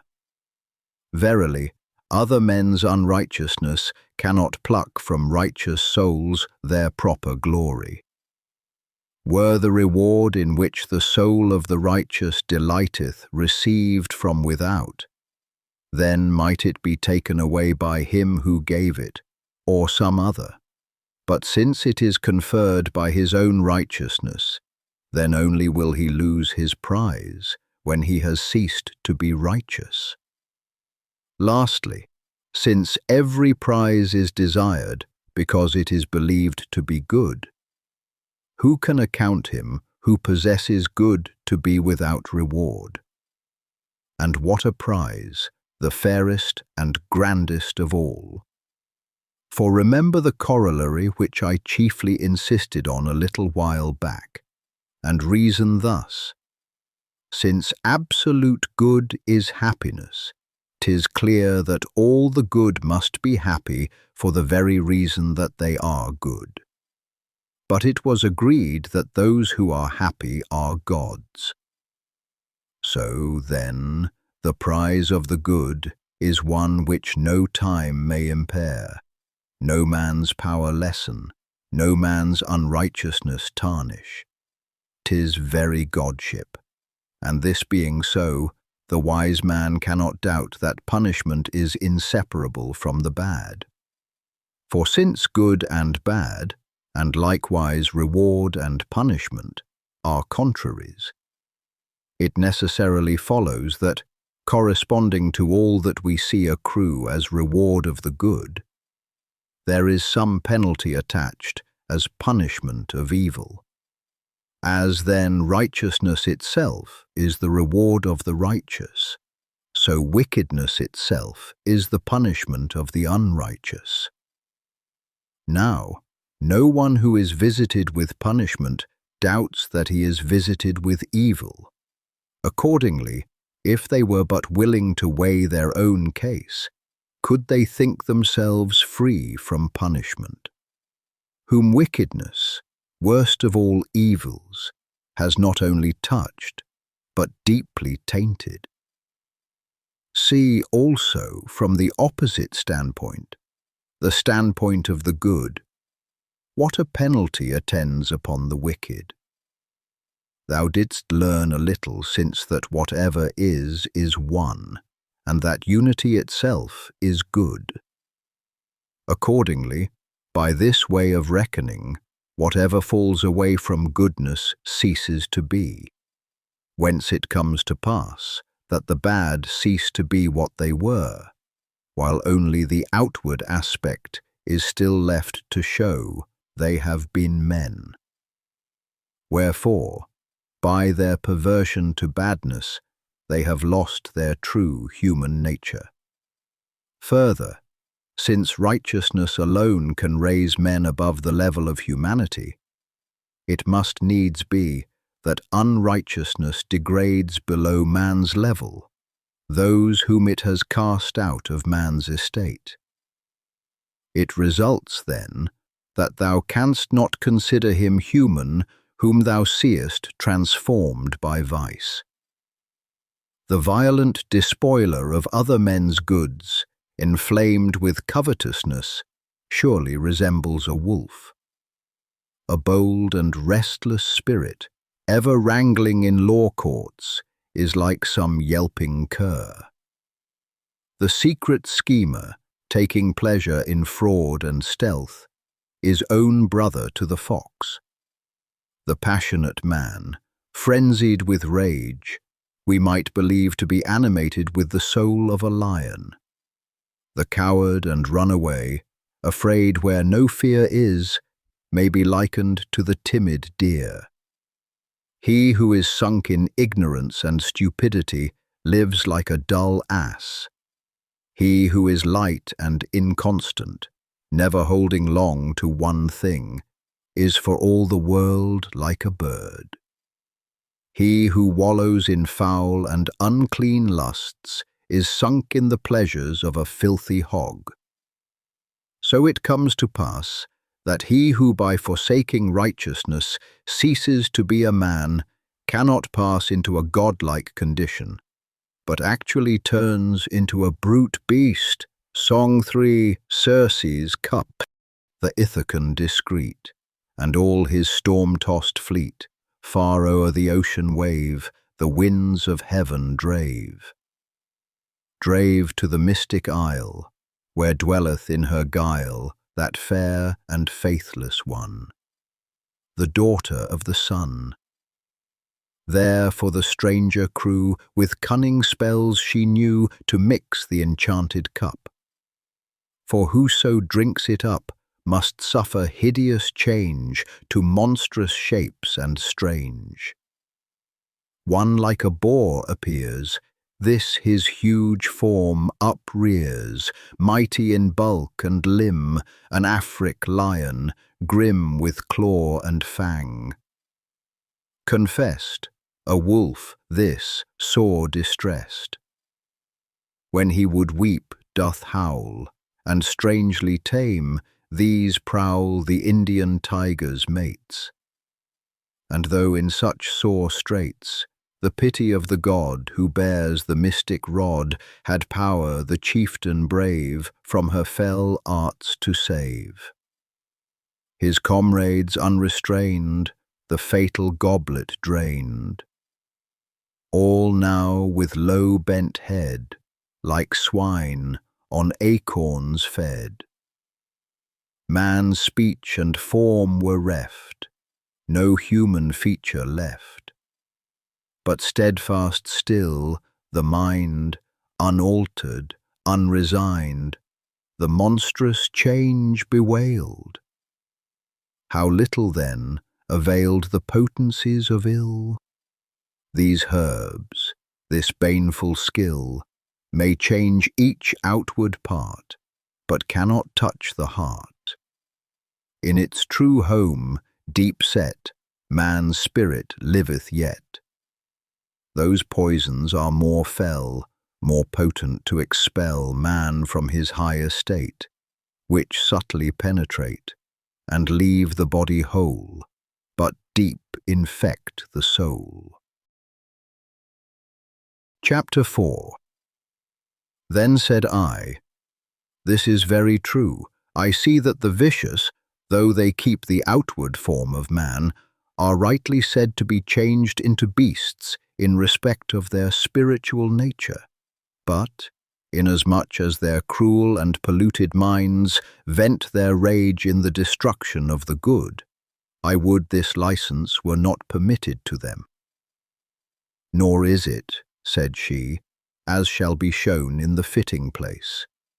Yet if that license which thou believest to be permitted to them were taken away, the punishment of the wicked would be in great part remitted. For verily, incredible as it may seem to some, it needs must be that the bad are more unfortunate when they have accomplished their desires than if they are unable to get them fulfilled.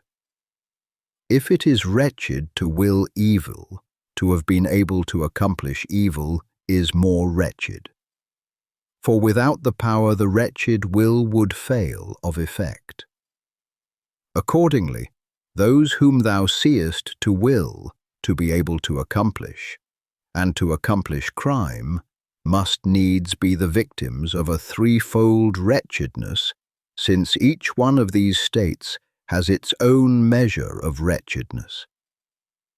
Yes, said I, yet I earnestly wish they might speedily be quit of this misfortune by losing the ability to accomplish crime. They will lose it, said she, sooner than perchance thou wishest, or they themselves think likely.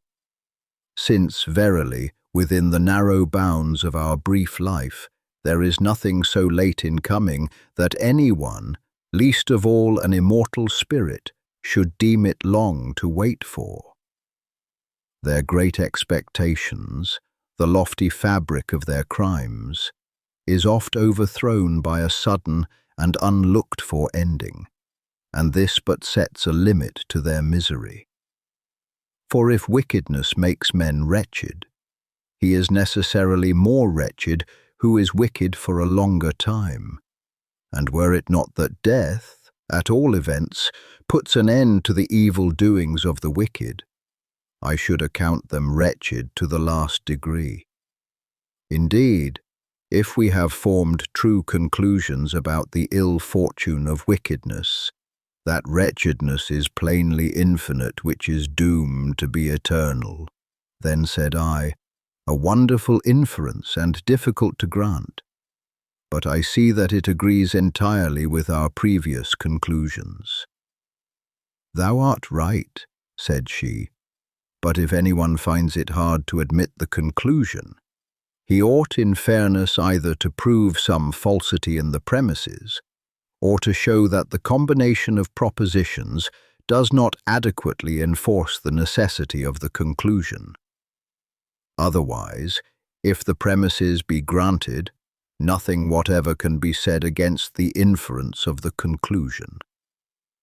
And here is another statement which seems not less wonderful, but on the premises assumed is equally necessary. What is that? The wicked are happier in undergoing punishment than if no penalty of justice chastened them. And I am not now meaning what might occur to anyone. That bad character is amended by retribution and is brought into the right path by the terror of punishment, or that it serves as an example to warn others to avoid transgression. But I believe that in another way the wicked are more unfortunate when they go unpunished, even though no account be taken of amendment, and no regard be paid to example. Why? What other way is there beside these? Said I. Then said she, have we not agreed that the good are happy, and the evil wretched? Yes, said I. Now if, said she, to one in affliction there be given along with his misery some good thing, is he not happier than one whose misery is misery pure and simple, without admixture of any good? It would seem so. But if to one thus wretched, one destitute of all good, some further evil be added besides those which make him wretched, is he not to be judged far more unhappy than he whose ill fortune is alleviated by some share of good? It could scarcely be otherwise.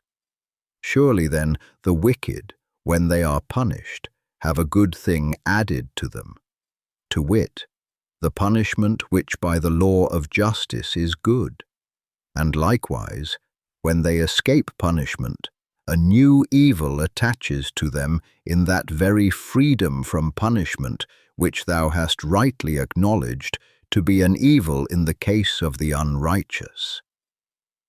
I cannot deny it.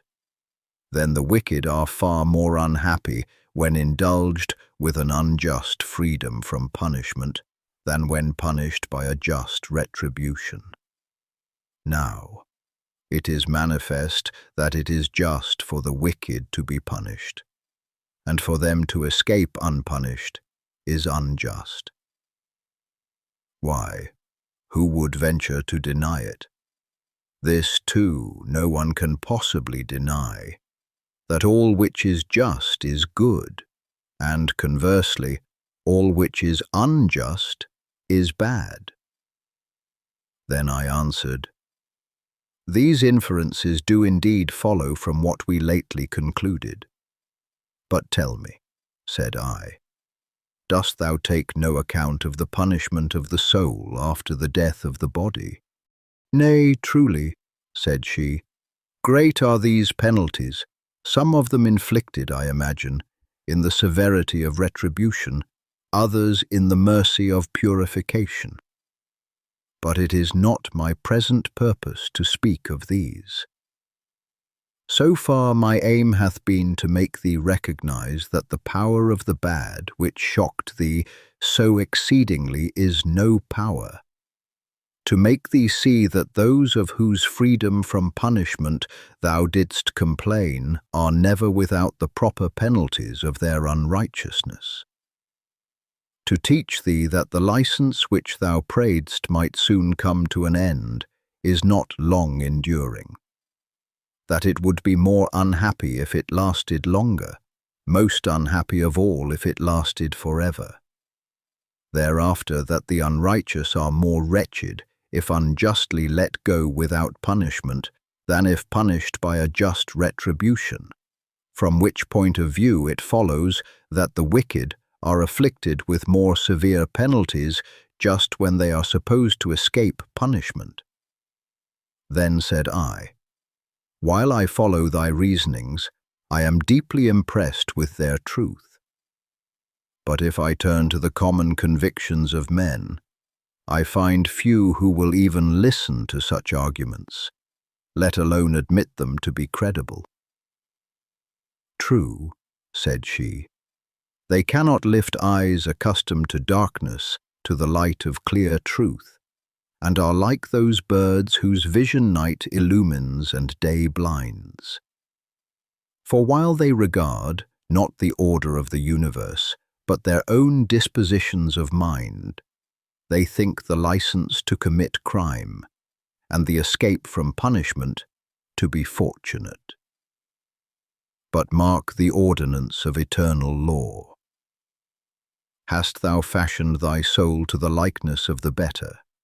Thou hast no need of a judge to award the prize. By thine own act hast thou raised thyself in the scale of excellence. Hast thou perverted thy affections to baser things? Look not for punishment from one without thee. Thine own act hath degraded thee and thrust thee down. Even so, if alternately thou turn thy gaze upon the vile earth and upon the heavens, though all without thee stand still, by the mere laws of sight thou seemest now sunk in the mire, now soaring among the stars. But the common herd regards not these things. What then? Shall we go over to those whom we have shown to be like brute beasts? Why, suppose now, one who had quite lost his sight should likewise forget that he had ever possessed the faculty of vision, and should imagine that nothing was wanting in him to human perfection, should we deem those who saw as well as ever blind? Why, they will not even assent to this either, that they who do wrong are more wretched than those who suffer wrong, though the proof of this rests on grounds of reason no less strong. Let me hear these same reasons, said I. Wouldst thou deny that every wicked man deserves punishment? I would not, certainly. And that those who are wicked are unhappy is clear in manifold ways? Yes, I replied.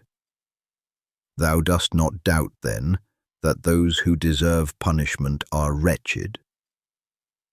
Agreed, said I.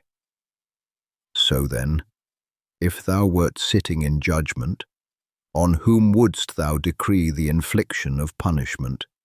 On him who had done the wrong, or on him who had suffered it? Without doubt, I would compensate the sufferer at the cost of the doer of the wrong. Then the injurer would seem more wretched than the injured. Yes, it follows. And so for this and other reasons, resting on the same ground, inasmuch as baseness of its own nature makes men wretched, it is plain that a wrong involves the misery of the doer, not of the sufferer. And yet, says she, the practice of the law courts is just the opposite. Advocates try to arouse the commiseration of the judges for those who have endured some grievous and cruel wrong, whereas pity is rather due to the criminal who ought to be brought to the judgment seat by his accusers in a spirit not of anger, but of compassion and kindness, as a sick man to the physician, to have the ulcer of his fault cut away by punishment, whereby the business of the advocate would either wholly come to a standstill, or, did men prefer to make it serviceable to mankind, would be restricted to the practice of accusation. The wicked themselves also, if through some chink or cranny they were permitted to behold the virtue they have forsaken, and were to see that by the pains of punishment they would rid themselves of the uncleanness of their vices, and win in exchange the recompense of righteousness, they would no longer think these sufferings pains. They would refuse the help of advocates, and would commit themselves wholly into the hands of their accusers and judges. Whence it comes to pass that for the wise no place is left for hatred. Only the most foolish would hate the good, and to hate the bad is unreasonable. For if vicious propensity is, as it were, a disease of the soul like bodily sickness, even as we account the sick in body by no means deserving of hate, but rather of pity, so, and much more, should they be pitied whose minds are assailed by wickedness, which is more frightful than any sickness. Song 4. The unreasonableness of hatred. Why all this furious strife? Oh, why with rash and wilful hand provoke death's destined day? If death ye seek, lo, death is nigh, not of their master's will those coursers swift delay. The wild beasts vent on man their rage, yet 'gainst their brothers' lives men point the murderous steel. Unjust and cruel wars they wage, and haste with flying darts the death to meet or deal. No right nor reason can they show, 'tis but because their lands and laws are not the same. Wouldst thou give each his due, then know thy love the good must have, the bad thy pity claim. Chapter 5. On this I said, I see how there is a happiness and misery founded on the actual deserts of the righteous and the wicked. Nevertheless, I wonder in myself whether there is not some good and evil in fortune as the vulgar understand it. Surely, no sensible man would rather be exiled, poor and disgraced, than dwell prosperously in his own country, powerful, wealthy, and high in honor. Indeed, the work of wisdom is more clear and manifest in its operation when the happiness of rulers is somehow passed on to the people around them, especially considering that the prison, the law, and the other pains of legal punishment are properly due only to mischievous citizens on whose account they were originally instituted. Accordingly, I do exceedingly marvel why all this is completely reversed, why the good are harassed with the penalties due to crime, and the bad carry off the rewards of virtue. And I long to hear from thee what reason may be found for so unjust a state of disorder. For assuredly I should wonder less if I could believe that all things are the confused result of chance. But now my belief in God's governance doth add amazement to amazement. For, seeing that he sometimes assigns fair fortune to the good and harsh fortune to the bad, and then again deals harshly with the good, and grants to the bad their heart's desire, how does this differ from chance, unless some reason is discovered for it all? Nay, it is not wonderful, said she, if all should be thought random and confused when the principle of order is not known. And though thou knowest not the causes on which this great system depends, yet forasmuch as a good ruler governs the world, doubt not for thy part that all is rightly done. Song 5. Wonder and Ignorance. Who knoweth not how near the pole boot's course doth go, must marvel by what heavenly law he moves his wain so slow. Why late he plunges neath the main, and swiftly lights his beams again, when the full-orbed moon grows pale, in the mid-course of night, and suddenly the stars shine forth that languished in her light. The stonied nations stand at gaze, and beat the air in wild amaze. None marvels why upon the shore the storm-lashed breakers beat, nor why the frost-bound glaciers melt at summer's fervent heat. For here the cause seems plain and clear, only what's dark and hid we fear. Weak-minded folly magnifies all that is rare and strange, and the dull herds o'erwhelmed with awe at unexpected change. But wonder leaves enlightened minds, when ignorance no longer blinds. Chapter 6. True, said I, but since it is thy office to unfold the hidden cause of things, and explain principles veiled in darkness, inform me, I pray thee, of thine own conclusions in this matter, since the marvel of it is what more than aught else disturbs my mind.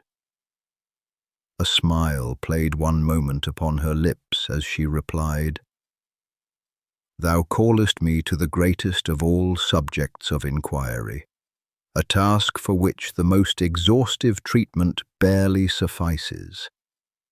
Such is its nature that, as fast as one doubt is cut away, innumerable others spring up like hydras' heads, nor could we set any limit to their renewal did we not apply the mind's living fire to suppress them. For there come within its scope the questions of the essential simplicity of providence, of the order of fate, of unforeseen chance, of the divine knowledge and predestination, and of the freedom of the will. How heavy is the weight of all this thou canst judge for thyself. But, inasmuch as to know these things also is part of the treatment of thy malady, we will try to give them some consideration despite the restrictions of the narrow limits of our time.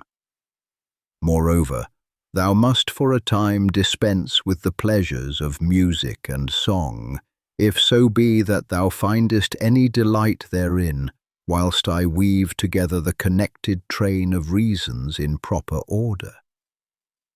As thou wilt, said I. Then, as if making a new beginning, she thus discoursed. The coming into being of all things, the whole course of development in things that change, every sort of thing that moves in any wise receives its due cause, order, and form from the steadfastness of the divine mind.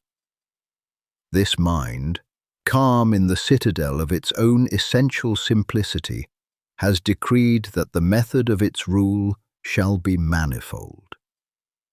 Viewed in the very purity of the divine intelligence, this method is called providence, but viewed in regard to those things which it moves and disposes, it is what the ancients called fate. That these two are different will easily be clear to anyone who passes in review their respective efficacies. Providence is the divine reason itself, seated in the supreme being, which disposes all things. Fate is the disposition inherent in all things which move, through which providence joins all things in their proper order. Providence embraces all things, however different, however infinite. Fate sets in motion separately individual things and assigns to them severally their position, form, and time. So the unfolding of this temporal order, unified into the foreview of the divine mind, is providence, while the same unity broken up and unfolded in time is fate. And although these are different, yet is there a dependence between them, for the order of destiny issues from the essential simplicity of providence. For as the artificer, forming in his mind beforehand the idea of the thing to be made, carries out his design and develops from moment to moment what he had before seen in a single instant as a whole. So God in his providence ordains all things as parts of a single unchanging whole, but carries out these very ordinances by fate in a time of manifold unity. So whether fate is accomplished by divine spirits as the ministers of providence, or by a soul, or by the service of all nature, whether by the celestial motion of the stars, by the efficacy of angels, or by the many-sided cunning of demons, whether by all or by some of these the destined series is woven, this, at least, is manifest: that providence is the fixed and simple form of destined events, fate their shifting series in order of time, as by the disposal of the divine simplicity they are to take place. Whereby it is that all things which are under fate are subjected also to providence, on which fate itself is dependent. Whereas certain things which are set under providence are above the chain of fate, namely, those things which by their nearness to the primal divinity are steadfastly fixed, and lie outside the order of fate's movements. For as the innermost of several circles revolving round the same centre approaches the simplicity of the midmost point, and is, as it were, a pivot round which the exterior circles turn, while the outermost, whirled in ampler orbit, takes in a wider and wider sweep of space, in proportion to its departure from the indivisible unity of the centre, while further, whatever joins and allies itself to the centre is narrowed to a like simplicity, and no longer expands vaguely into space. Even so, whatsoever departs widely from primal mind is involved more deeply in the meshes of fate. And things are free from fate in proportion as they seek to come nearer to that central pivot. While if aught cleaves close to supreme mind in its absolute fixity, this too, being free from movement, rises above fate's necessity. Therefore, as is reasoning to pure intelligence, as that which is generated to that which is, time to eternity, a circle to its centre, so is the shifting series of fate to the steadfastness and simplicity of providence. It is this causal series which moves heaven and the stars, attempers the elements to mutual accord, and again in turn transforms them into new combinations. This which renews the series of all things that are born and die through like successions of germ and birth. It is its operation which binds the destinies of men by an indissoluble nexus of causality, and, since it issues in the beginning from unalterable providence, these destinies also must of necessity be immutable. Accordingly, the world is ruled for the best if this unity abiding in the divine mind puts forth an inflexible order of causes, and this order, by its intrinsic immutability, restricts things mutable, which otherwise would ebb and flow at random. And so it happens that, although to you, who are not altogether capable of understanding this order, all things seem confused and inordered, nevertheless, there is everywhere an appointed limit which guides all things to good. Verily, nothing can be done for the sake of evil even by the wicked themselves. For, as we abundantly proved, they seek good, but are drawn out of the way by perverse error. Far less can this order which sets out from the supreme centre of good turn aside any whither from the way in which it began. Yet what confusion, thou wilt say, can be more unrighteous than that prosperity and adversity should indifferently befall the good? What they like and what they loathe come alternately to the bad. Yes, but have men in real life such soundness of mind that their judgments of righteousness and wickedness must necessarily correspond with facts? Why, on this very point their verdicts conflict, and those whom some deem worthy of reward, others deem worthy of punishment. Yet granted there were one who could rightly distinguish the good and bad, yet would he be able to look into the soul's inmost constitution, as it were, if we may borrow an expression used of the body? The marvel here is not unlike that which astonishes one who does not know why in health sweet things suit some constitutions and bitter others, or why some sick men are best alleviated by mild remedies, others by severe. But the physician who distinguishes the precise conditions and characteristics of health and sickness does not marvel. Now the health of the soul is nothing but righteousness, and vice is its sickness. God, the guide and physician of the mind, it is who preserves the good and banishes the bad. And he looks forth from the lofty watchtower of his providence, perceives what is suited to each, and assigns what he knows to be suitable. This, then, is what that extraordinary mystery of the order of destiny comes to, that something is done by one who knows, whereat the ignorant are astonished. But let us consider a few instances whereby appears what is the competency of human reason to fathom the divine unsearchableness. Here is one whom thou deemest the perfection of justice and scrupulous integrity. To all-knowing providence it seems far otherwise. We all know our Lucan's admonition that it was the winning cause that found favour with the gods, the beaten cause with Cato. So, shouldst thou see anything in this world happening differently from thy expectation, doubt not, but events are rightly ordered. It is in thy judgment that there is perverse confusion. Grant, however, there be somewhere found one of so happy a character that God and man alike agree in their judgments about him. Yet is he somewhat infirm in strength of mind.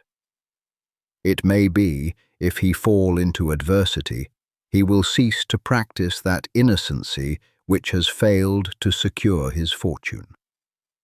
Therefore, God's wise dispensation spares him whom adversity might make worse, will not let him suffer who is ill-fitted for endurance.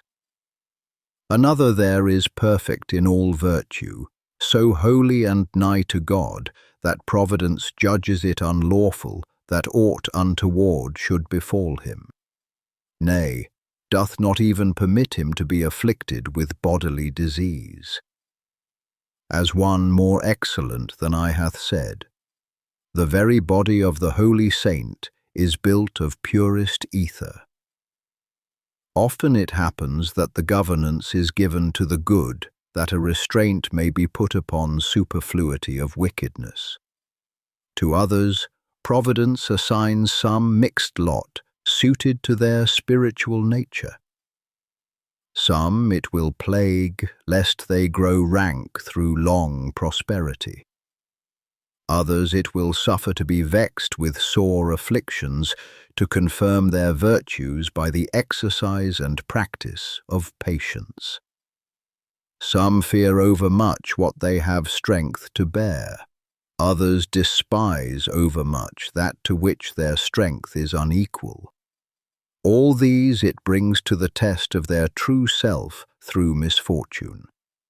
Some also have bought a name revered to future ages at the price of a glorious death. Some, by invincible constancy under their sufferings, have afforded an example to others that virtue cannot be overcome by calamity. All which things, without doubt, come to pass rightly and in due order, and to the benefit of those to whom they are seen to happen. As to the other side of the marvel, that the bad now meet with affliction, now get their heart's desire, this, too, springs from the same causes. As to the afflictions, of course no one marvels, because all hold the wicked to be ill-deserving. The truth is, their punishments both frighten others from crime and amend those on whom they are inflicted. While their prosperity is a powerful sermon to the good, what judgments they ought to pass on good fortune of this kind, which often attends the wicked so assiduously. There is another object which may, I believe, be attained in such cases.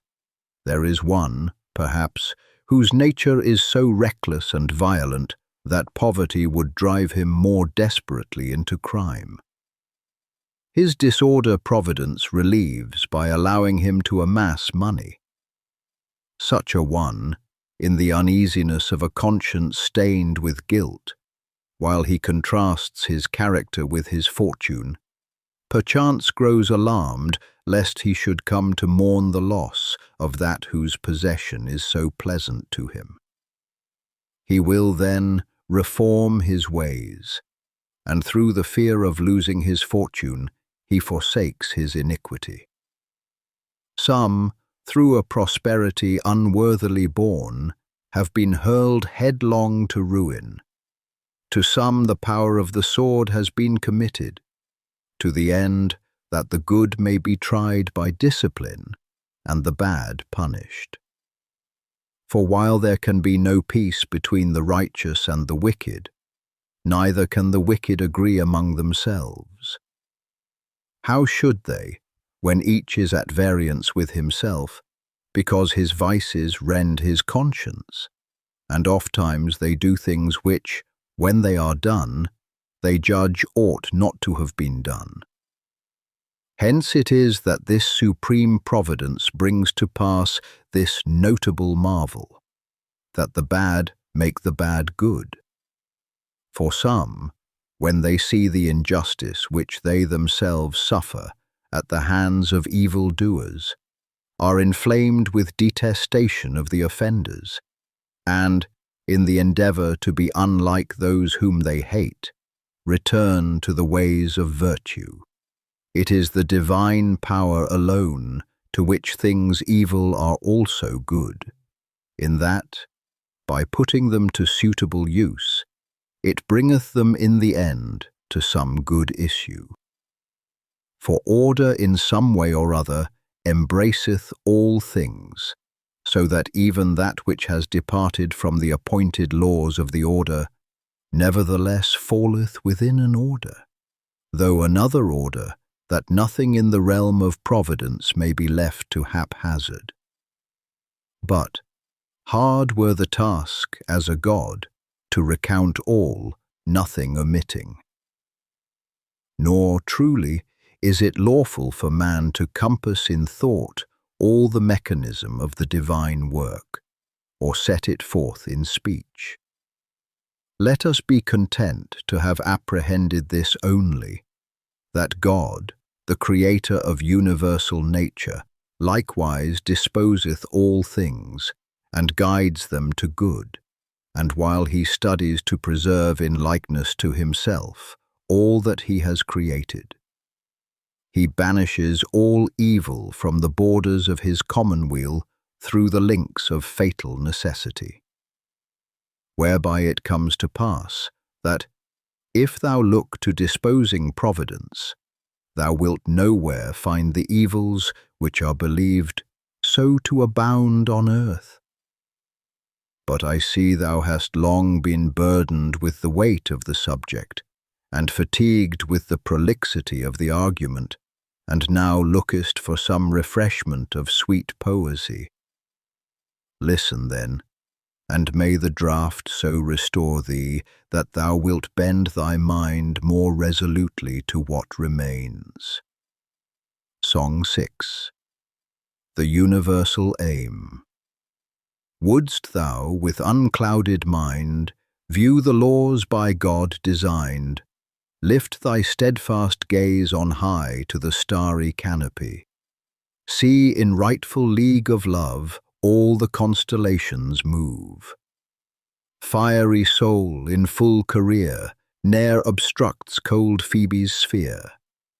When the bear at heaven's height wheels his courser's rapid flight, though he sees the starry train sinking in the western main, he repines not, nor desires in the flood to quench his fires.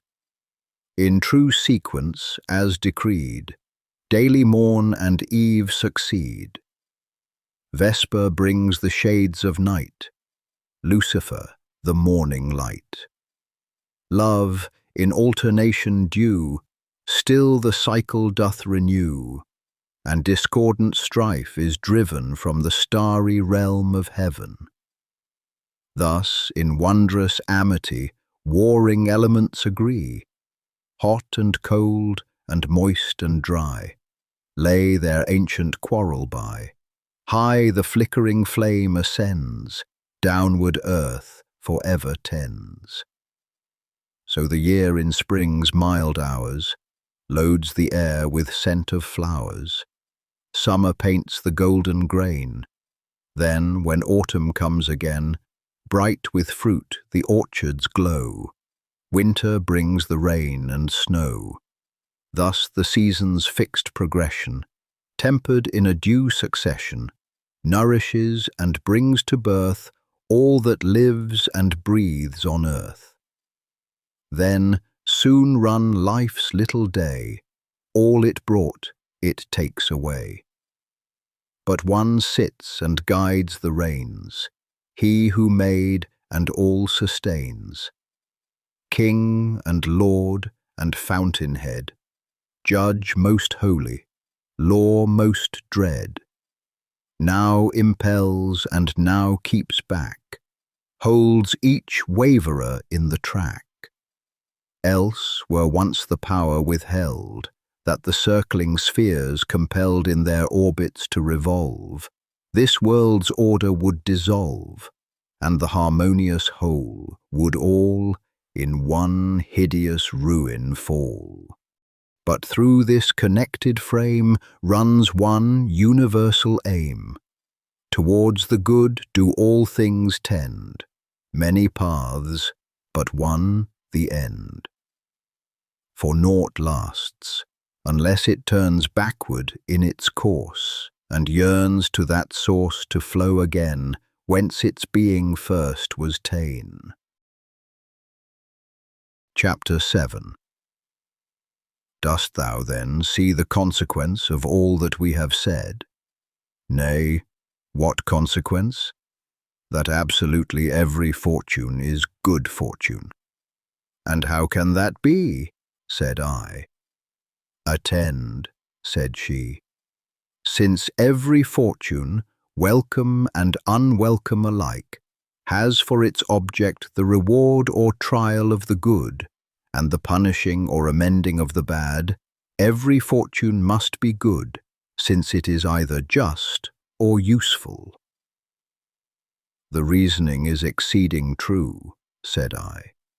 The conclusion, so long as I reflect upon the providence and fate of which thou hast taught me, based on a strong foundation.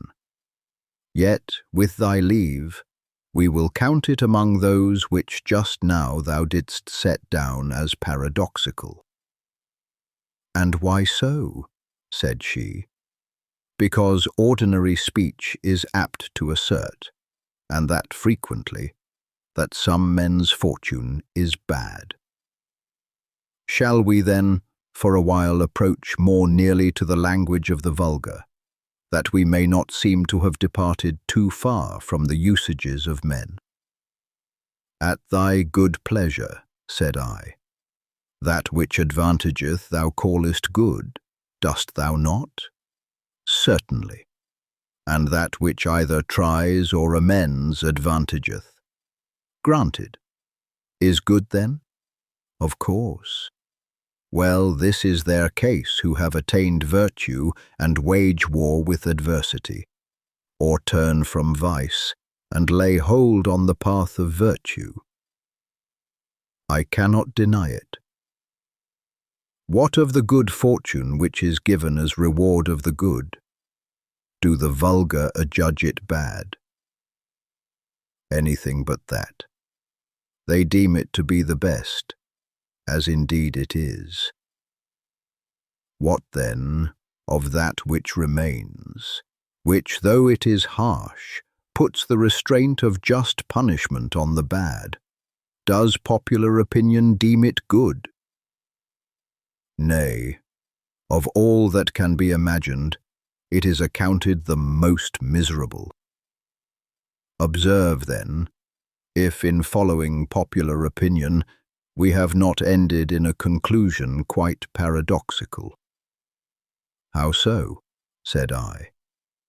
Why, it results from our admissions that of all who have attained, or are advancing in, or are aiming at virtue, the fortune is in every case good, while for those who remain in their wickedness fortune is always utterly bad.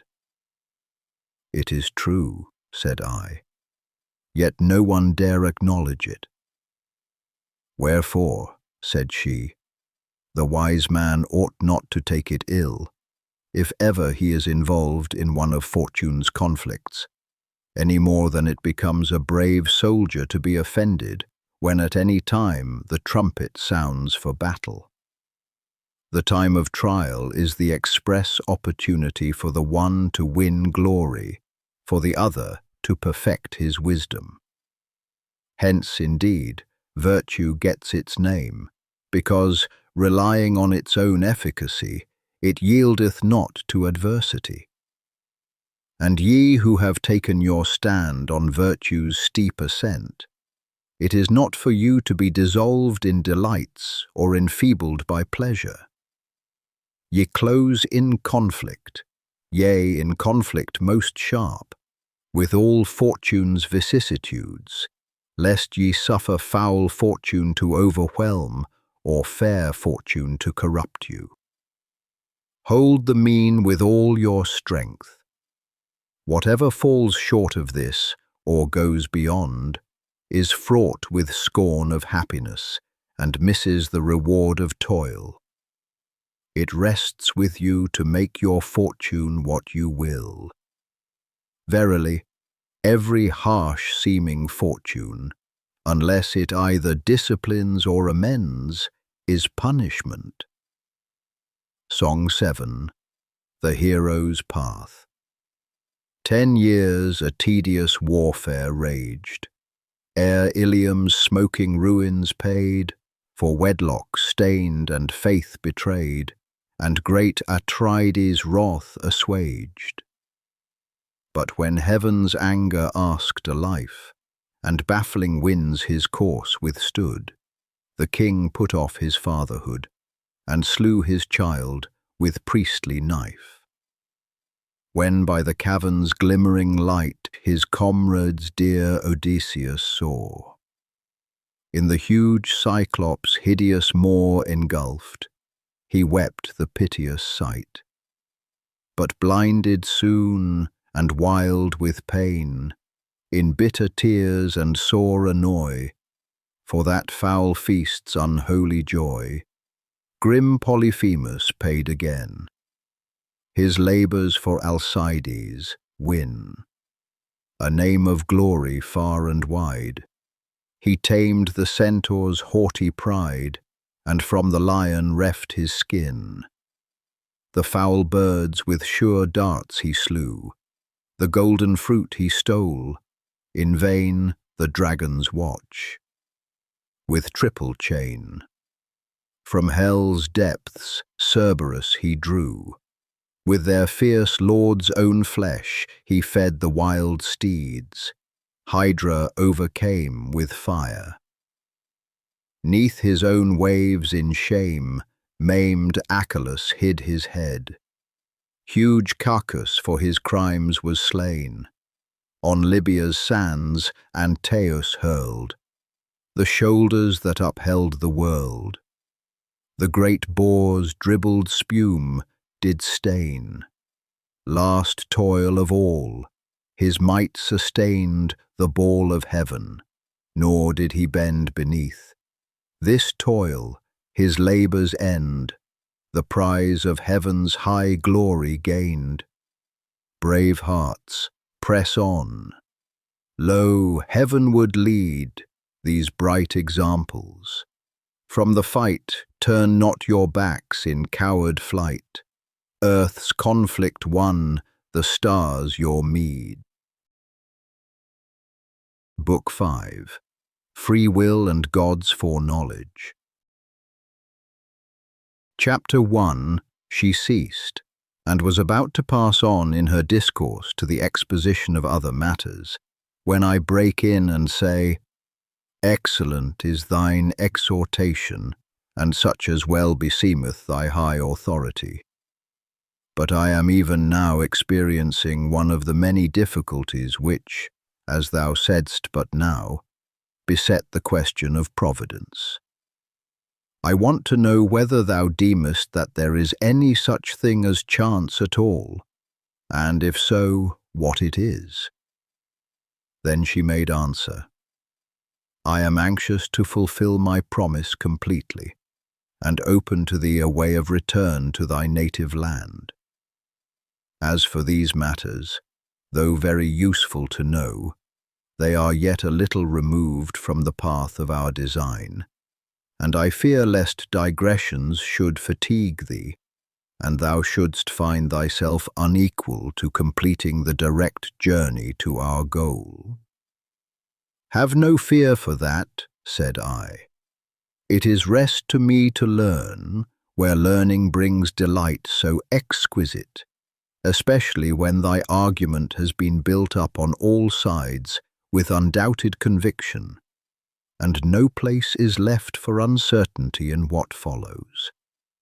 She made answer, I will accede to thy request. And forthwith she thus began. If chance be defined as a result produced by random movement without any link of causal connection, I roundly affirm that there is no such thing as chance at all, and consider the word to be altogether without meaning, except as a symbol of the thing designated. What place can be left for random action when God constraineth all things to order? For ex nihilo nihil is sound doctrine which none of the ancients gainsaid, although they used it of material substance, not of the efficient principle. This they laid down as a kind of basis for all their reasonings concerning nature. Now, if a thing arise without causes, it will appear to have arisen from nothing. But if this cannot be, neither is it possible for there to be chance in accordance with the definition just given. Well, said I, is there then nothing which can properly be called chance or accident, or is there something to which these names are appropriate, though its nature is dark to the vulgar. Our good Aristotle, says she, has defined it concisely in his Physics, and closely in accordance with the truth. How, pray? Said I. Thus, says she, whenever something is done for the sake of a particular end, and for certain reasons some other result than that designed ensues, this is called chance. For instance, if a man is digging the earth for tillage and finds a mass of buried gold. Now, such a find is regarded as accidental, yet it is not ex nihilo, for it has its proper causes, the unforeseen and unexpected concurrence of which has brought the chance about. For had not the cultivator been digging, had not the man who hid the money buried it in that precise spot, the gold would not have been found. These, then, are the reasons why the find is a chance one, in that it results from causes which met together and concurred, not from any intention on the part of the discoverer. Since neither he who buried the gold, nor he who worked in the field, intended that the money should be found, but, as I said, it happened by coincidence that one dug where the other buried the treasure. We may, then, define chance as being an unexpected result flowing from a concurrence of causes where the several factors had some definite end. But the meeting and concurrence of these causes arises from that inevitable chain of order, which, flowing from the fountainhead of providence, disposes all things in their due time and place. Song 1. Chance. In the rugged Persian highlands, where the masters of the bow skill to feign a flight, and, fleeing, hurl their darts and pierce the foe. There the Tigris and Euphrates. At one source their waters blend, soon to draw apart, and plainward each its separate way to wend. When once more their waters mingle in a channel deep and wide, all the flotsam comes together that is borne upon the tide, ships and trunks of trees uprooted. In the torrent's wild career, meet as mid the swirling waters chance their random way may steer. Yet the shelving of the channel and the flowing water's force guides each movement and determines every floating fragment's course. Thus, where'er the drift of hazard seems most unrestrained to flow, chance herself is reined and bitted, and the curb of law doth know. Chapter 2. I am following needfully, said I, and I agree that it is as thou sayest. But in this series of linked causes, is there any freedom left to our will, or does the chain of fate bind also the very motions of our souls? There is freedom, said she, nor indeed can any creature be rational, unless he be endowed with free will. For that which hath the natural use of reason has the faculty of discriminative judgment, and of itself distinguishes what is to be shunned or desired. Now, every one seeks what he judges desirable, and avoids what he thinks should be shunned. Wherefore, beings endowed with reason possess also the faculty of free choice and refusal. But I suppose this faculty not equal alike in all. The higher divine essences possess a clear-sighted judgment, an uncorrupt will, and an effective power of accomplishing their wishes.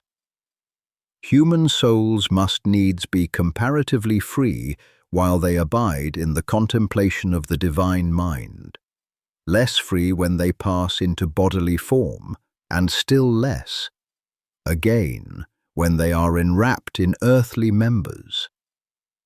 But when they are given over to vices and fall from the possession of their proper reason, then indeed their condition is utter slavery. For when they let their gaze fall from the light of highest truth to the lower world where darkness reigns, soon ignorance blinds their vision. They are disturbed by baneful affections, by yielding and assenting to which they help to promote the slavery in which they are involved, and are in a manner led captive by reason of their very liberty. Yet he who seeth all things from eternity beholdeth these things with the eyes of his providence, and assigneth to each what is predestined for it by its merits. All things surveying, all things overhearing. Song 2. The True Sun. Homer with mellifluous tongue Phoebus's glorious light hath sung, hymning high his praise. Yet his feeble rays ocean's hollows may not brighten, nor earth's central gloom enlighten. But the might of him who skilled this great universe to build is not thus confined. Not earth's solid rind, nor night's blackest canopy, baffle his all-seeing eye. All that is, hath been, shall be, in one glance's compass, he limitless descries, and, save his, no eyes. All the world survey, no none. Him then truly name the sun. Chapter 3. Then said I, but now I am once more perplexed by a problem yet more difficult. And what is that? Said she. Yet in truth I can guess what it is that troubles you. It seems, said I, too much of a paradox and a contradiction that God should know all things, and yet there should be free will. For if God foresees everything, and can in no wise be deceived, that which Providence foresees to be about to happen must necessarily come to pass. Wherefore, if from eternity he foreknows not only what men will do, but also their designs and purposes, there can be no freedom of the will, seeing that nothing can be done, nor can any sort of purpose be entertained, save such as a divine providence, incapable of being deceived, has perceived beforehand. For if the issues can be turned aside to some other end than that foreseen by Providence, there will not then be any sure foreknowledge of the future, but uncertain conjecture instead. And to think this of God, I deem impiety. Moreover, I do not approve the reasoning by which some think to solve this puzzle. For they say that it is not because God has foreseen the coming of an event that therefore it is sure to come to pass, but conversely, because something is about to come to pass. It cannot be hidden from divine providence, and accordingly the necessity passes to the opposite side. And it is not that what is foreseen must necessarily come to pass, but that what is about to come to pass must necessarily be foreseen. But this is just as if the matter in debate were which is cause and which effect, whether foreknowledge of the future cause of the necessity, or the necessity of the future of the foreknowledge. But we need not be at the pains of demonstrating that, whatsoever be the order of the causal sequence, the occurrence of things foreseen is necessary, even though the foreknowledge of future events does not in itself impose upon them the necessity of their occurrence. For example, if a man be seated, the supposition of his being seated is necessarily true, and conversely, if the supposition of his being seated is true, because he is really seated, he must necessarily be sitting. So, in either case, there is some necessity involved. In this latter case, the necessity of the fact. In the former, of the truth of the statement. But in both cases, the sitter is not therefore seated because the opinion is true, but rather the opinion is true because antecedently he was sitting as a matter of fact. Thus, though the cause of the truth of the opinion comes from the other side, yet there is a necessity on both sides alike. We can obviously reason similarly in the case of providence and the future. Even if future events are foreseen because they are about to happen, and do not come to pass because they are foreseen, still, all the same, there is a necessity, both that they should be foreseen by God as about to come to pass, and that when they are foreseen they should happen, and this is sufficient for the destruction of free will. However, it is preposterous to speak of the occurrence of events in time as the cause of eternal foreknowledge. And yet if we believe that God foresees future events because they are about to come to pass, what is it but to think that the occurrence of events is the cause of his supreme providence? Further, just as when I know that anything is, that thing necessarily is, so when I know that anything will be, it will necessarily be.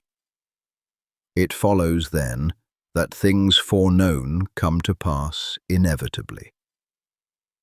Lastly, to think of a thing as being in any way other than what it is not only not knowledge, but it is false opinion widely different from the truth of knowledge.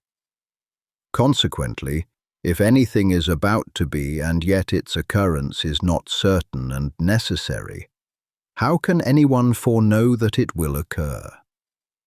For just as knowledge itself is free from all admixture of falsity, so any conception drawn from knowledge cannot be other than as it is conceived. For this, indeed, is the cause why knowledge is free from falsehood. Because of necessity, each thing must correspond exactly with the knowledge which grasps its nature. In what way, then, are we to suppose that God foreknows these uncertainties as about to come to pass? For if he thinks of events which possibly may not happen at all as inevitably destined to come to pass, he is deceived, and this it is not only impious to believe, but even so much as to express in words.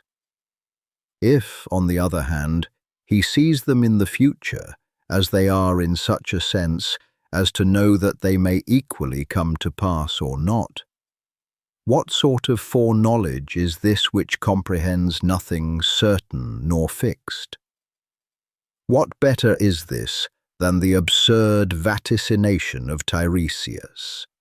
Whate'er I say shall either come to pass or not. In that case, too, in what would divine providence surpass human opinion, if it holds for uncertain things the occurrence of which is uncertain, even as men do? But if at that perfectly sure fountainhead of all things no shadow of uncertainty can possibly be found, then the occurrence of those things which he has surely foreknown as coming is certain. Wherefore there can be no freedom in human actions and designs, but the divine mind, which foresees all things without possibility of mistake, ties and binds them down to one only issue. But this admission once made, what an upset of human affairs manifestly ensues. Vainly are rewards and punishments proposed for the good and bad, since no free and voluntary motion of the will has deserved either one or the other. Nay, the punishment of the wicked and the reward of the righteous, which is now esteemed the perfection of justice, will seem the most flagrant injustice, since men are determined either way, not by their own proper volition, but by the necessity of what must surely be. And therefore neither virtue nor vice is anything, but rather good and ill desert are confounded together without distinction. Moreover, seeing that the whole course of events is deduced from providence, and nothing is left free to human design, it comes to pass that our vices also are referred to the author of all good, a thought than which none more abominable can possibly be conceived. Again, no ground is left for hope or prayer, since how can we hope for blessings or pray for mercy when every object of desire depends upon the links of an unalterable chain of causation? Gone, then, is the one means of intercourse between God and man, the communion of hope and prayer, if it be true that we ever earn the inestimable recompense of the divine favor at the price of a due humility. For this is the one way whereby men seem able to hold communion with God, and are joined to that unapproachable light by the very act of supplication, even before they obtain their petitions. Then, since these things can scarcely be believed to have any efficacy, if the necessity of future events be admitted, what means will there be whereby we may be brought near and cleave to him who is the supreme head of all? Wherefore it needs must be that the human race, even as thou didst erstwhile declare in song, parted and dissevered from its source, should fall to ruin. Song 3. Truth's Paradoxes. Why does a strange discordance break the ordered scheme's fair harmony? Hath God decreed twixt truth and truth? There may such lasting warfare be, that truths, each severally plain, we strive to reconcile in vain. Or is the discord not in truth, since truth is self-consistent ever? But, close in fleshly wrappings held, the blinded mind of man can never discern, so faint her taper shines, the subtle chain that all combines. Ah, then why burns man's restless mind, truth's hidden portals to unclose? Knows he already what he seeks? Why toil to seek it if he knows? Yet, haply if he knoweth not, why blindly seek he knows not what? Who for a good he knows not sighs? Who can an unknown end pursue? How find? How e'en, when haply found hail that strange form he never knew? Or is it that man's inmost soul once knew each part and knew the whole? Now, though by fleshly vapours dimmed, not all forgot her visions past, for while the several parts are lost, to the one whole she cleaveth fast. Whence he who yearns the truth to find is neither sound of sight nor blind. For neither does he know in full, nor is he reft of knowledge quite. But holding still to what is left, he gropes in the uncertain light, and by the part that still survives, to win back all he bravely strives. Chapter 4. Then said she, "This debate about providence is an old one, and is vigorously discussed by Cicero in his Divination. Thou also hast long and earnestly pondered the problem, yet no one has had diligence and perseverance enough to find a solution. And the reason of this obscurity is that the movement of human reasoning cannot cope with the simplicity of the divine foreknowledge. For if a conception of its nature could in any wise be framed, no shadow of uncertainty would remain. With a view of making this at last clear and plain, I will begin by considering the arguments by which thou art swayed. First, I inquire into the reasons why thou art dissatisfied with the solution proposed, which is to the effect that, seeing the fact of foreknowledge is not thought the cause of the necessity of future events. Foreknowledge is not to be deemed any hindrance to the freedom of the will. Now, surely the sole ground on which thou arguest the necessity of the future is that things which are foreknown cannot fail to come to pass. But if, as thou wert ready to acknowledge just now, the fact of foreknowledge imposes no necessity on things future, what reason is there for supposing the results of voluntary action constrained to a fixed issue? Suppose, for the sake of argument, and to see what follows, we assume that there is no foreknowledge. Are willed actions, then, tied down to any necessity in this case? Certainly not. Let us assume foreknowledge again, but without its involving any actual necessity. The freedom of the will, I imagine, will remain in complete integrity. But thou wilt say that, even although the foreknowledge is not the necessity of the future event's occurrence, yet it is a sign that it will necessarily happen. Granted, but in this case it is plain that, even if there had been no foreknowledge, the issues would have been inevitably certain.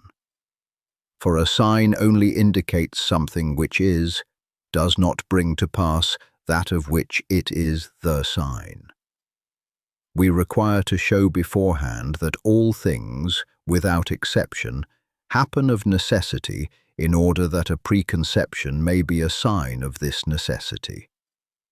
Otherwise, if there is no such universal necessity, neither can any preconception be a sign of a necessity which exists not.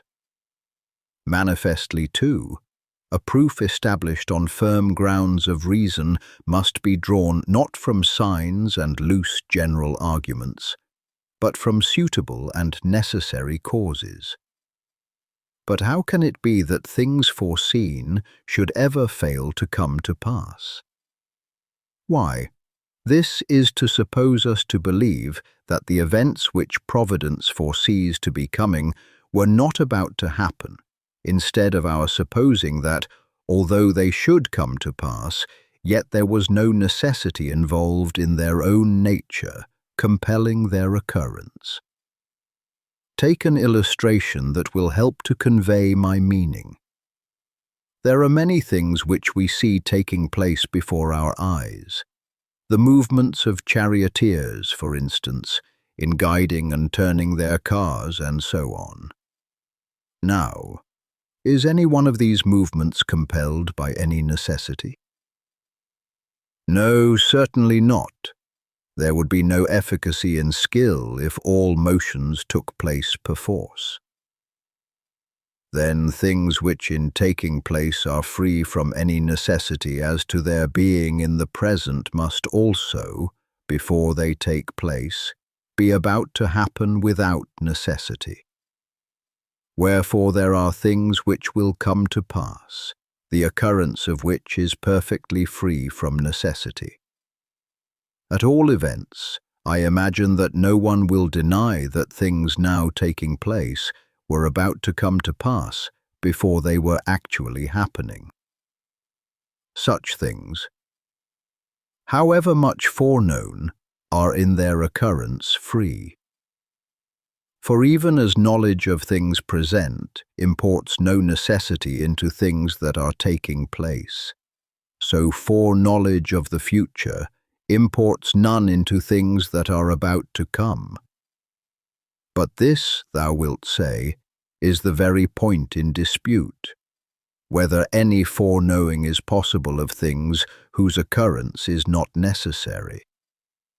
For here there seems to thee a contradiction, and if they are foreseen, their necessity follows. Whereas if there is no necessity, they can by no means be foreknown. And thou thinkest that nothing can be grasped as known unless it is certain. But if things whose occurrence is uncertain are foreknown as certain, this is the very mist of opinion, not the truth of knowledge. For to think of things otherwise than as they are, thou believest to be incompatible with the soundness of knowledge. Now the cause of the mistake is this, that men think that all knowledge is cognized purely by the nature and efficacy of the thing known. Whereas the case is the very reverse. All that is known is grasped not conformably to its own efficacy, but rather conformably to the faculty of the knower.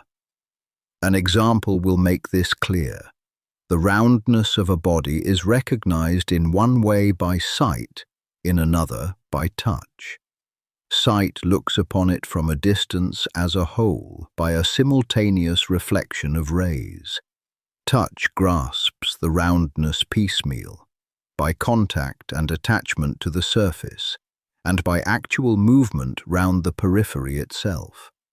Man himself, likewise, is viewed in one way by sense, in another by imagination, in another way, again, by thought, in another by pure intelligence. Sense judges figure clothed in material substance, imagination figure alone without matter. Thought transcends this again, and by its contemplation of universals considers the type itself which is contained in the individual. The eye of intelligence is yet more exalted, for overpassing the sphere of the universal, it will behold absolute form itself by the pure force of the mind's vision. Wherein the main point to be considered is this: the higher faculty of comprehension embraces the lower, while the lower cannot rise to the higher. For sense has no efficacy beyond matter, nor can imagination behold universal ideas, nor thought embrace pure form. But intelligence, looking down, as it were, from its higher standpoint in its intuition of form, discriminates also the several elements which underlie it.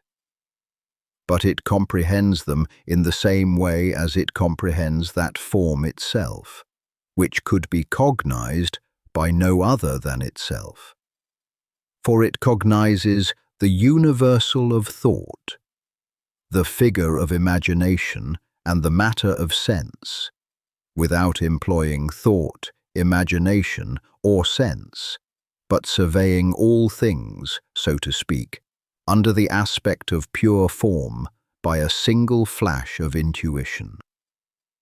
Thought also, in considering the universal, embraces images and sense impressions without resorting to imagination or sense. For it is thought which has thus defined the universal from its conceptual point of view. Man is a two-legged animal endowed with reason. This is indeed a universal notion, yet no one is ignorant that the thing is imaginable and presentable to sense, because thought considers it not by imagination or sense, but by means of rational conception. Imagination, too, though its faculty of viewing and forming representations is founded upon the senses, nevertheless surveys sense impressions without calling in sense, not in the way of sense perception, but of imagination. Seest thou, then, how all things in cognizing use rather their own faculty than the faculty of the things which they cognize? Nor is this strange, for since every judgment is the act of the judge, it is necessary that each should accomplish its task by its own, not by another's power. Song 4. A Psychological Fallacy. From the porch's murky depths comes a doctrine sage, that doth liken living mind to a written page, since all knowledge comes through sense, graven by experience.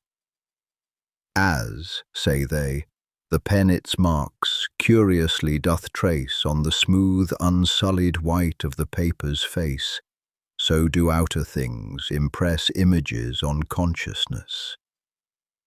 But if verily the mind thus all passive lies, if no living power within its own force supplies, if it but reflect again, like a glass, things false and vain, whence the wondrous faculty that perceives and knows, that in one fair ordered scheme doth the world dispose, grasps each whole that sense presents, or breaks into elements, so divides and recombines, and in changeful wise now to low descends, and now to the height doth rise. Last in inward swift review strictly sifts the false and true. Of these ample potencies fitter cause, I ween, were mind's self than marks impressed by the outer scene. Yet the body through the sense stirs the soul's intelligence. When light flashes on the eye or sound strikes the ear, mind aroused to due response makes the message clear, and the dumb external signs with the hidden forms combines. Chapter 5. Now, although in the case of bodies endowed with sentiency, the qualities of external objects affect the sense organs, and the activity of mind is preceded by a bodily affection which calls forth the mind's action upon itself, and stimulates the forms till that moment lying inactive within. Yet, I say, if in these bodies endowed with sentiency, the mind is not inscribed by mere passive affection, but of its own efficacy discriminates the impressions furnished to the body, how much more do intelligences free from all bodily affections employ in their discrimination their own mental activities instead of conforming to external objects? So on these principles, various modes of cognition belong to distinct and different substances. For to creatures void of motive power, shellfish and other such creatures which cling to rocks and grow there, belongs sense alone, void of all other modes of gaining knowledge. To beasts endowed with movement, in whom some capacity of seeking and shunning seems to have arisen, imagination also. Thought pertains only to the human race, as intelligence to divinity alone. Hence it follows that that form of knowledge exceeds the rest which of its own nature cognizes not only its proper object, but the objects of the other forms of knowledge also. But what if sense and imagination were to gainsay thought, and declare that universal which thought deems itself to behold to be nothing? For the object of sense and imagination cannot be universal, so that either the judgment of reason is true, and there is no sense object, or, since they know full well that many objects are presented to sense and imagination, the conception of reason which looks on that which is perceived by sense and particular as if it were a something universal, is empty of content. Suppose further that reason maintains in reply that it does indeed contemplate the object of both sense and imagination under the form of universality. While sense and imagination cannot aspire to the knowledge of the universal, since their cognizance cannot go beyond bodily figures, and that in the cognition of reality we ought rather to trust the stronger and more perfect faculty of judgment. In a dispute of this sort, should not we, in whom is planted the faculty of reasoning, as well as of imagining and perceiving, espouse the cause of reason? In like manner is it that human reason thinks that divine intelligence cannot see the future except after the fashion in which its own knowledge is obtained. For thy contention is, if events do not appear to involve certain and necessary issues, they cannot be foreseen as certainly about to come to pass. There is, then, no foreknowledge of such events, or, if we can ever bring ourselves to believe that there is, there can be nothing which does not happen of necessity.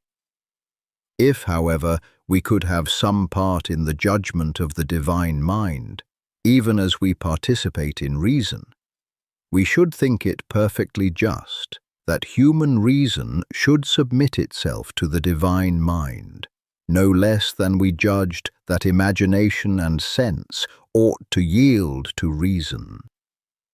Wherefore let us soar, if we can, to the heights of that supreme intelligence, for there reason will see what in itself it cannot look upon.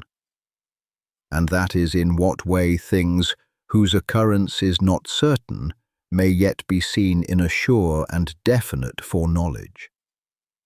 And that this foreknowledge is not conjecture, but rather knowledge in its supreme simplicity, free of all limits and restrictions. Song 5. The Upward Look. In what divers shapes and fashions do the creatures, great and small, over wide earth's teeming surface skim, or scud, or walk, or crawl. Some with elongated body sweep the ground, and, as they move, trail perforce with writhing belly in the dust a sinuous groove. Some, on light wing upward soaring, swiftly do the winds divide, and through heaven's ample spaces in free motion smoothly glide. These earth's solid surface pressing, with firm paces onward rove, ranging through the verdant meadows, crouching in the woodland grove. Great and wondrous is their variance, yet in all the head low-bent dulls the soul and blunts the senses, though their forms be different. Man alone, erect, aspiring, lifts his forehead to the skies, and in upright posture, steadfast, seems earth's baseness to despise. If with earth not all besotted, to this parable give ear, thou whose gaze is fixed on heaven, who thy face on high dost rear, lift thy soul too heavenward, haply lest it stain its heavenly worth, and thine eyes alone look upward, while thy mind cleaves to the earth. Chapter 6.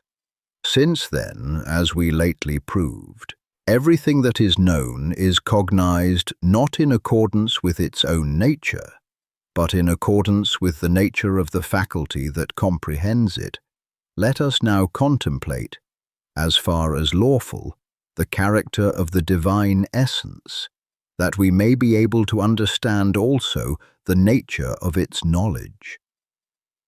God is eternal. In this judgment all rational beings agree.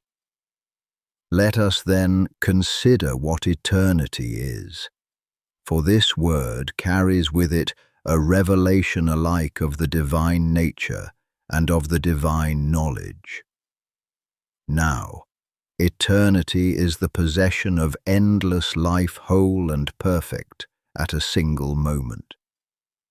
What this is becomes more clear and manifest from a comparison with things temporal.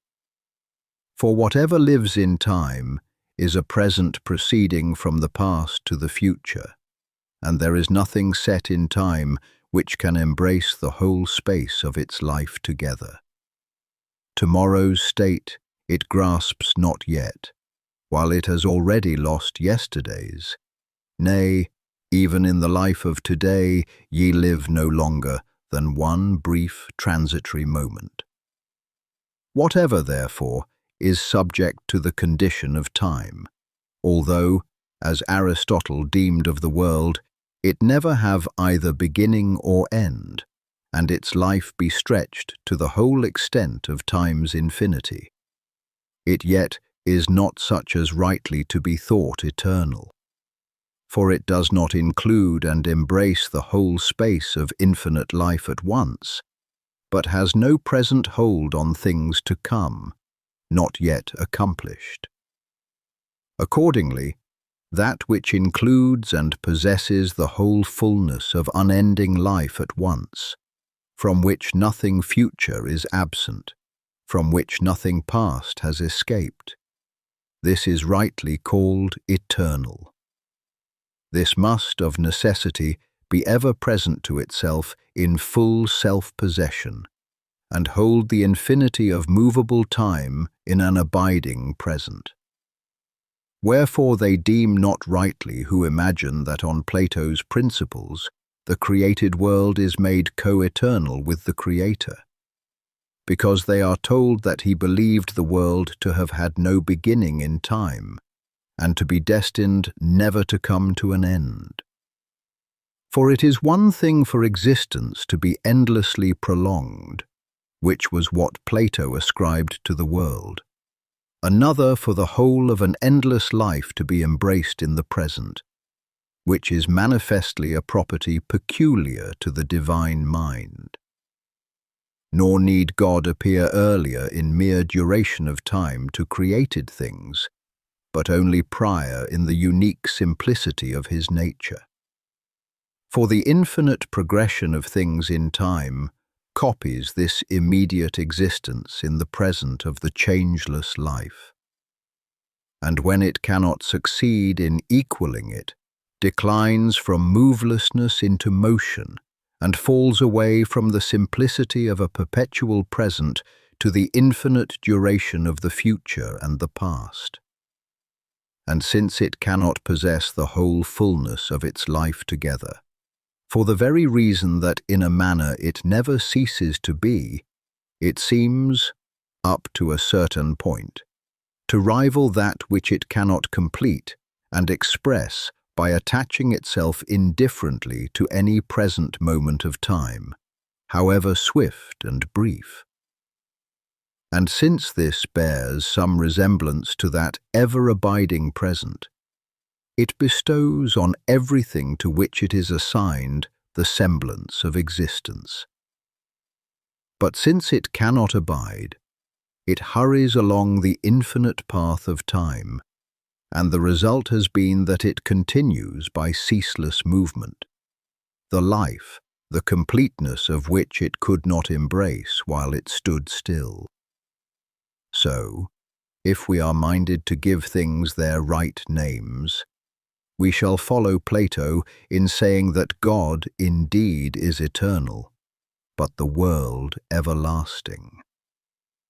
Since, then, every mode of judgment comprehends its objects conformably to its own nature, and since God abides forever in an eternal present, his knowledge, also transcending all movement of time, dwells in the simplicity of its own changeless present, and embracing the whole infinite sweep of the past and of the future, contemplates all that falls within its simple cognition as if it were now taking place.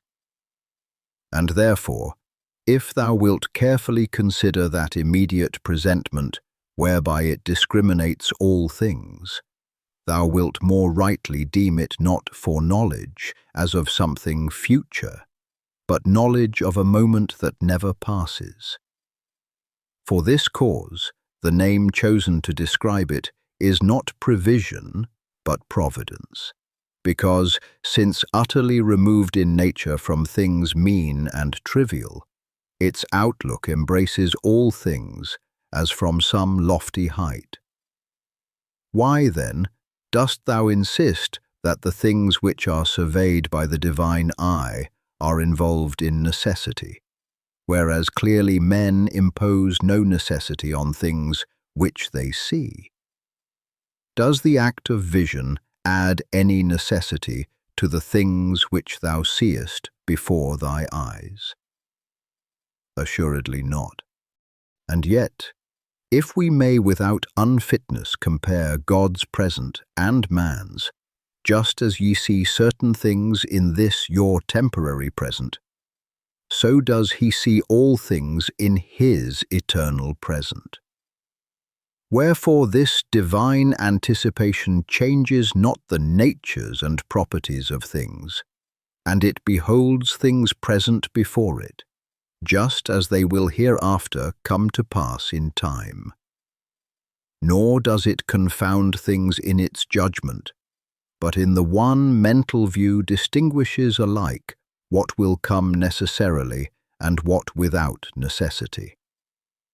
For even as ye, when at one and the same time ye see a man walking on the earth and the sun rising in the sky, distinguish between the two, though one glance embraces both, and judge the former voluntary, the latter necessary action. So also the divine vision, in its universal range of view, does in no wise confuse the characters of the things which are present to its regard, though future in respect of time. Whence it follows that when it perceives that something will come into existence, and yet is perfectly aware that this is unbound by any necessity, its apprehension is not opinion, but rather knowledge based on truth. And if to this thou sayest that what God sees to be about to come to pass cannot fail to come to pass, and that what cannot fail to come to pass happens of necessity, and wilt tie me down to this word necessity, I will acknowledge that thou affirmest a most solid truth, but one which scarcely anyone can approach to who has not made the divine his special study. For my answer would be that the same future event is necessary from the standpoint of divine knowledge, but when considered in its own nature, it seems absolutely free and unfettered. So then, there are two necessities, one simple, as that men are necessarily mortal, the other conditioned, as that, if you know that someone is walking, he must necessarily be walking. For that which is known cannot indeed be otherwise than as it is known to be, and yet this fact by no means carries with it that other simple necessity. For the former necessity is not imposed by the thing's own proper nature, but by the addition of a condition. No necessity compels one who is voluntarily walking to go forward, although it is necessary for him to go forward at the moment of walking. In the same way, then, if Providence sees anything as present, that must necessarily be, though it is bound by no necessity of nature. Now, God views as present those coming events which happen of free will. These, accordingly, from the standpoint of the divine vision, are made necessary conditionally on the divine cognizance. Viewed, however, in themselves, they desist not from the absolute freedom naturally theirs. Accordingly, without doubt, all things will come to pass, which God foreknows as about to happen. But of these certain proceed of free will. And though these happen, yet by the fact of their existence, they do not lose their proper nature, in virtue of which, before they happened, it was really possible that they might not have come to pass.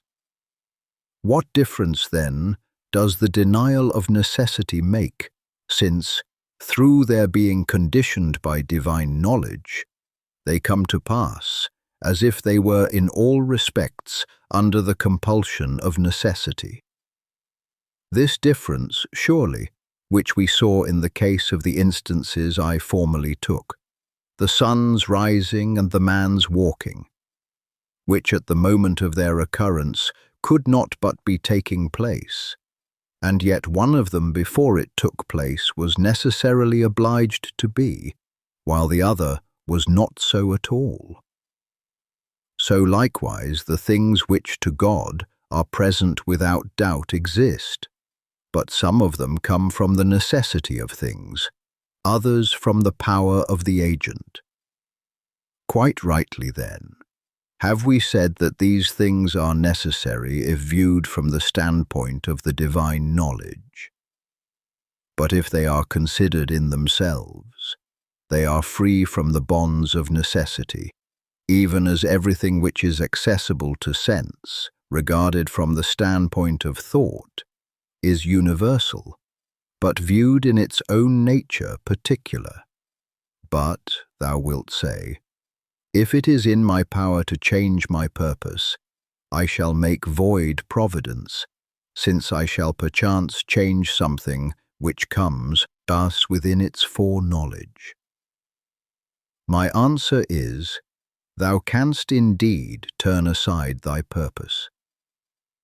But since the truth of providence is ever at hand to see that thou canst, and whether thou dost, and whither thou turnest thyself, thou canst not avoid the divine foreknowledge, even as thou canst not escape the sight of a present spectator, although of thy free will thou turn thyself to various actions.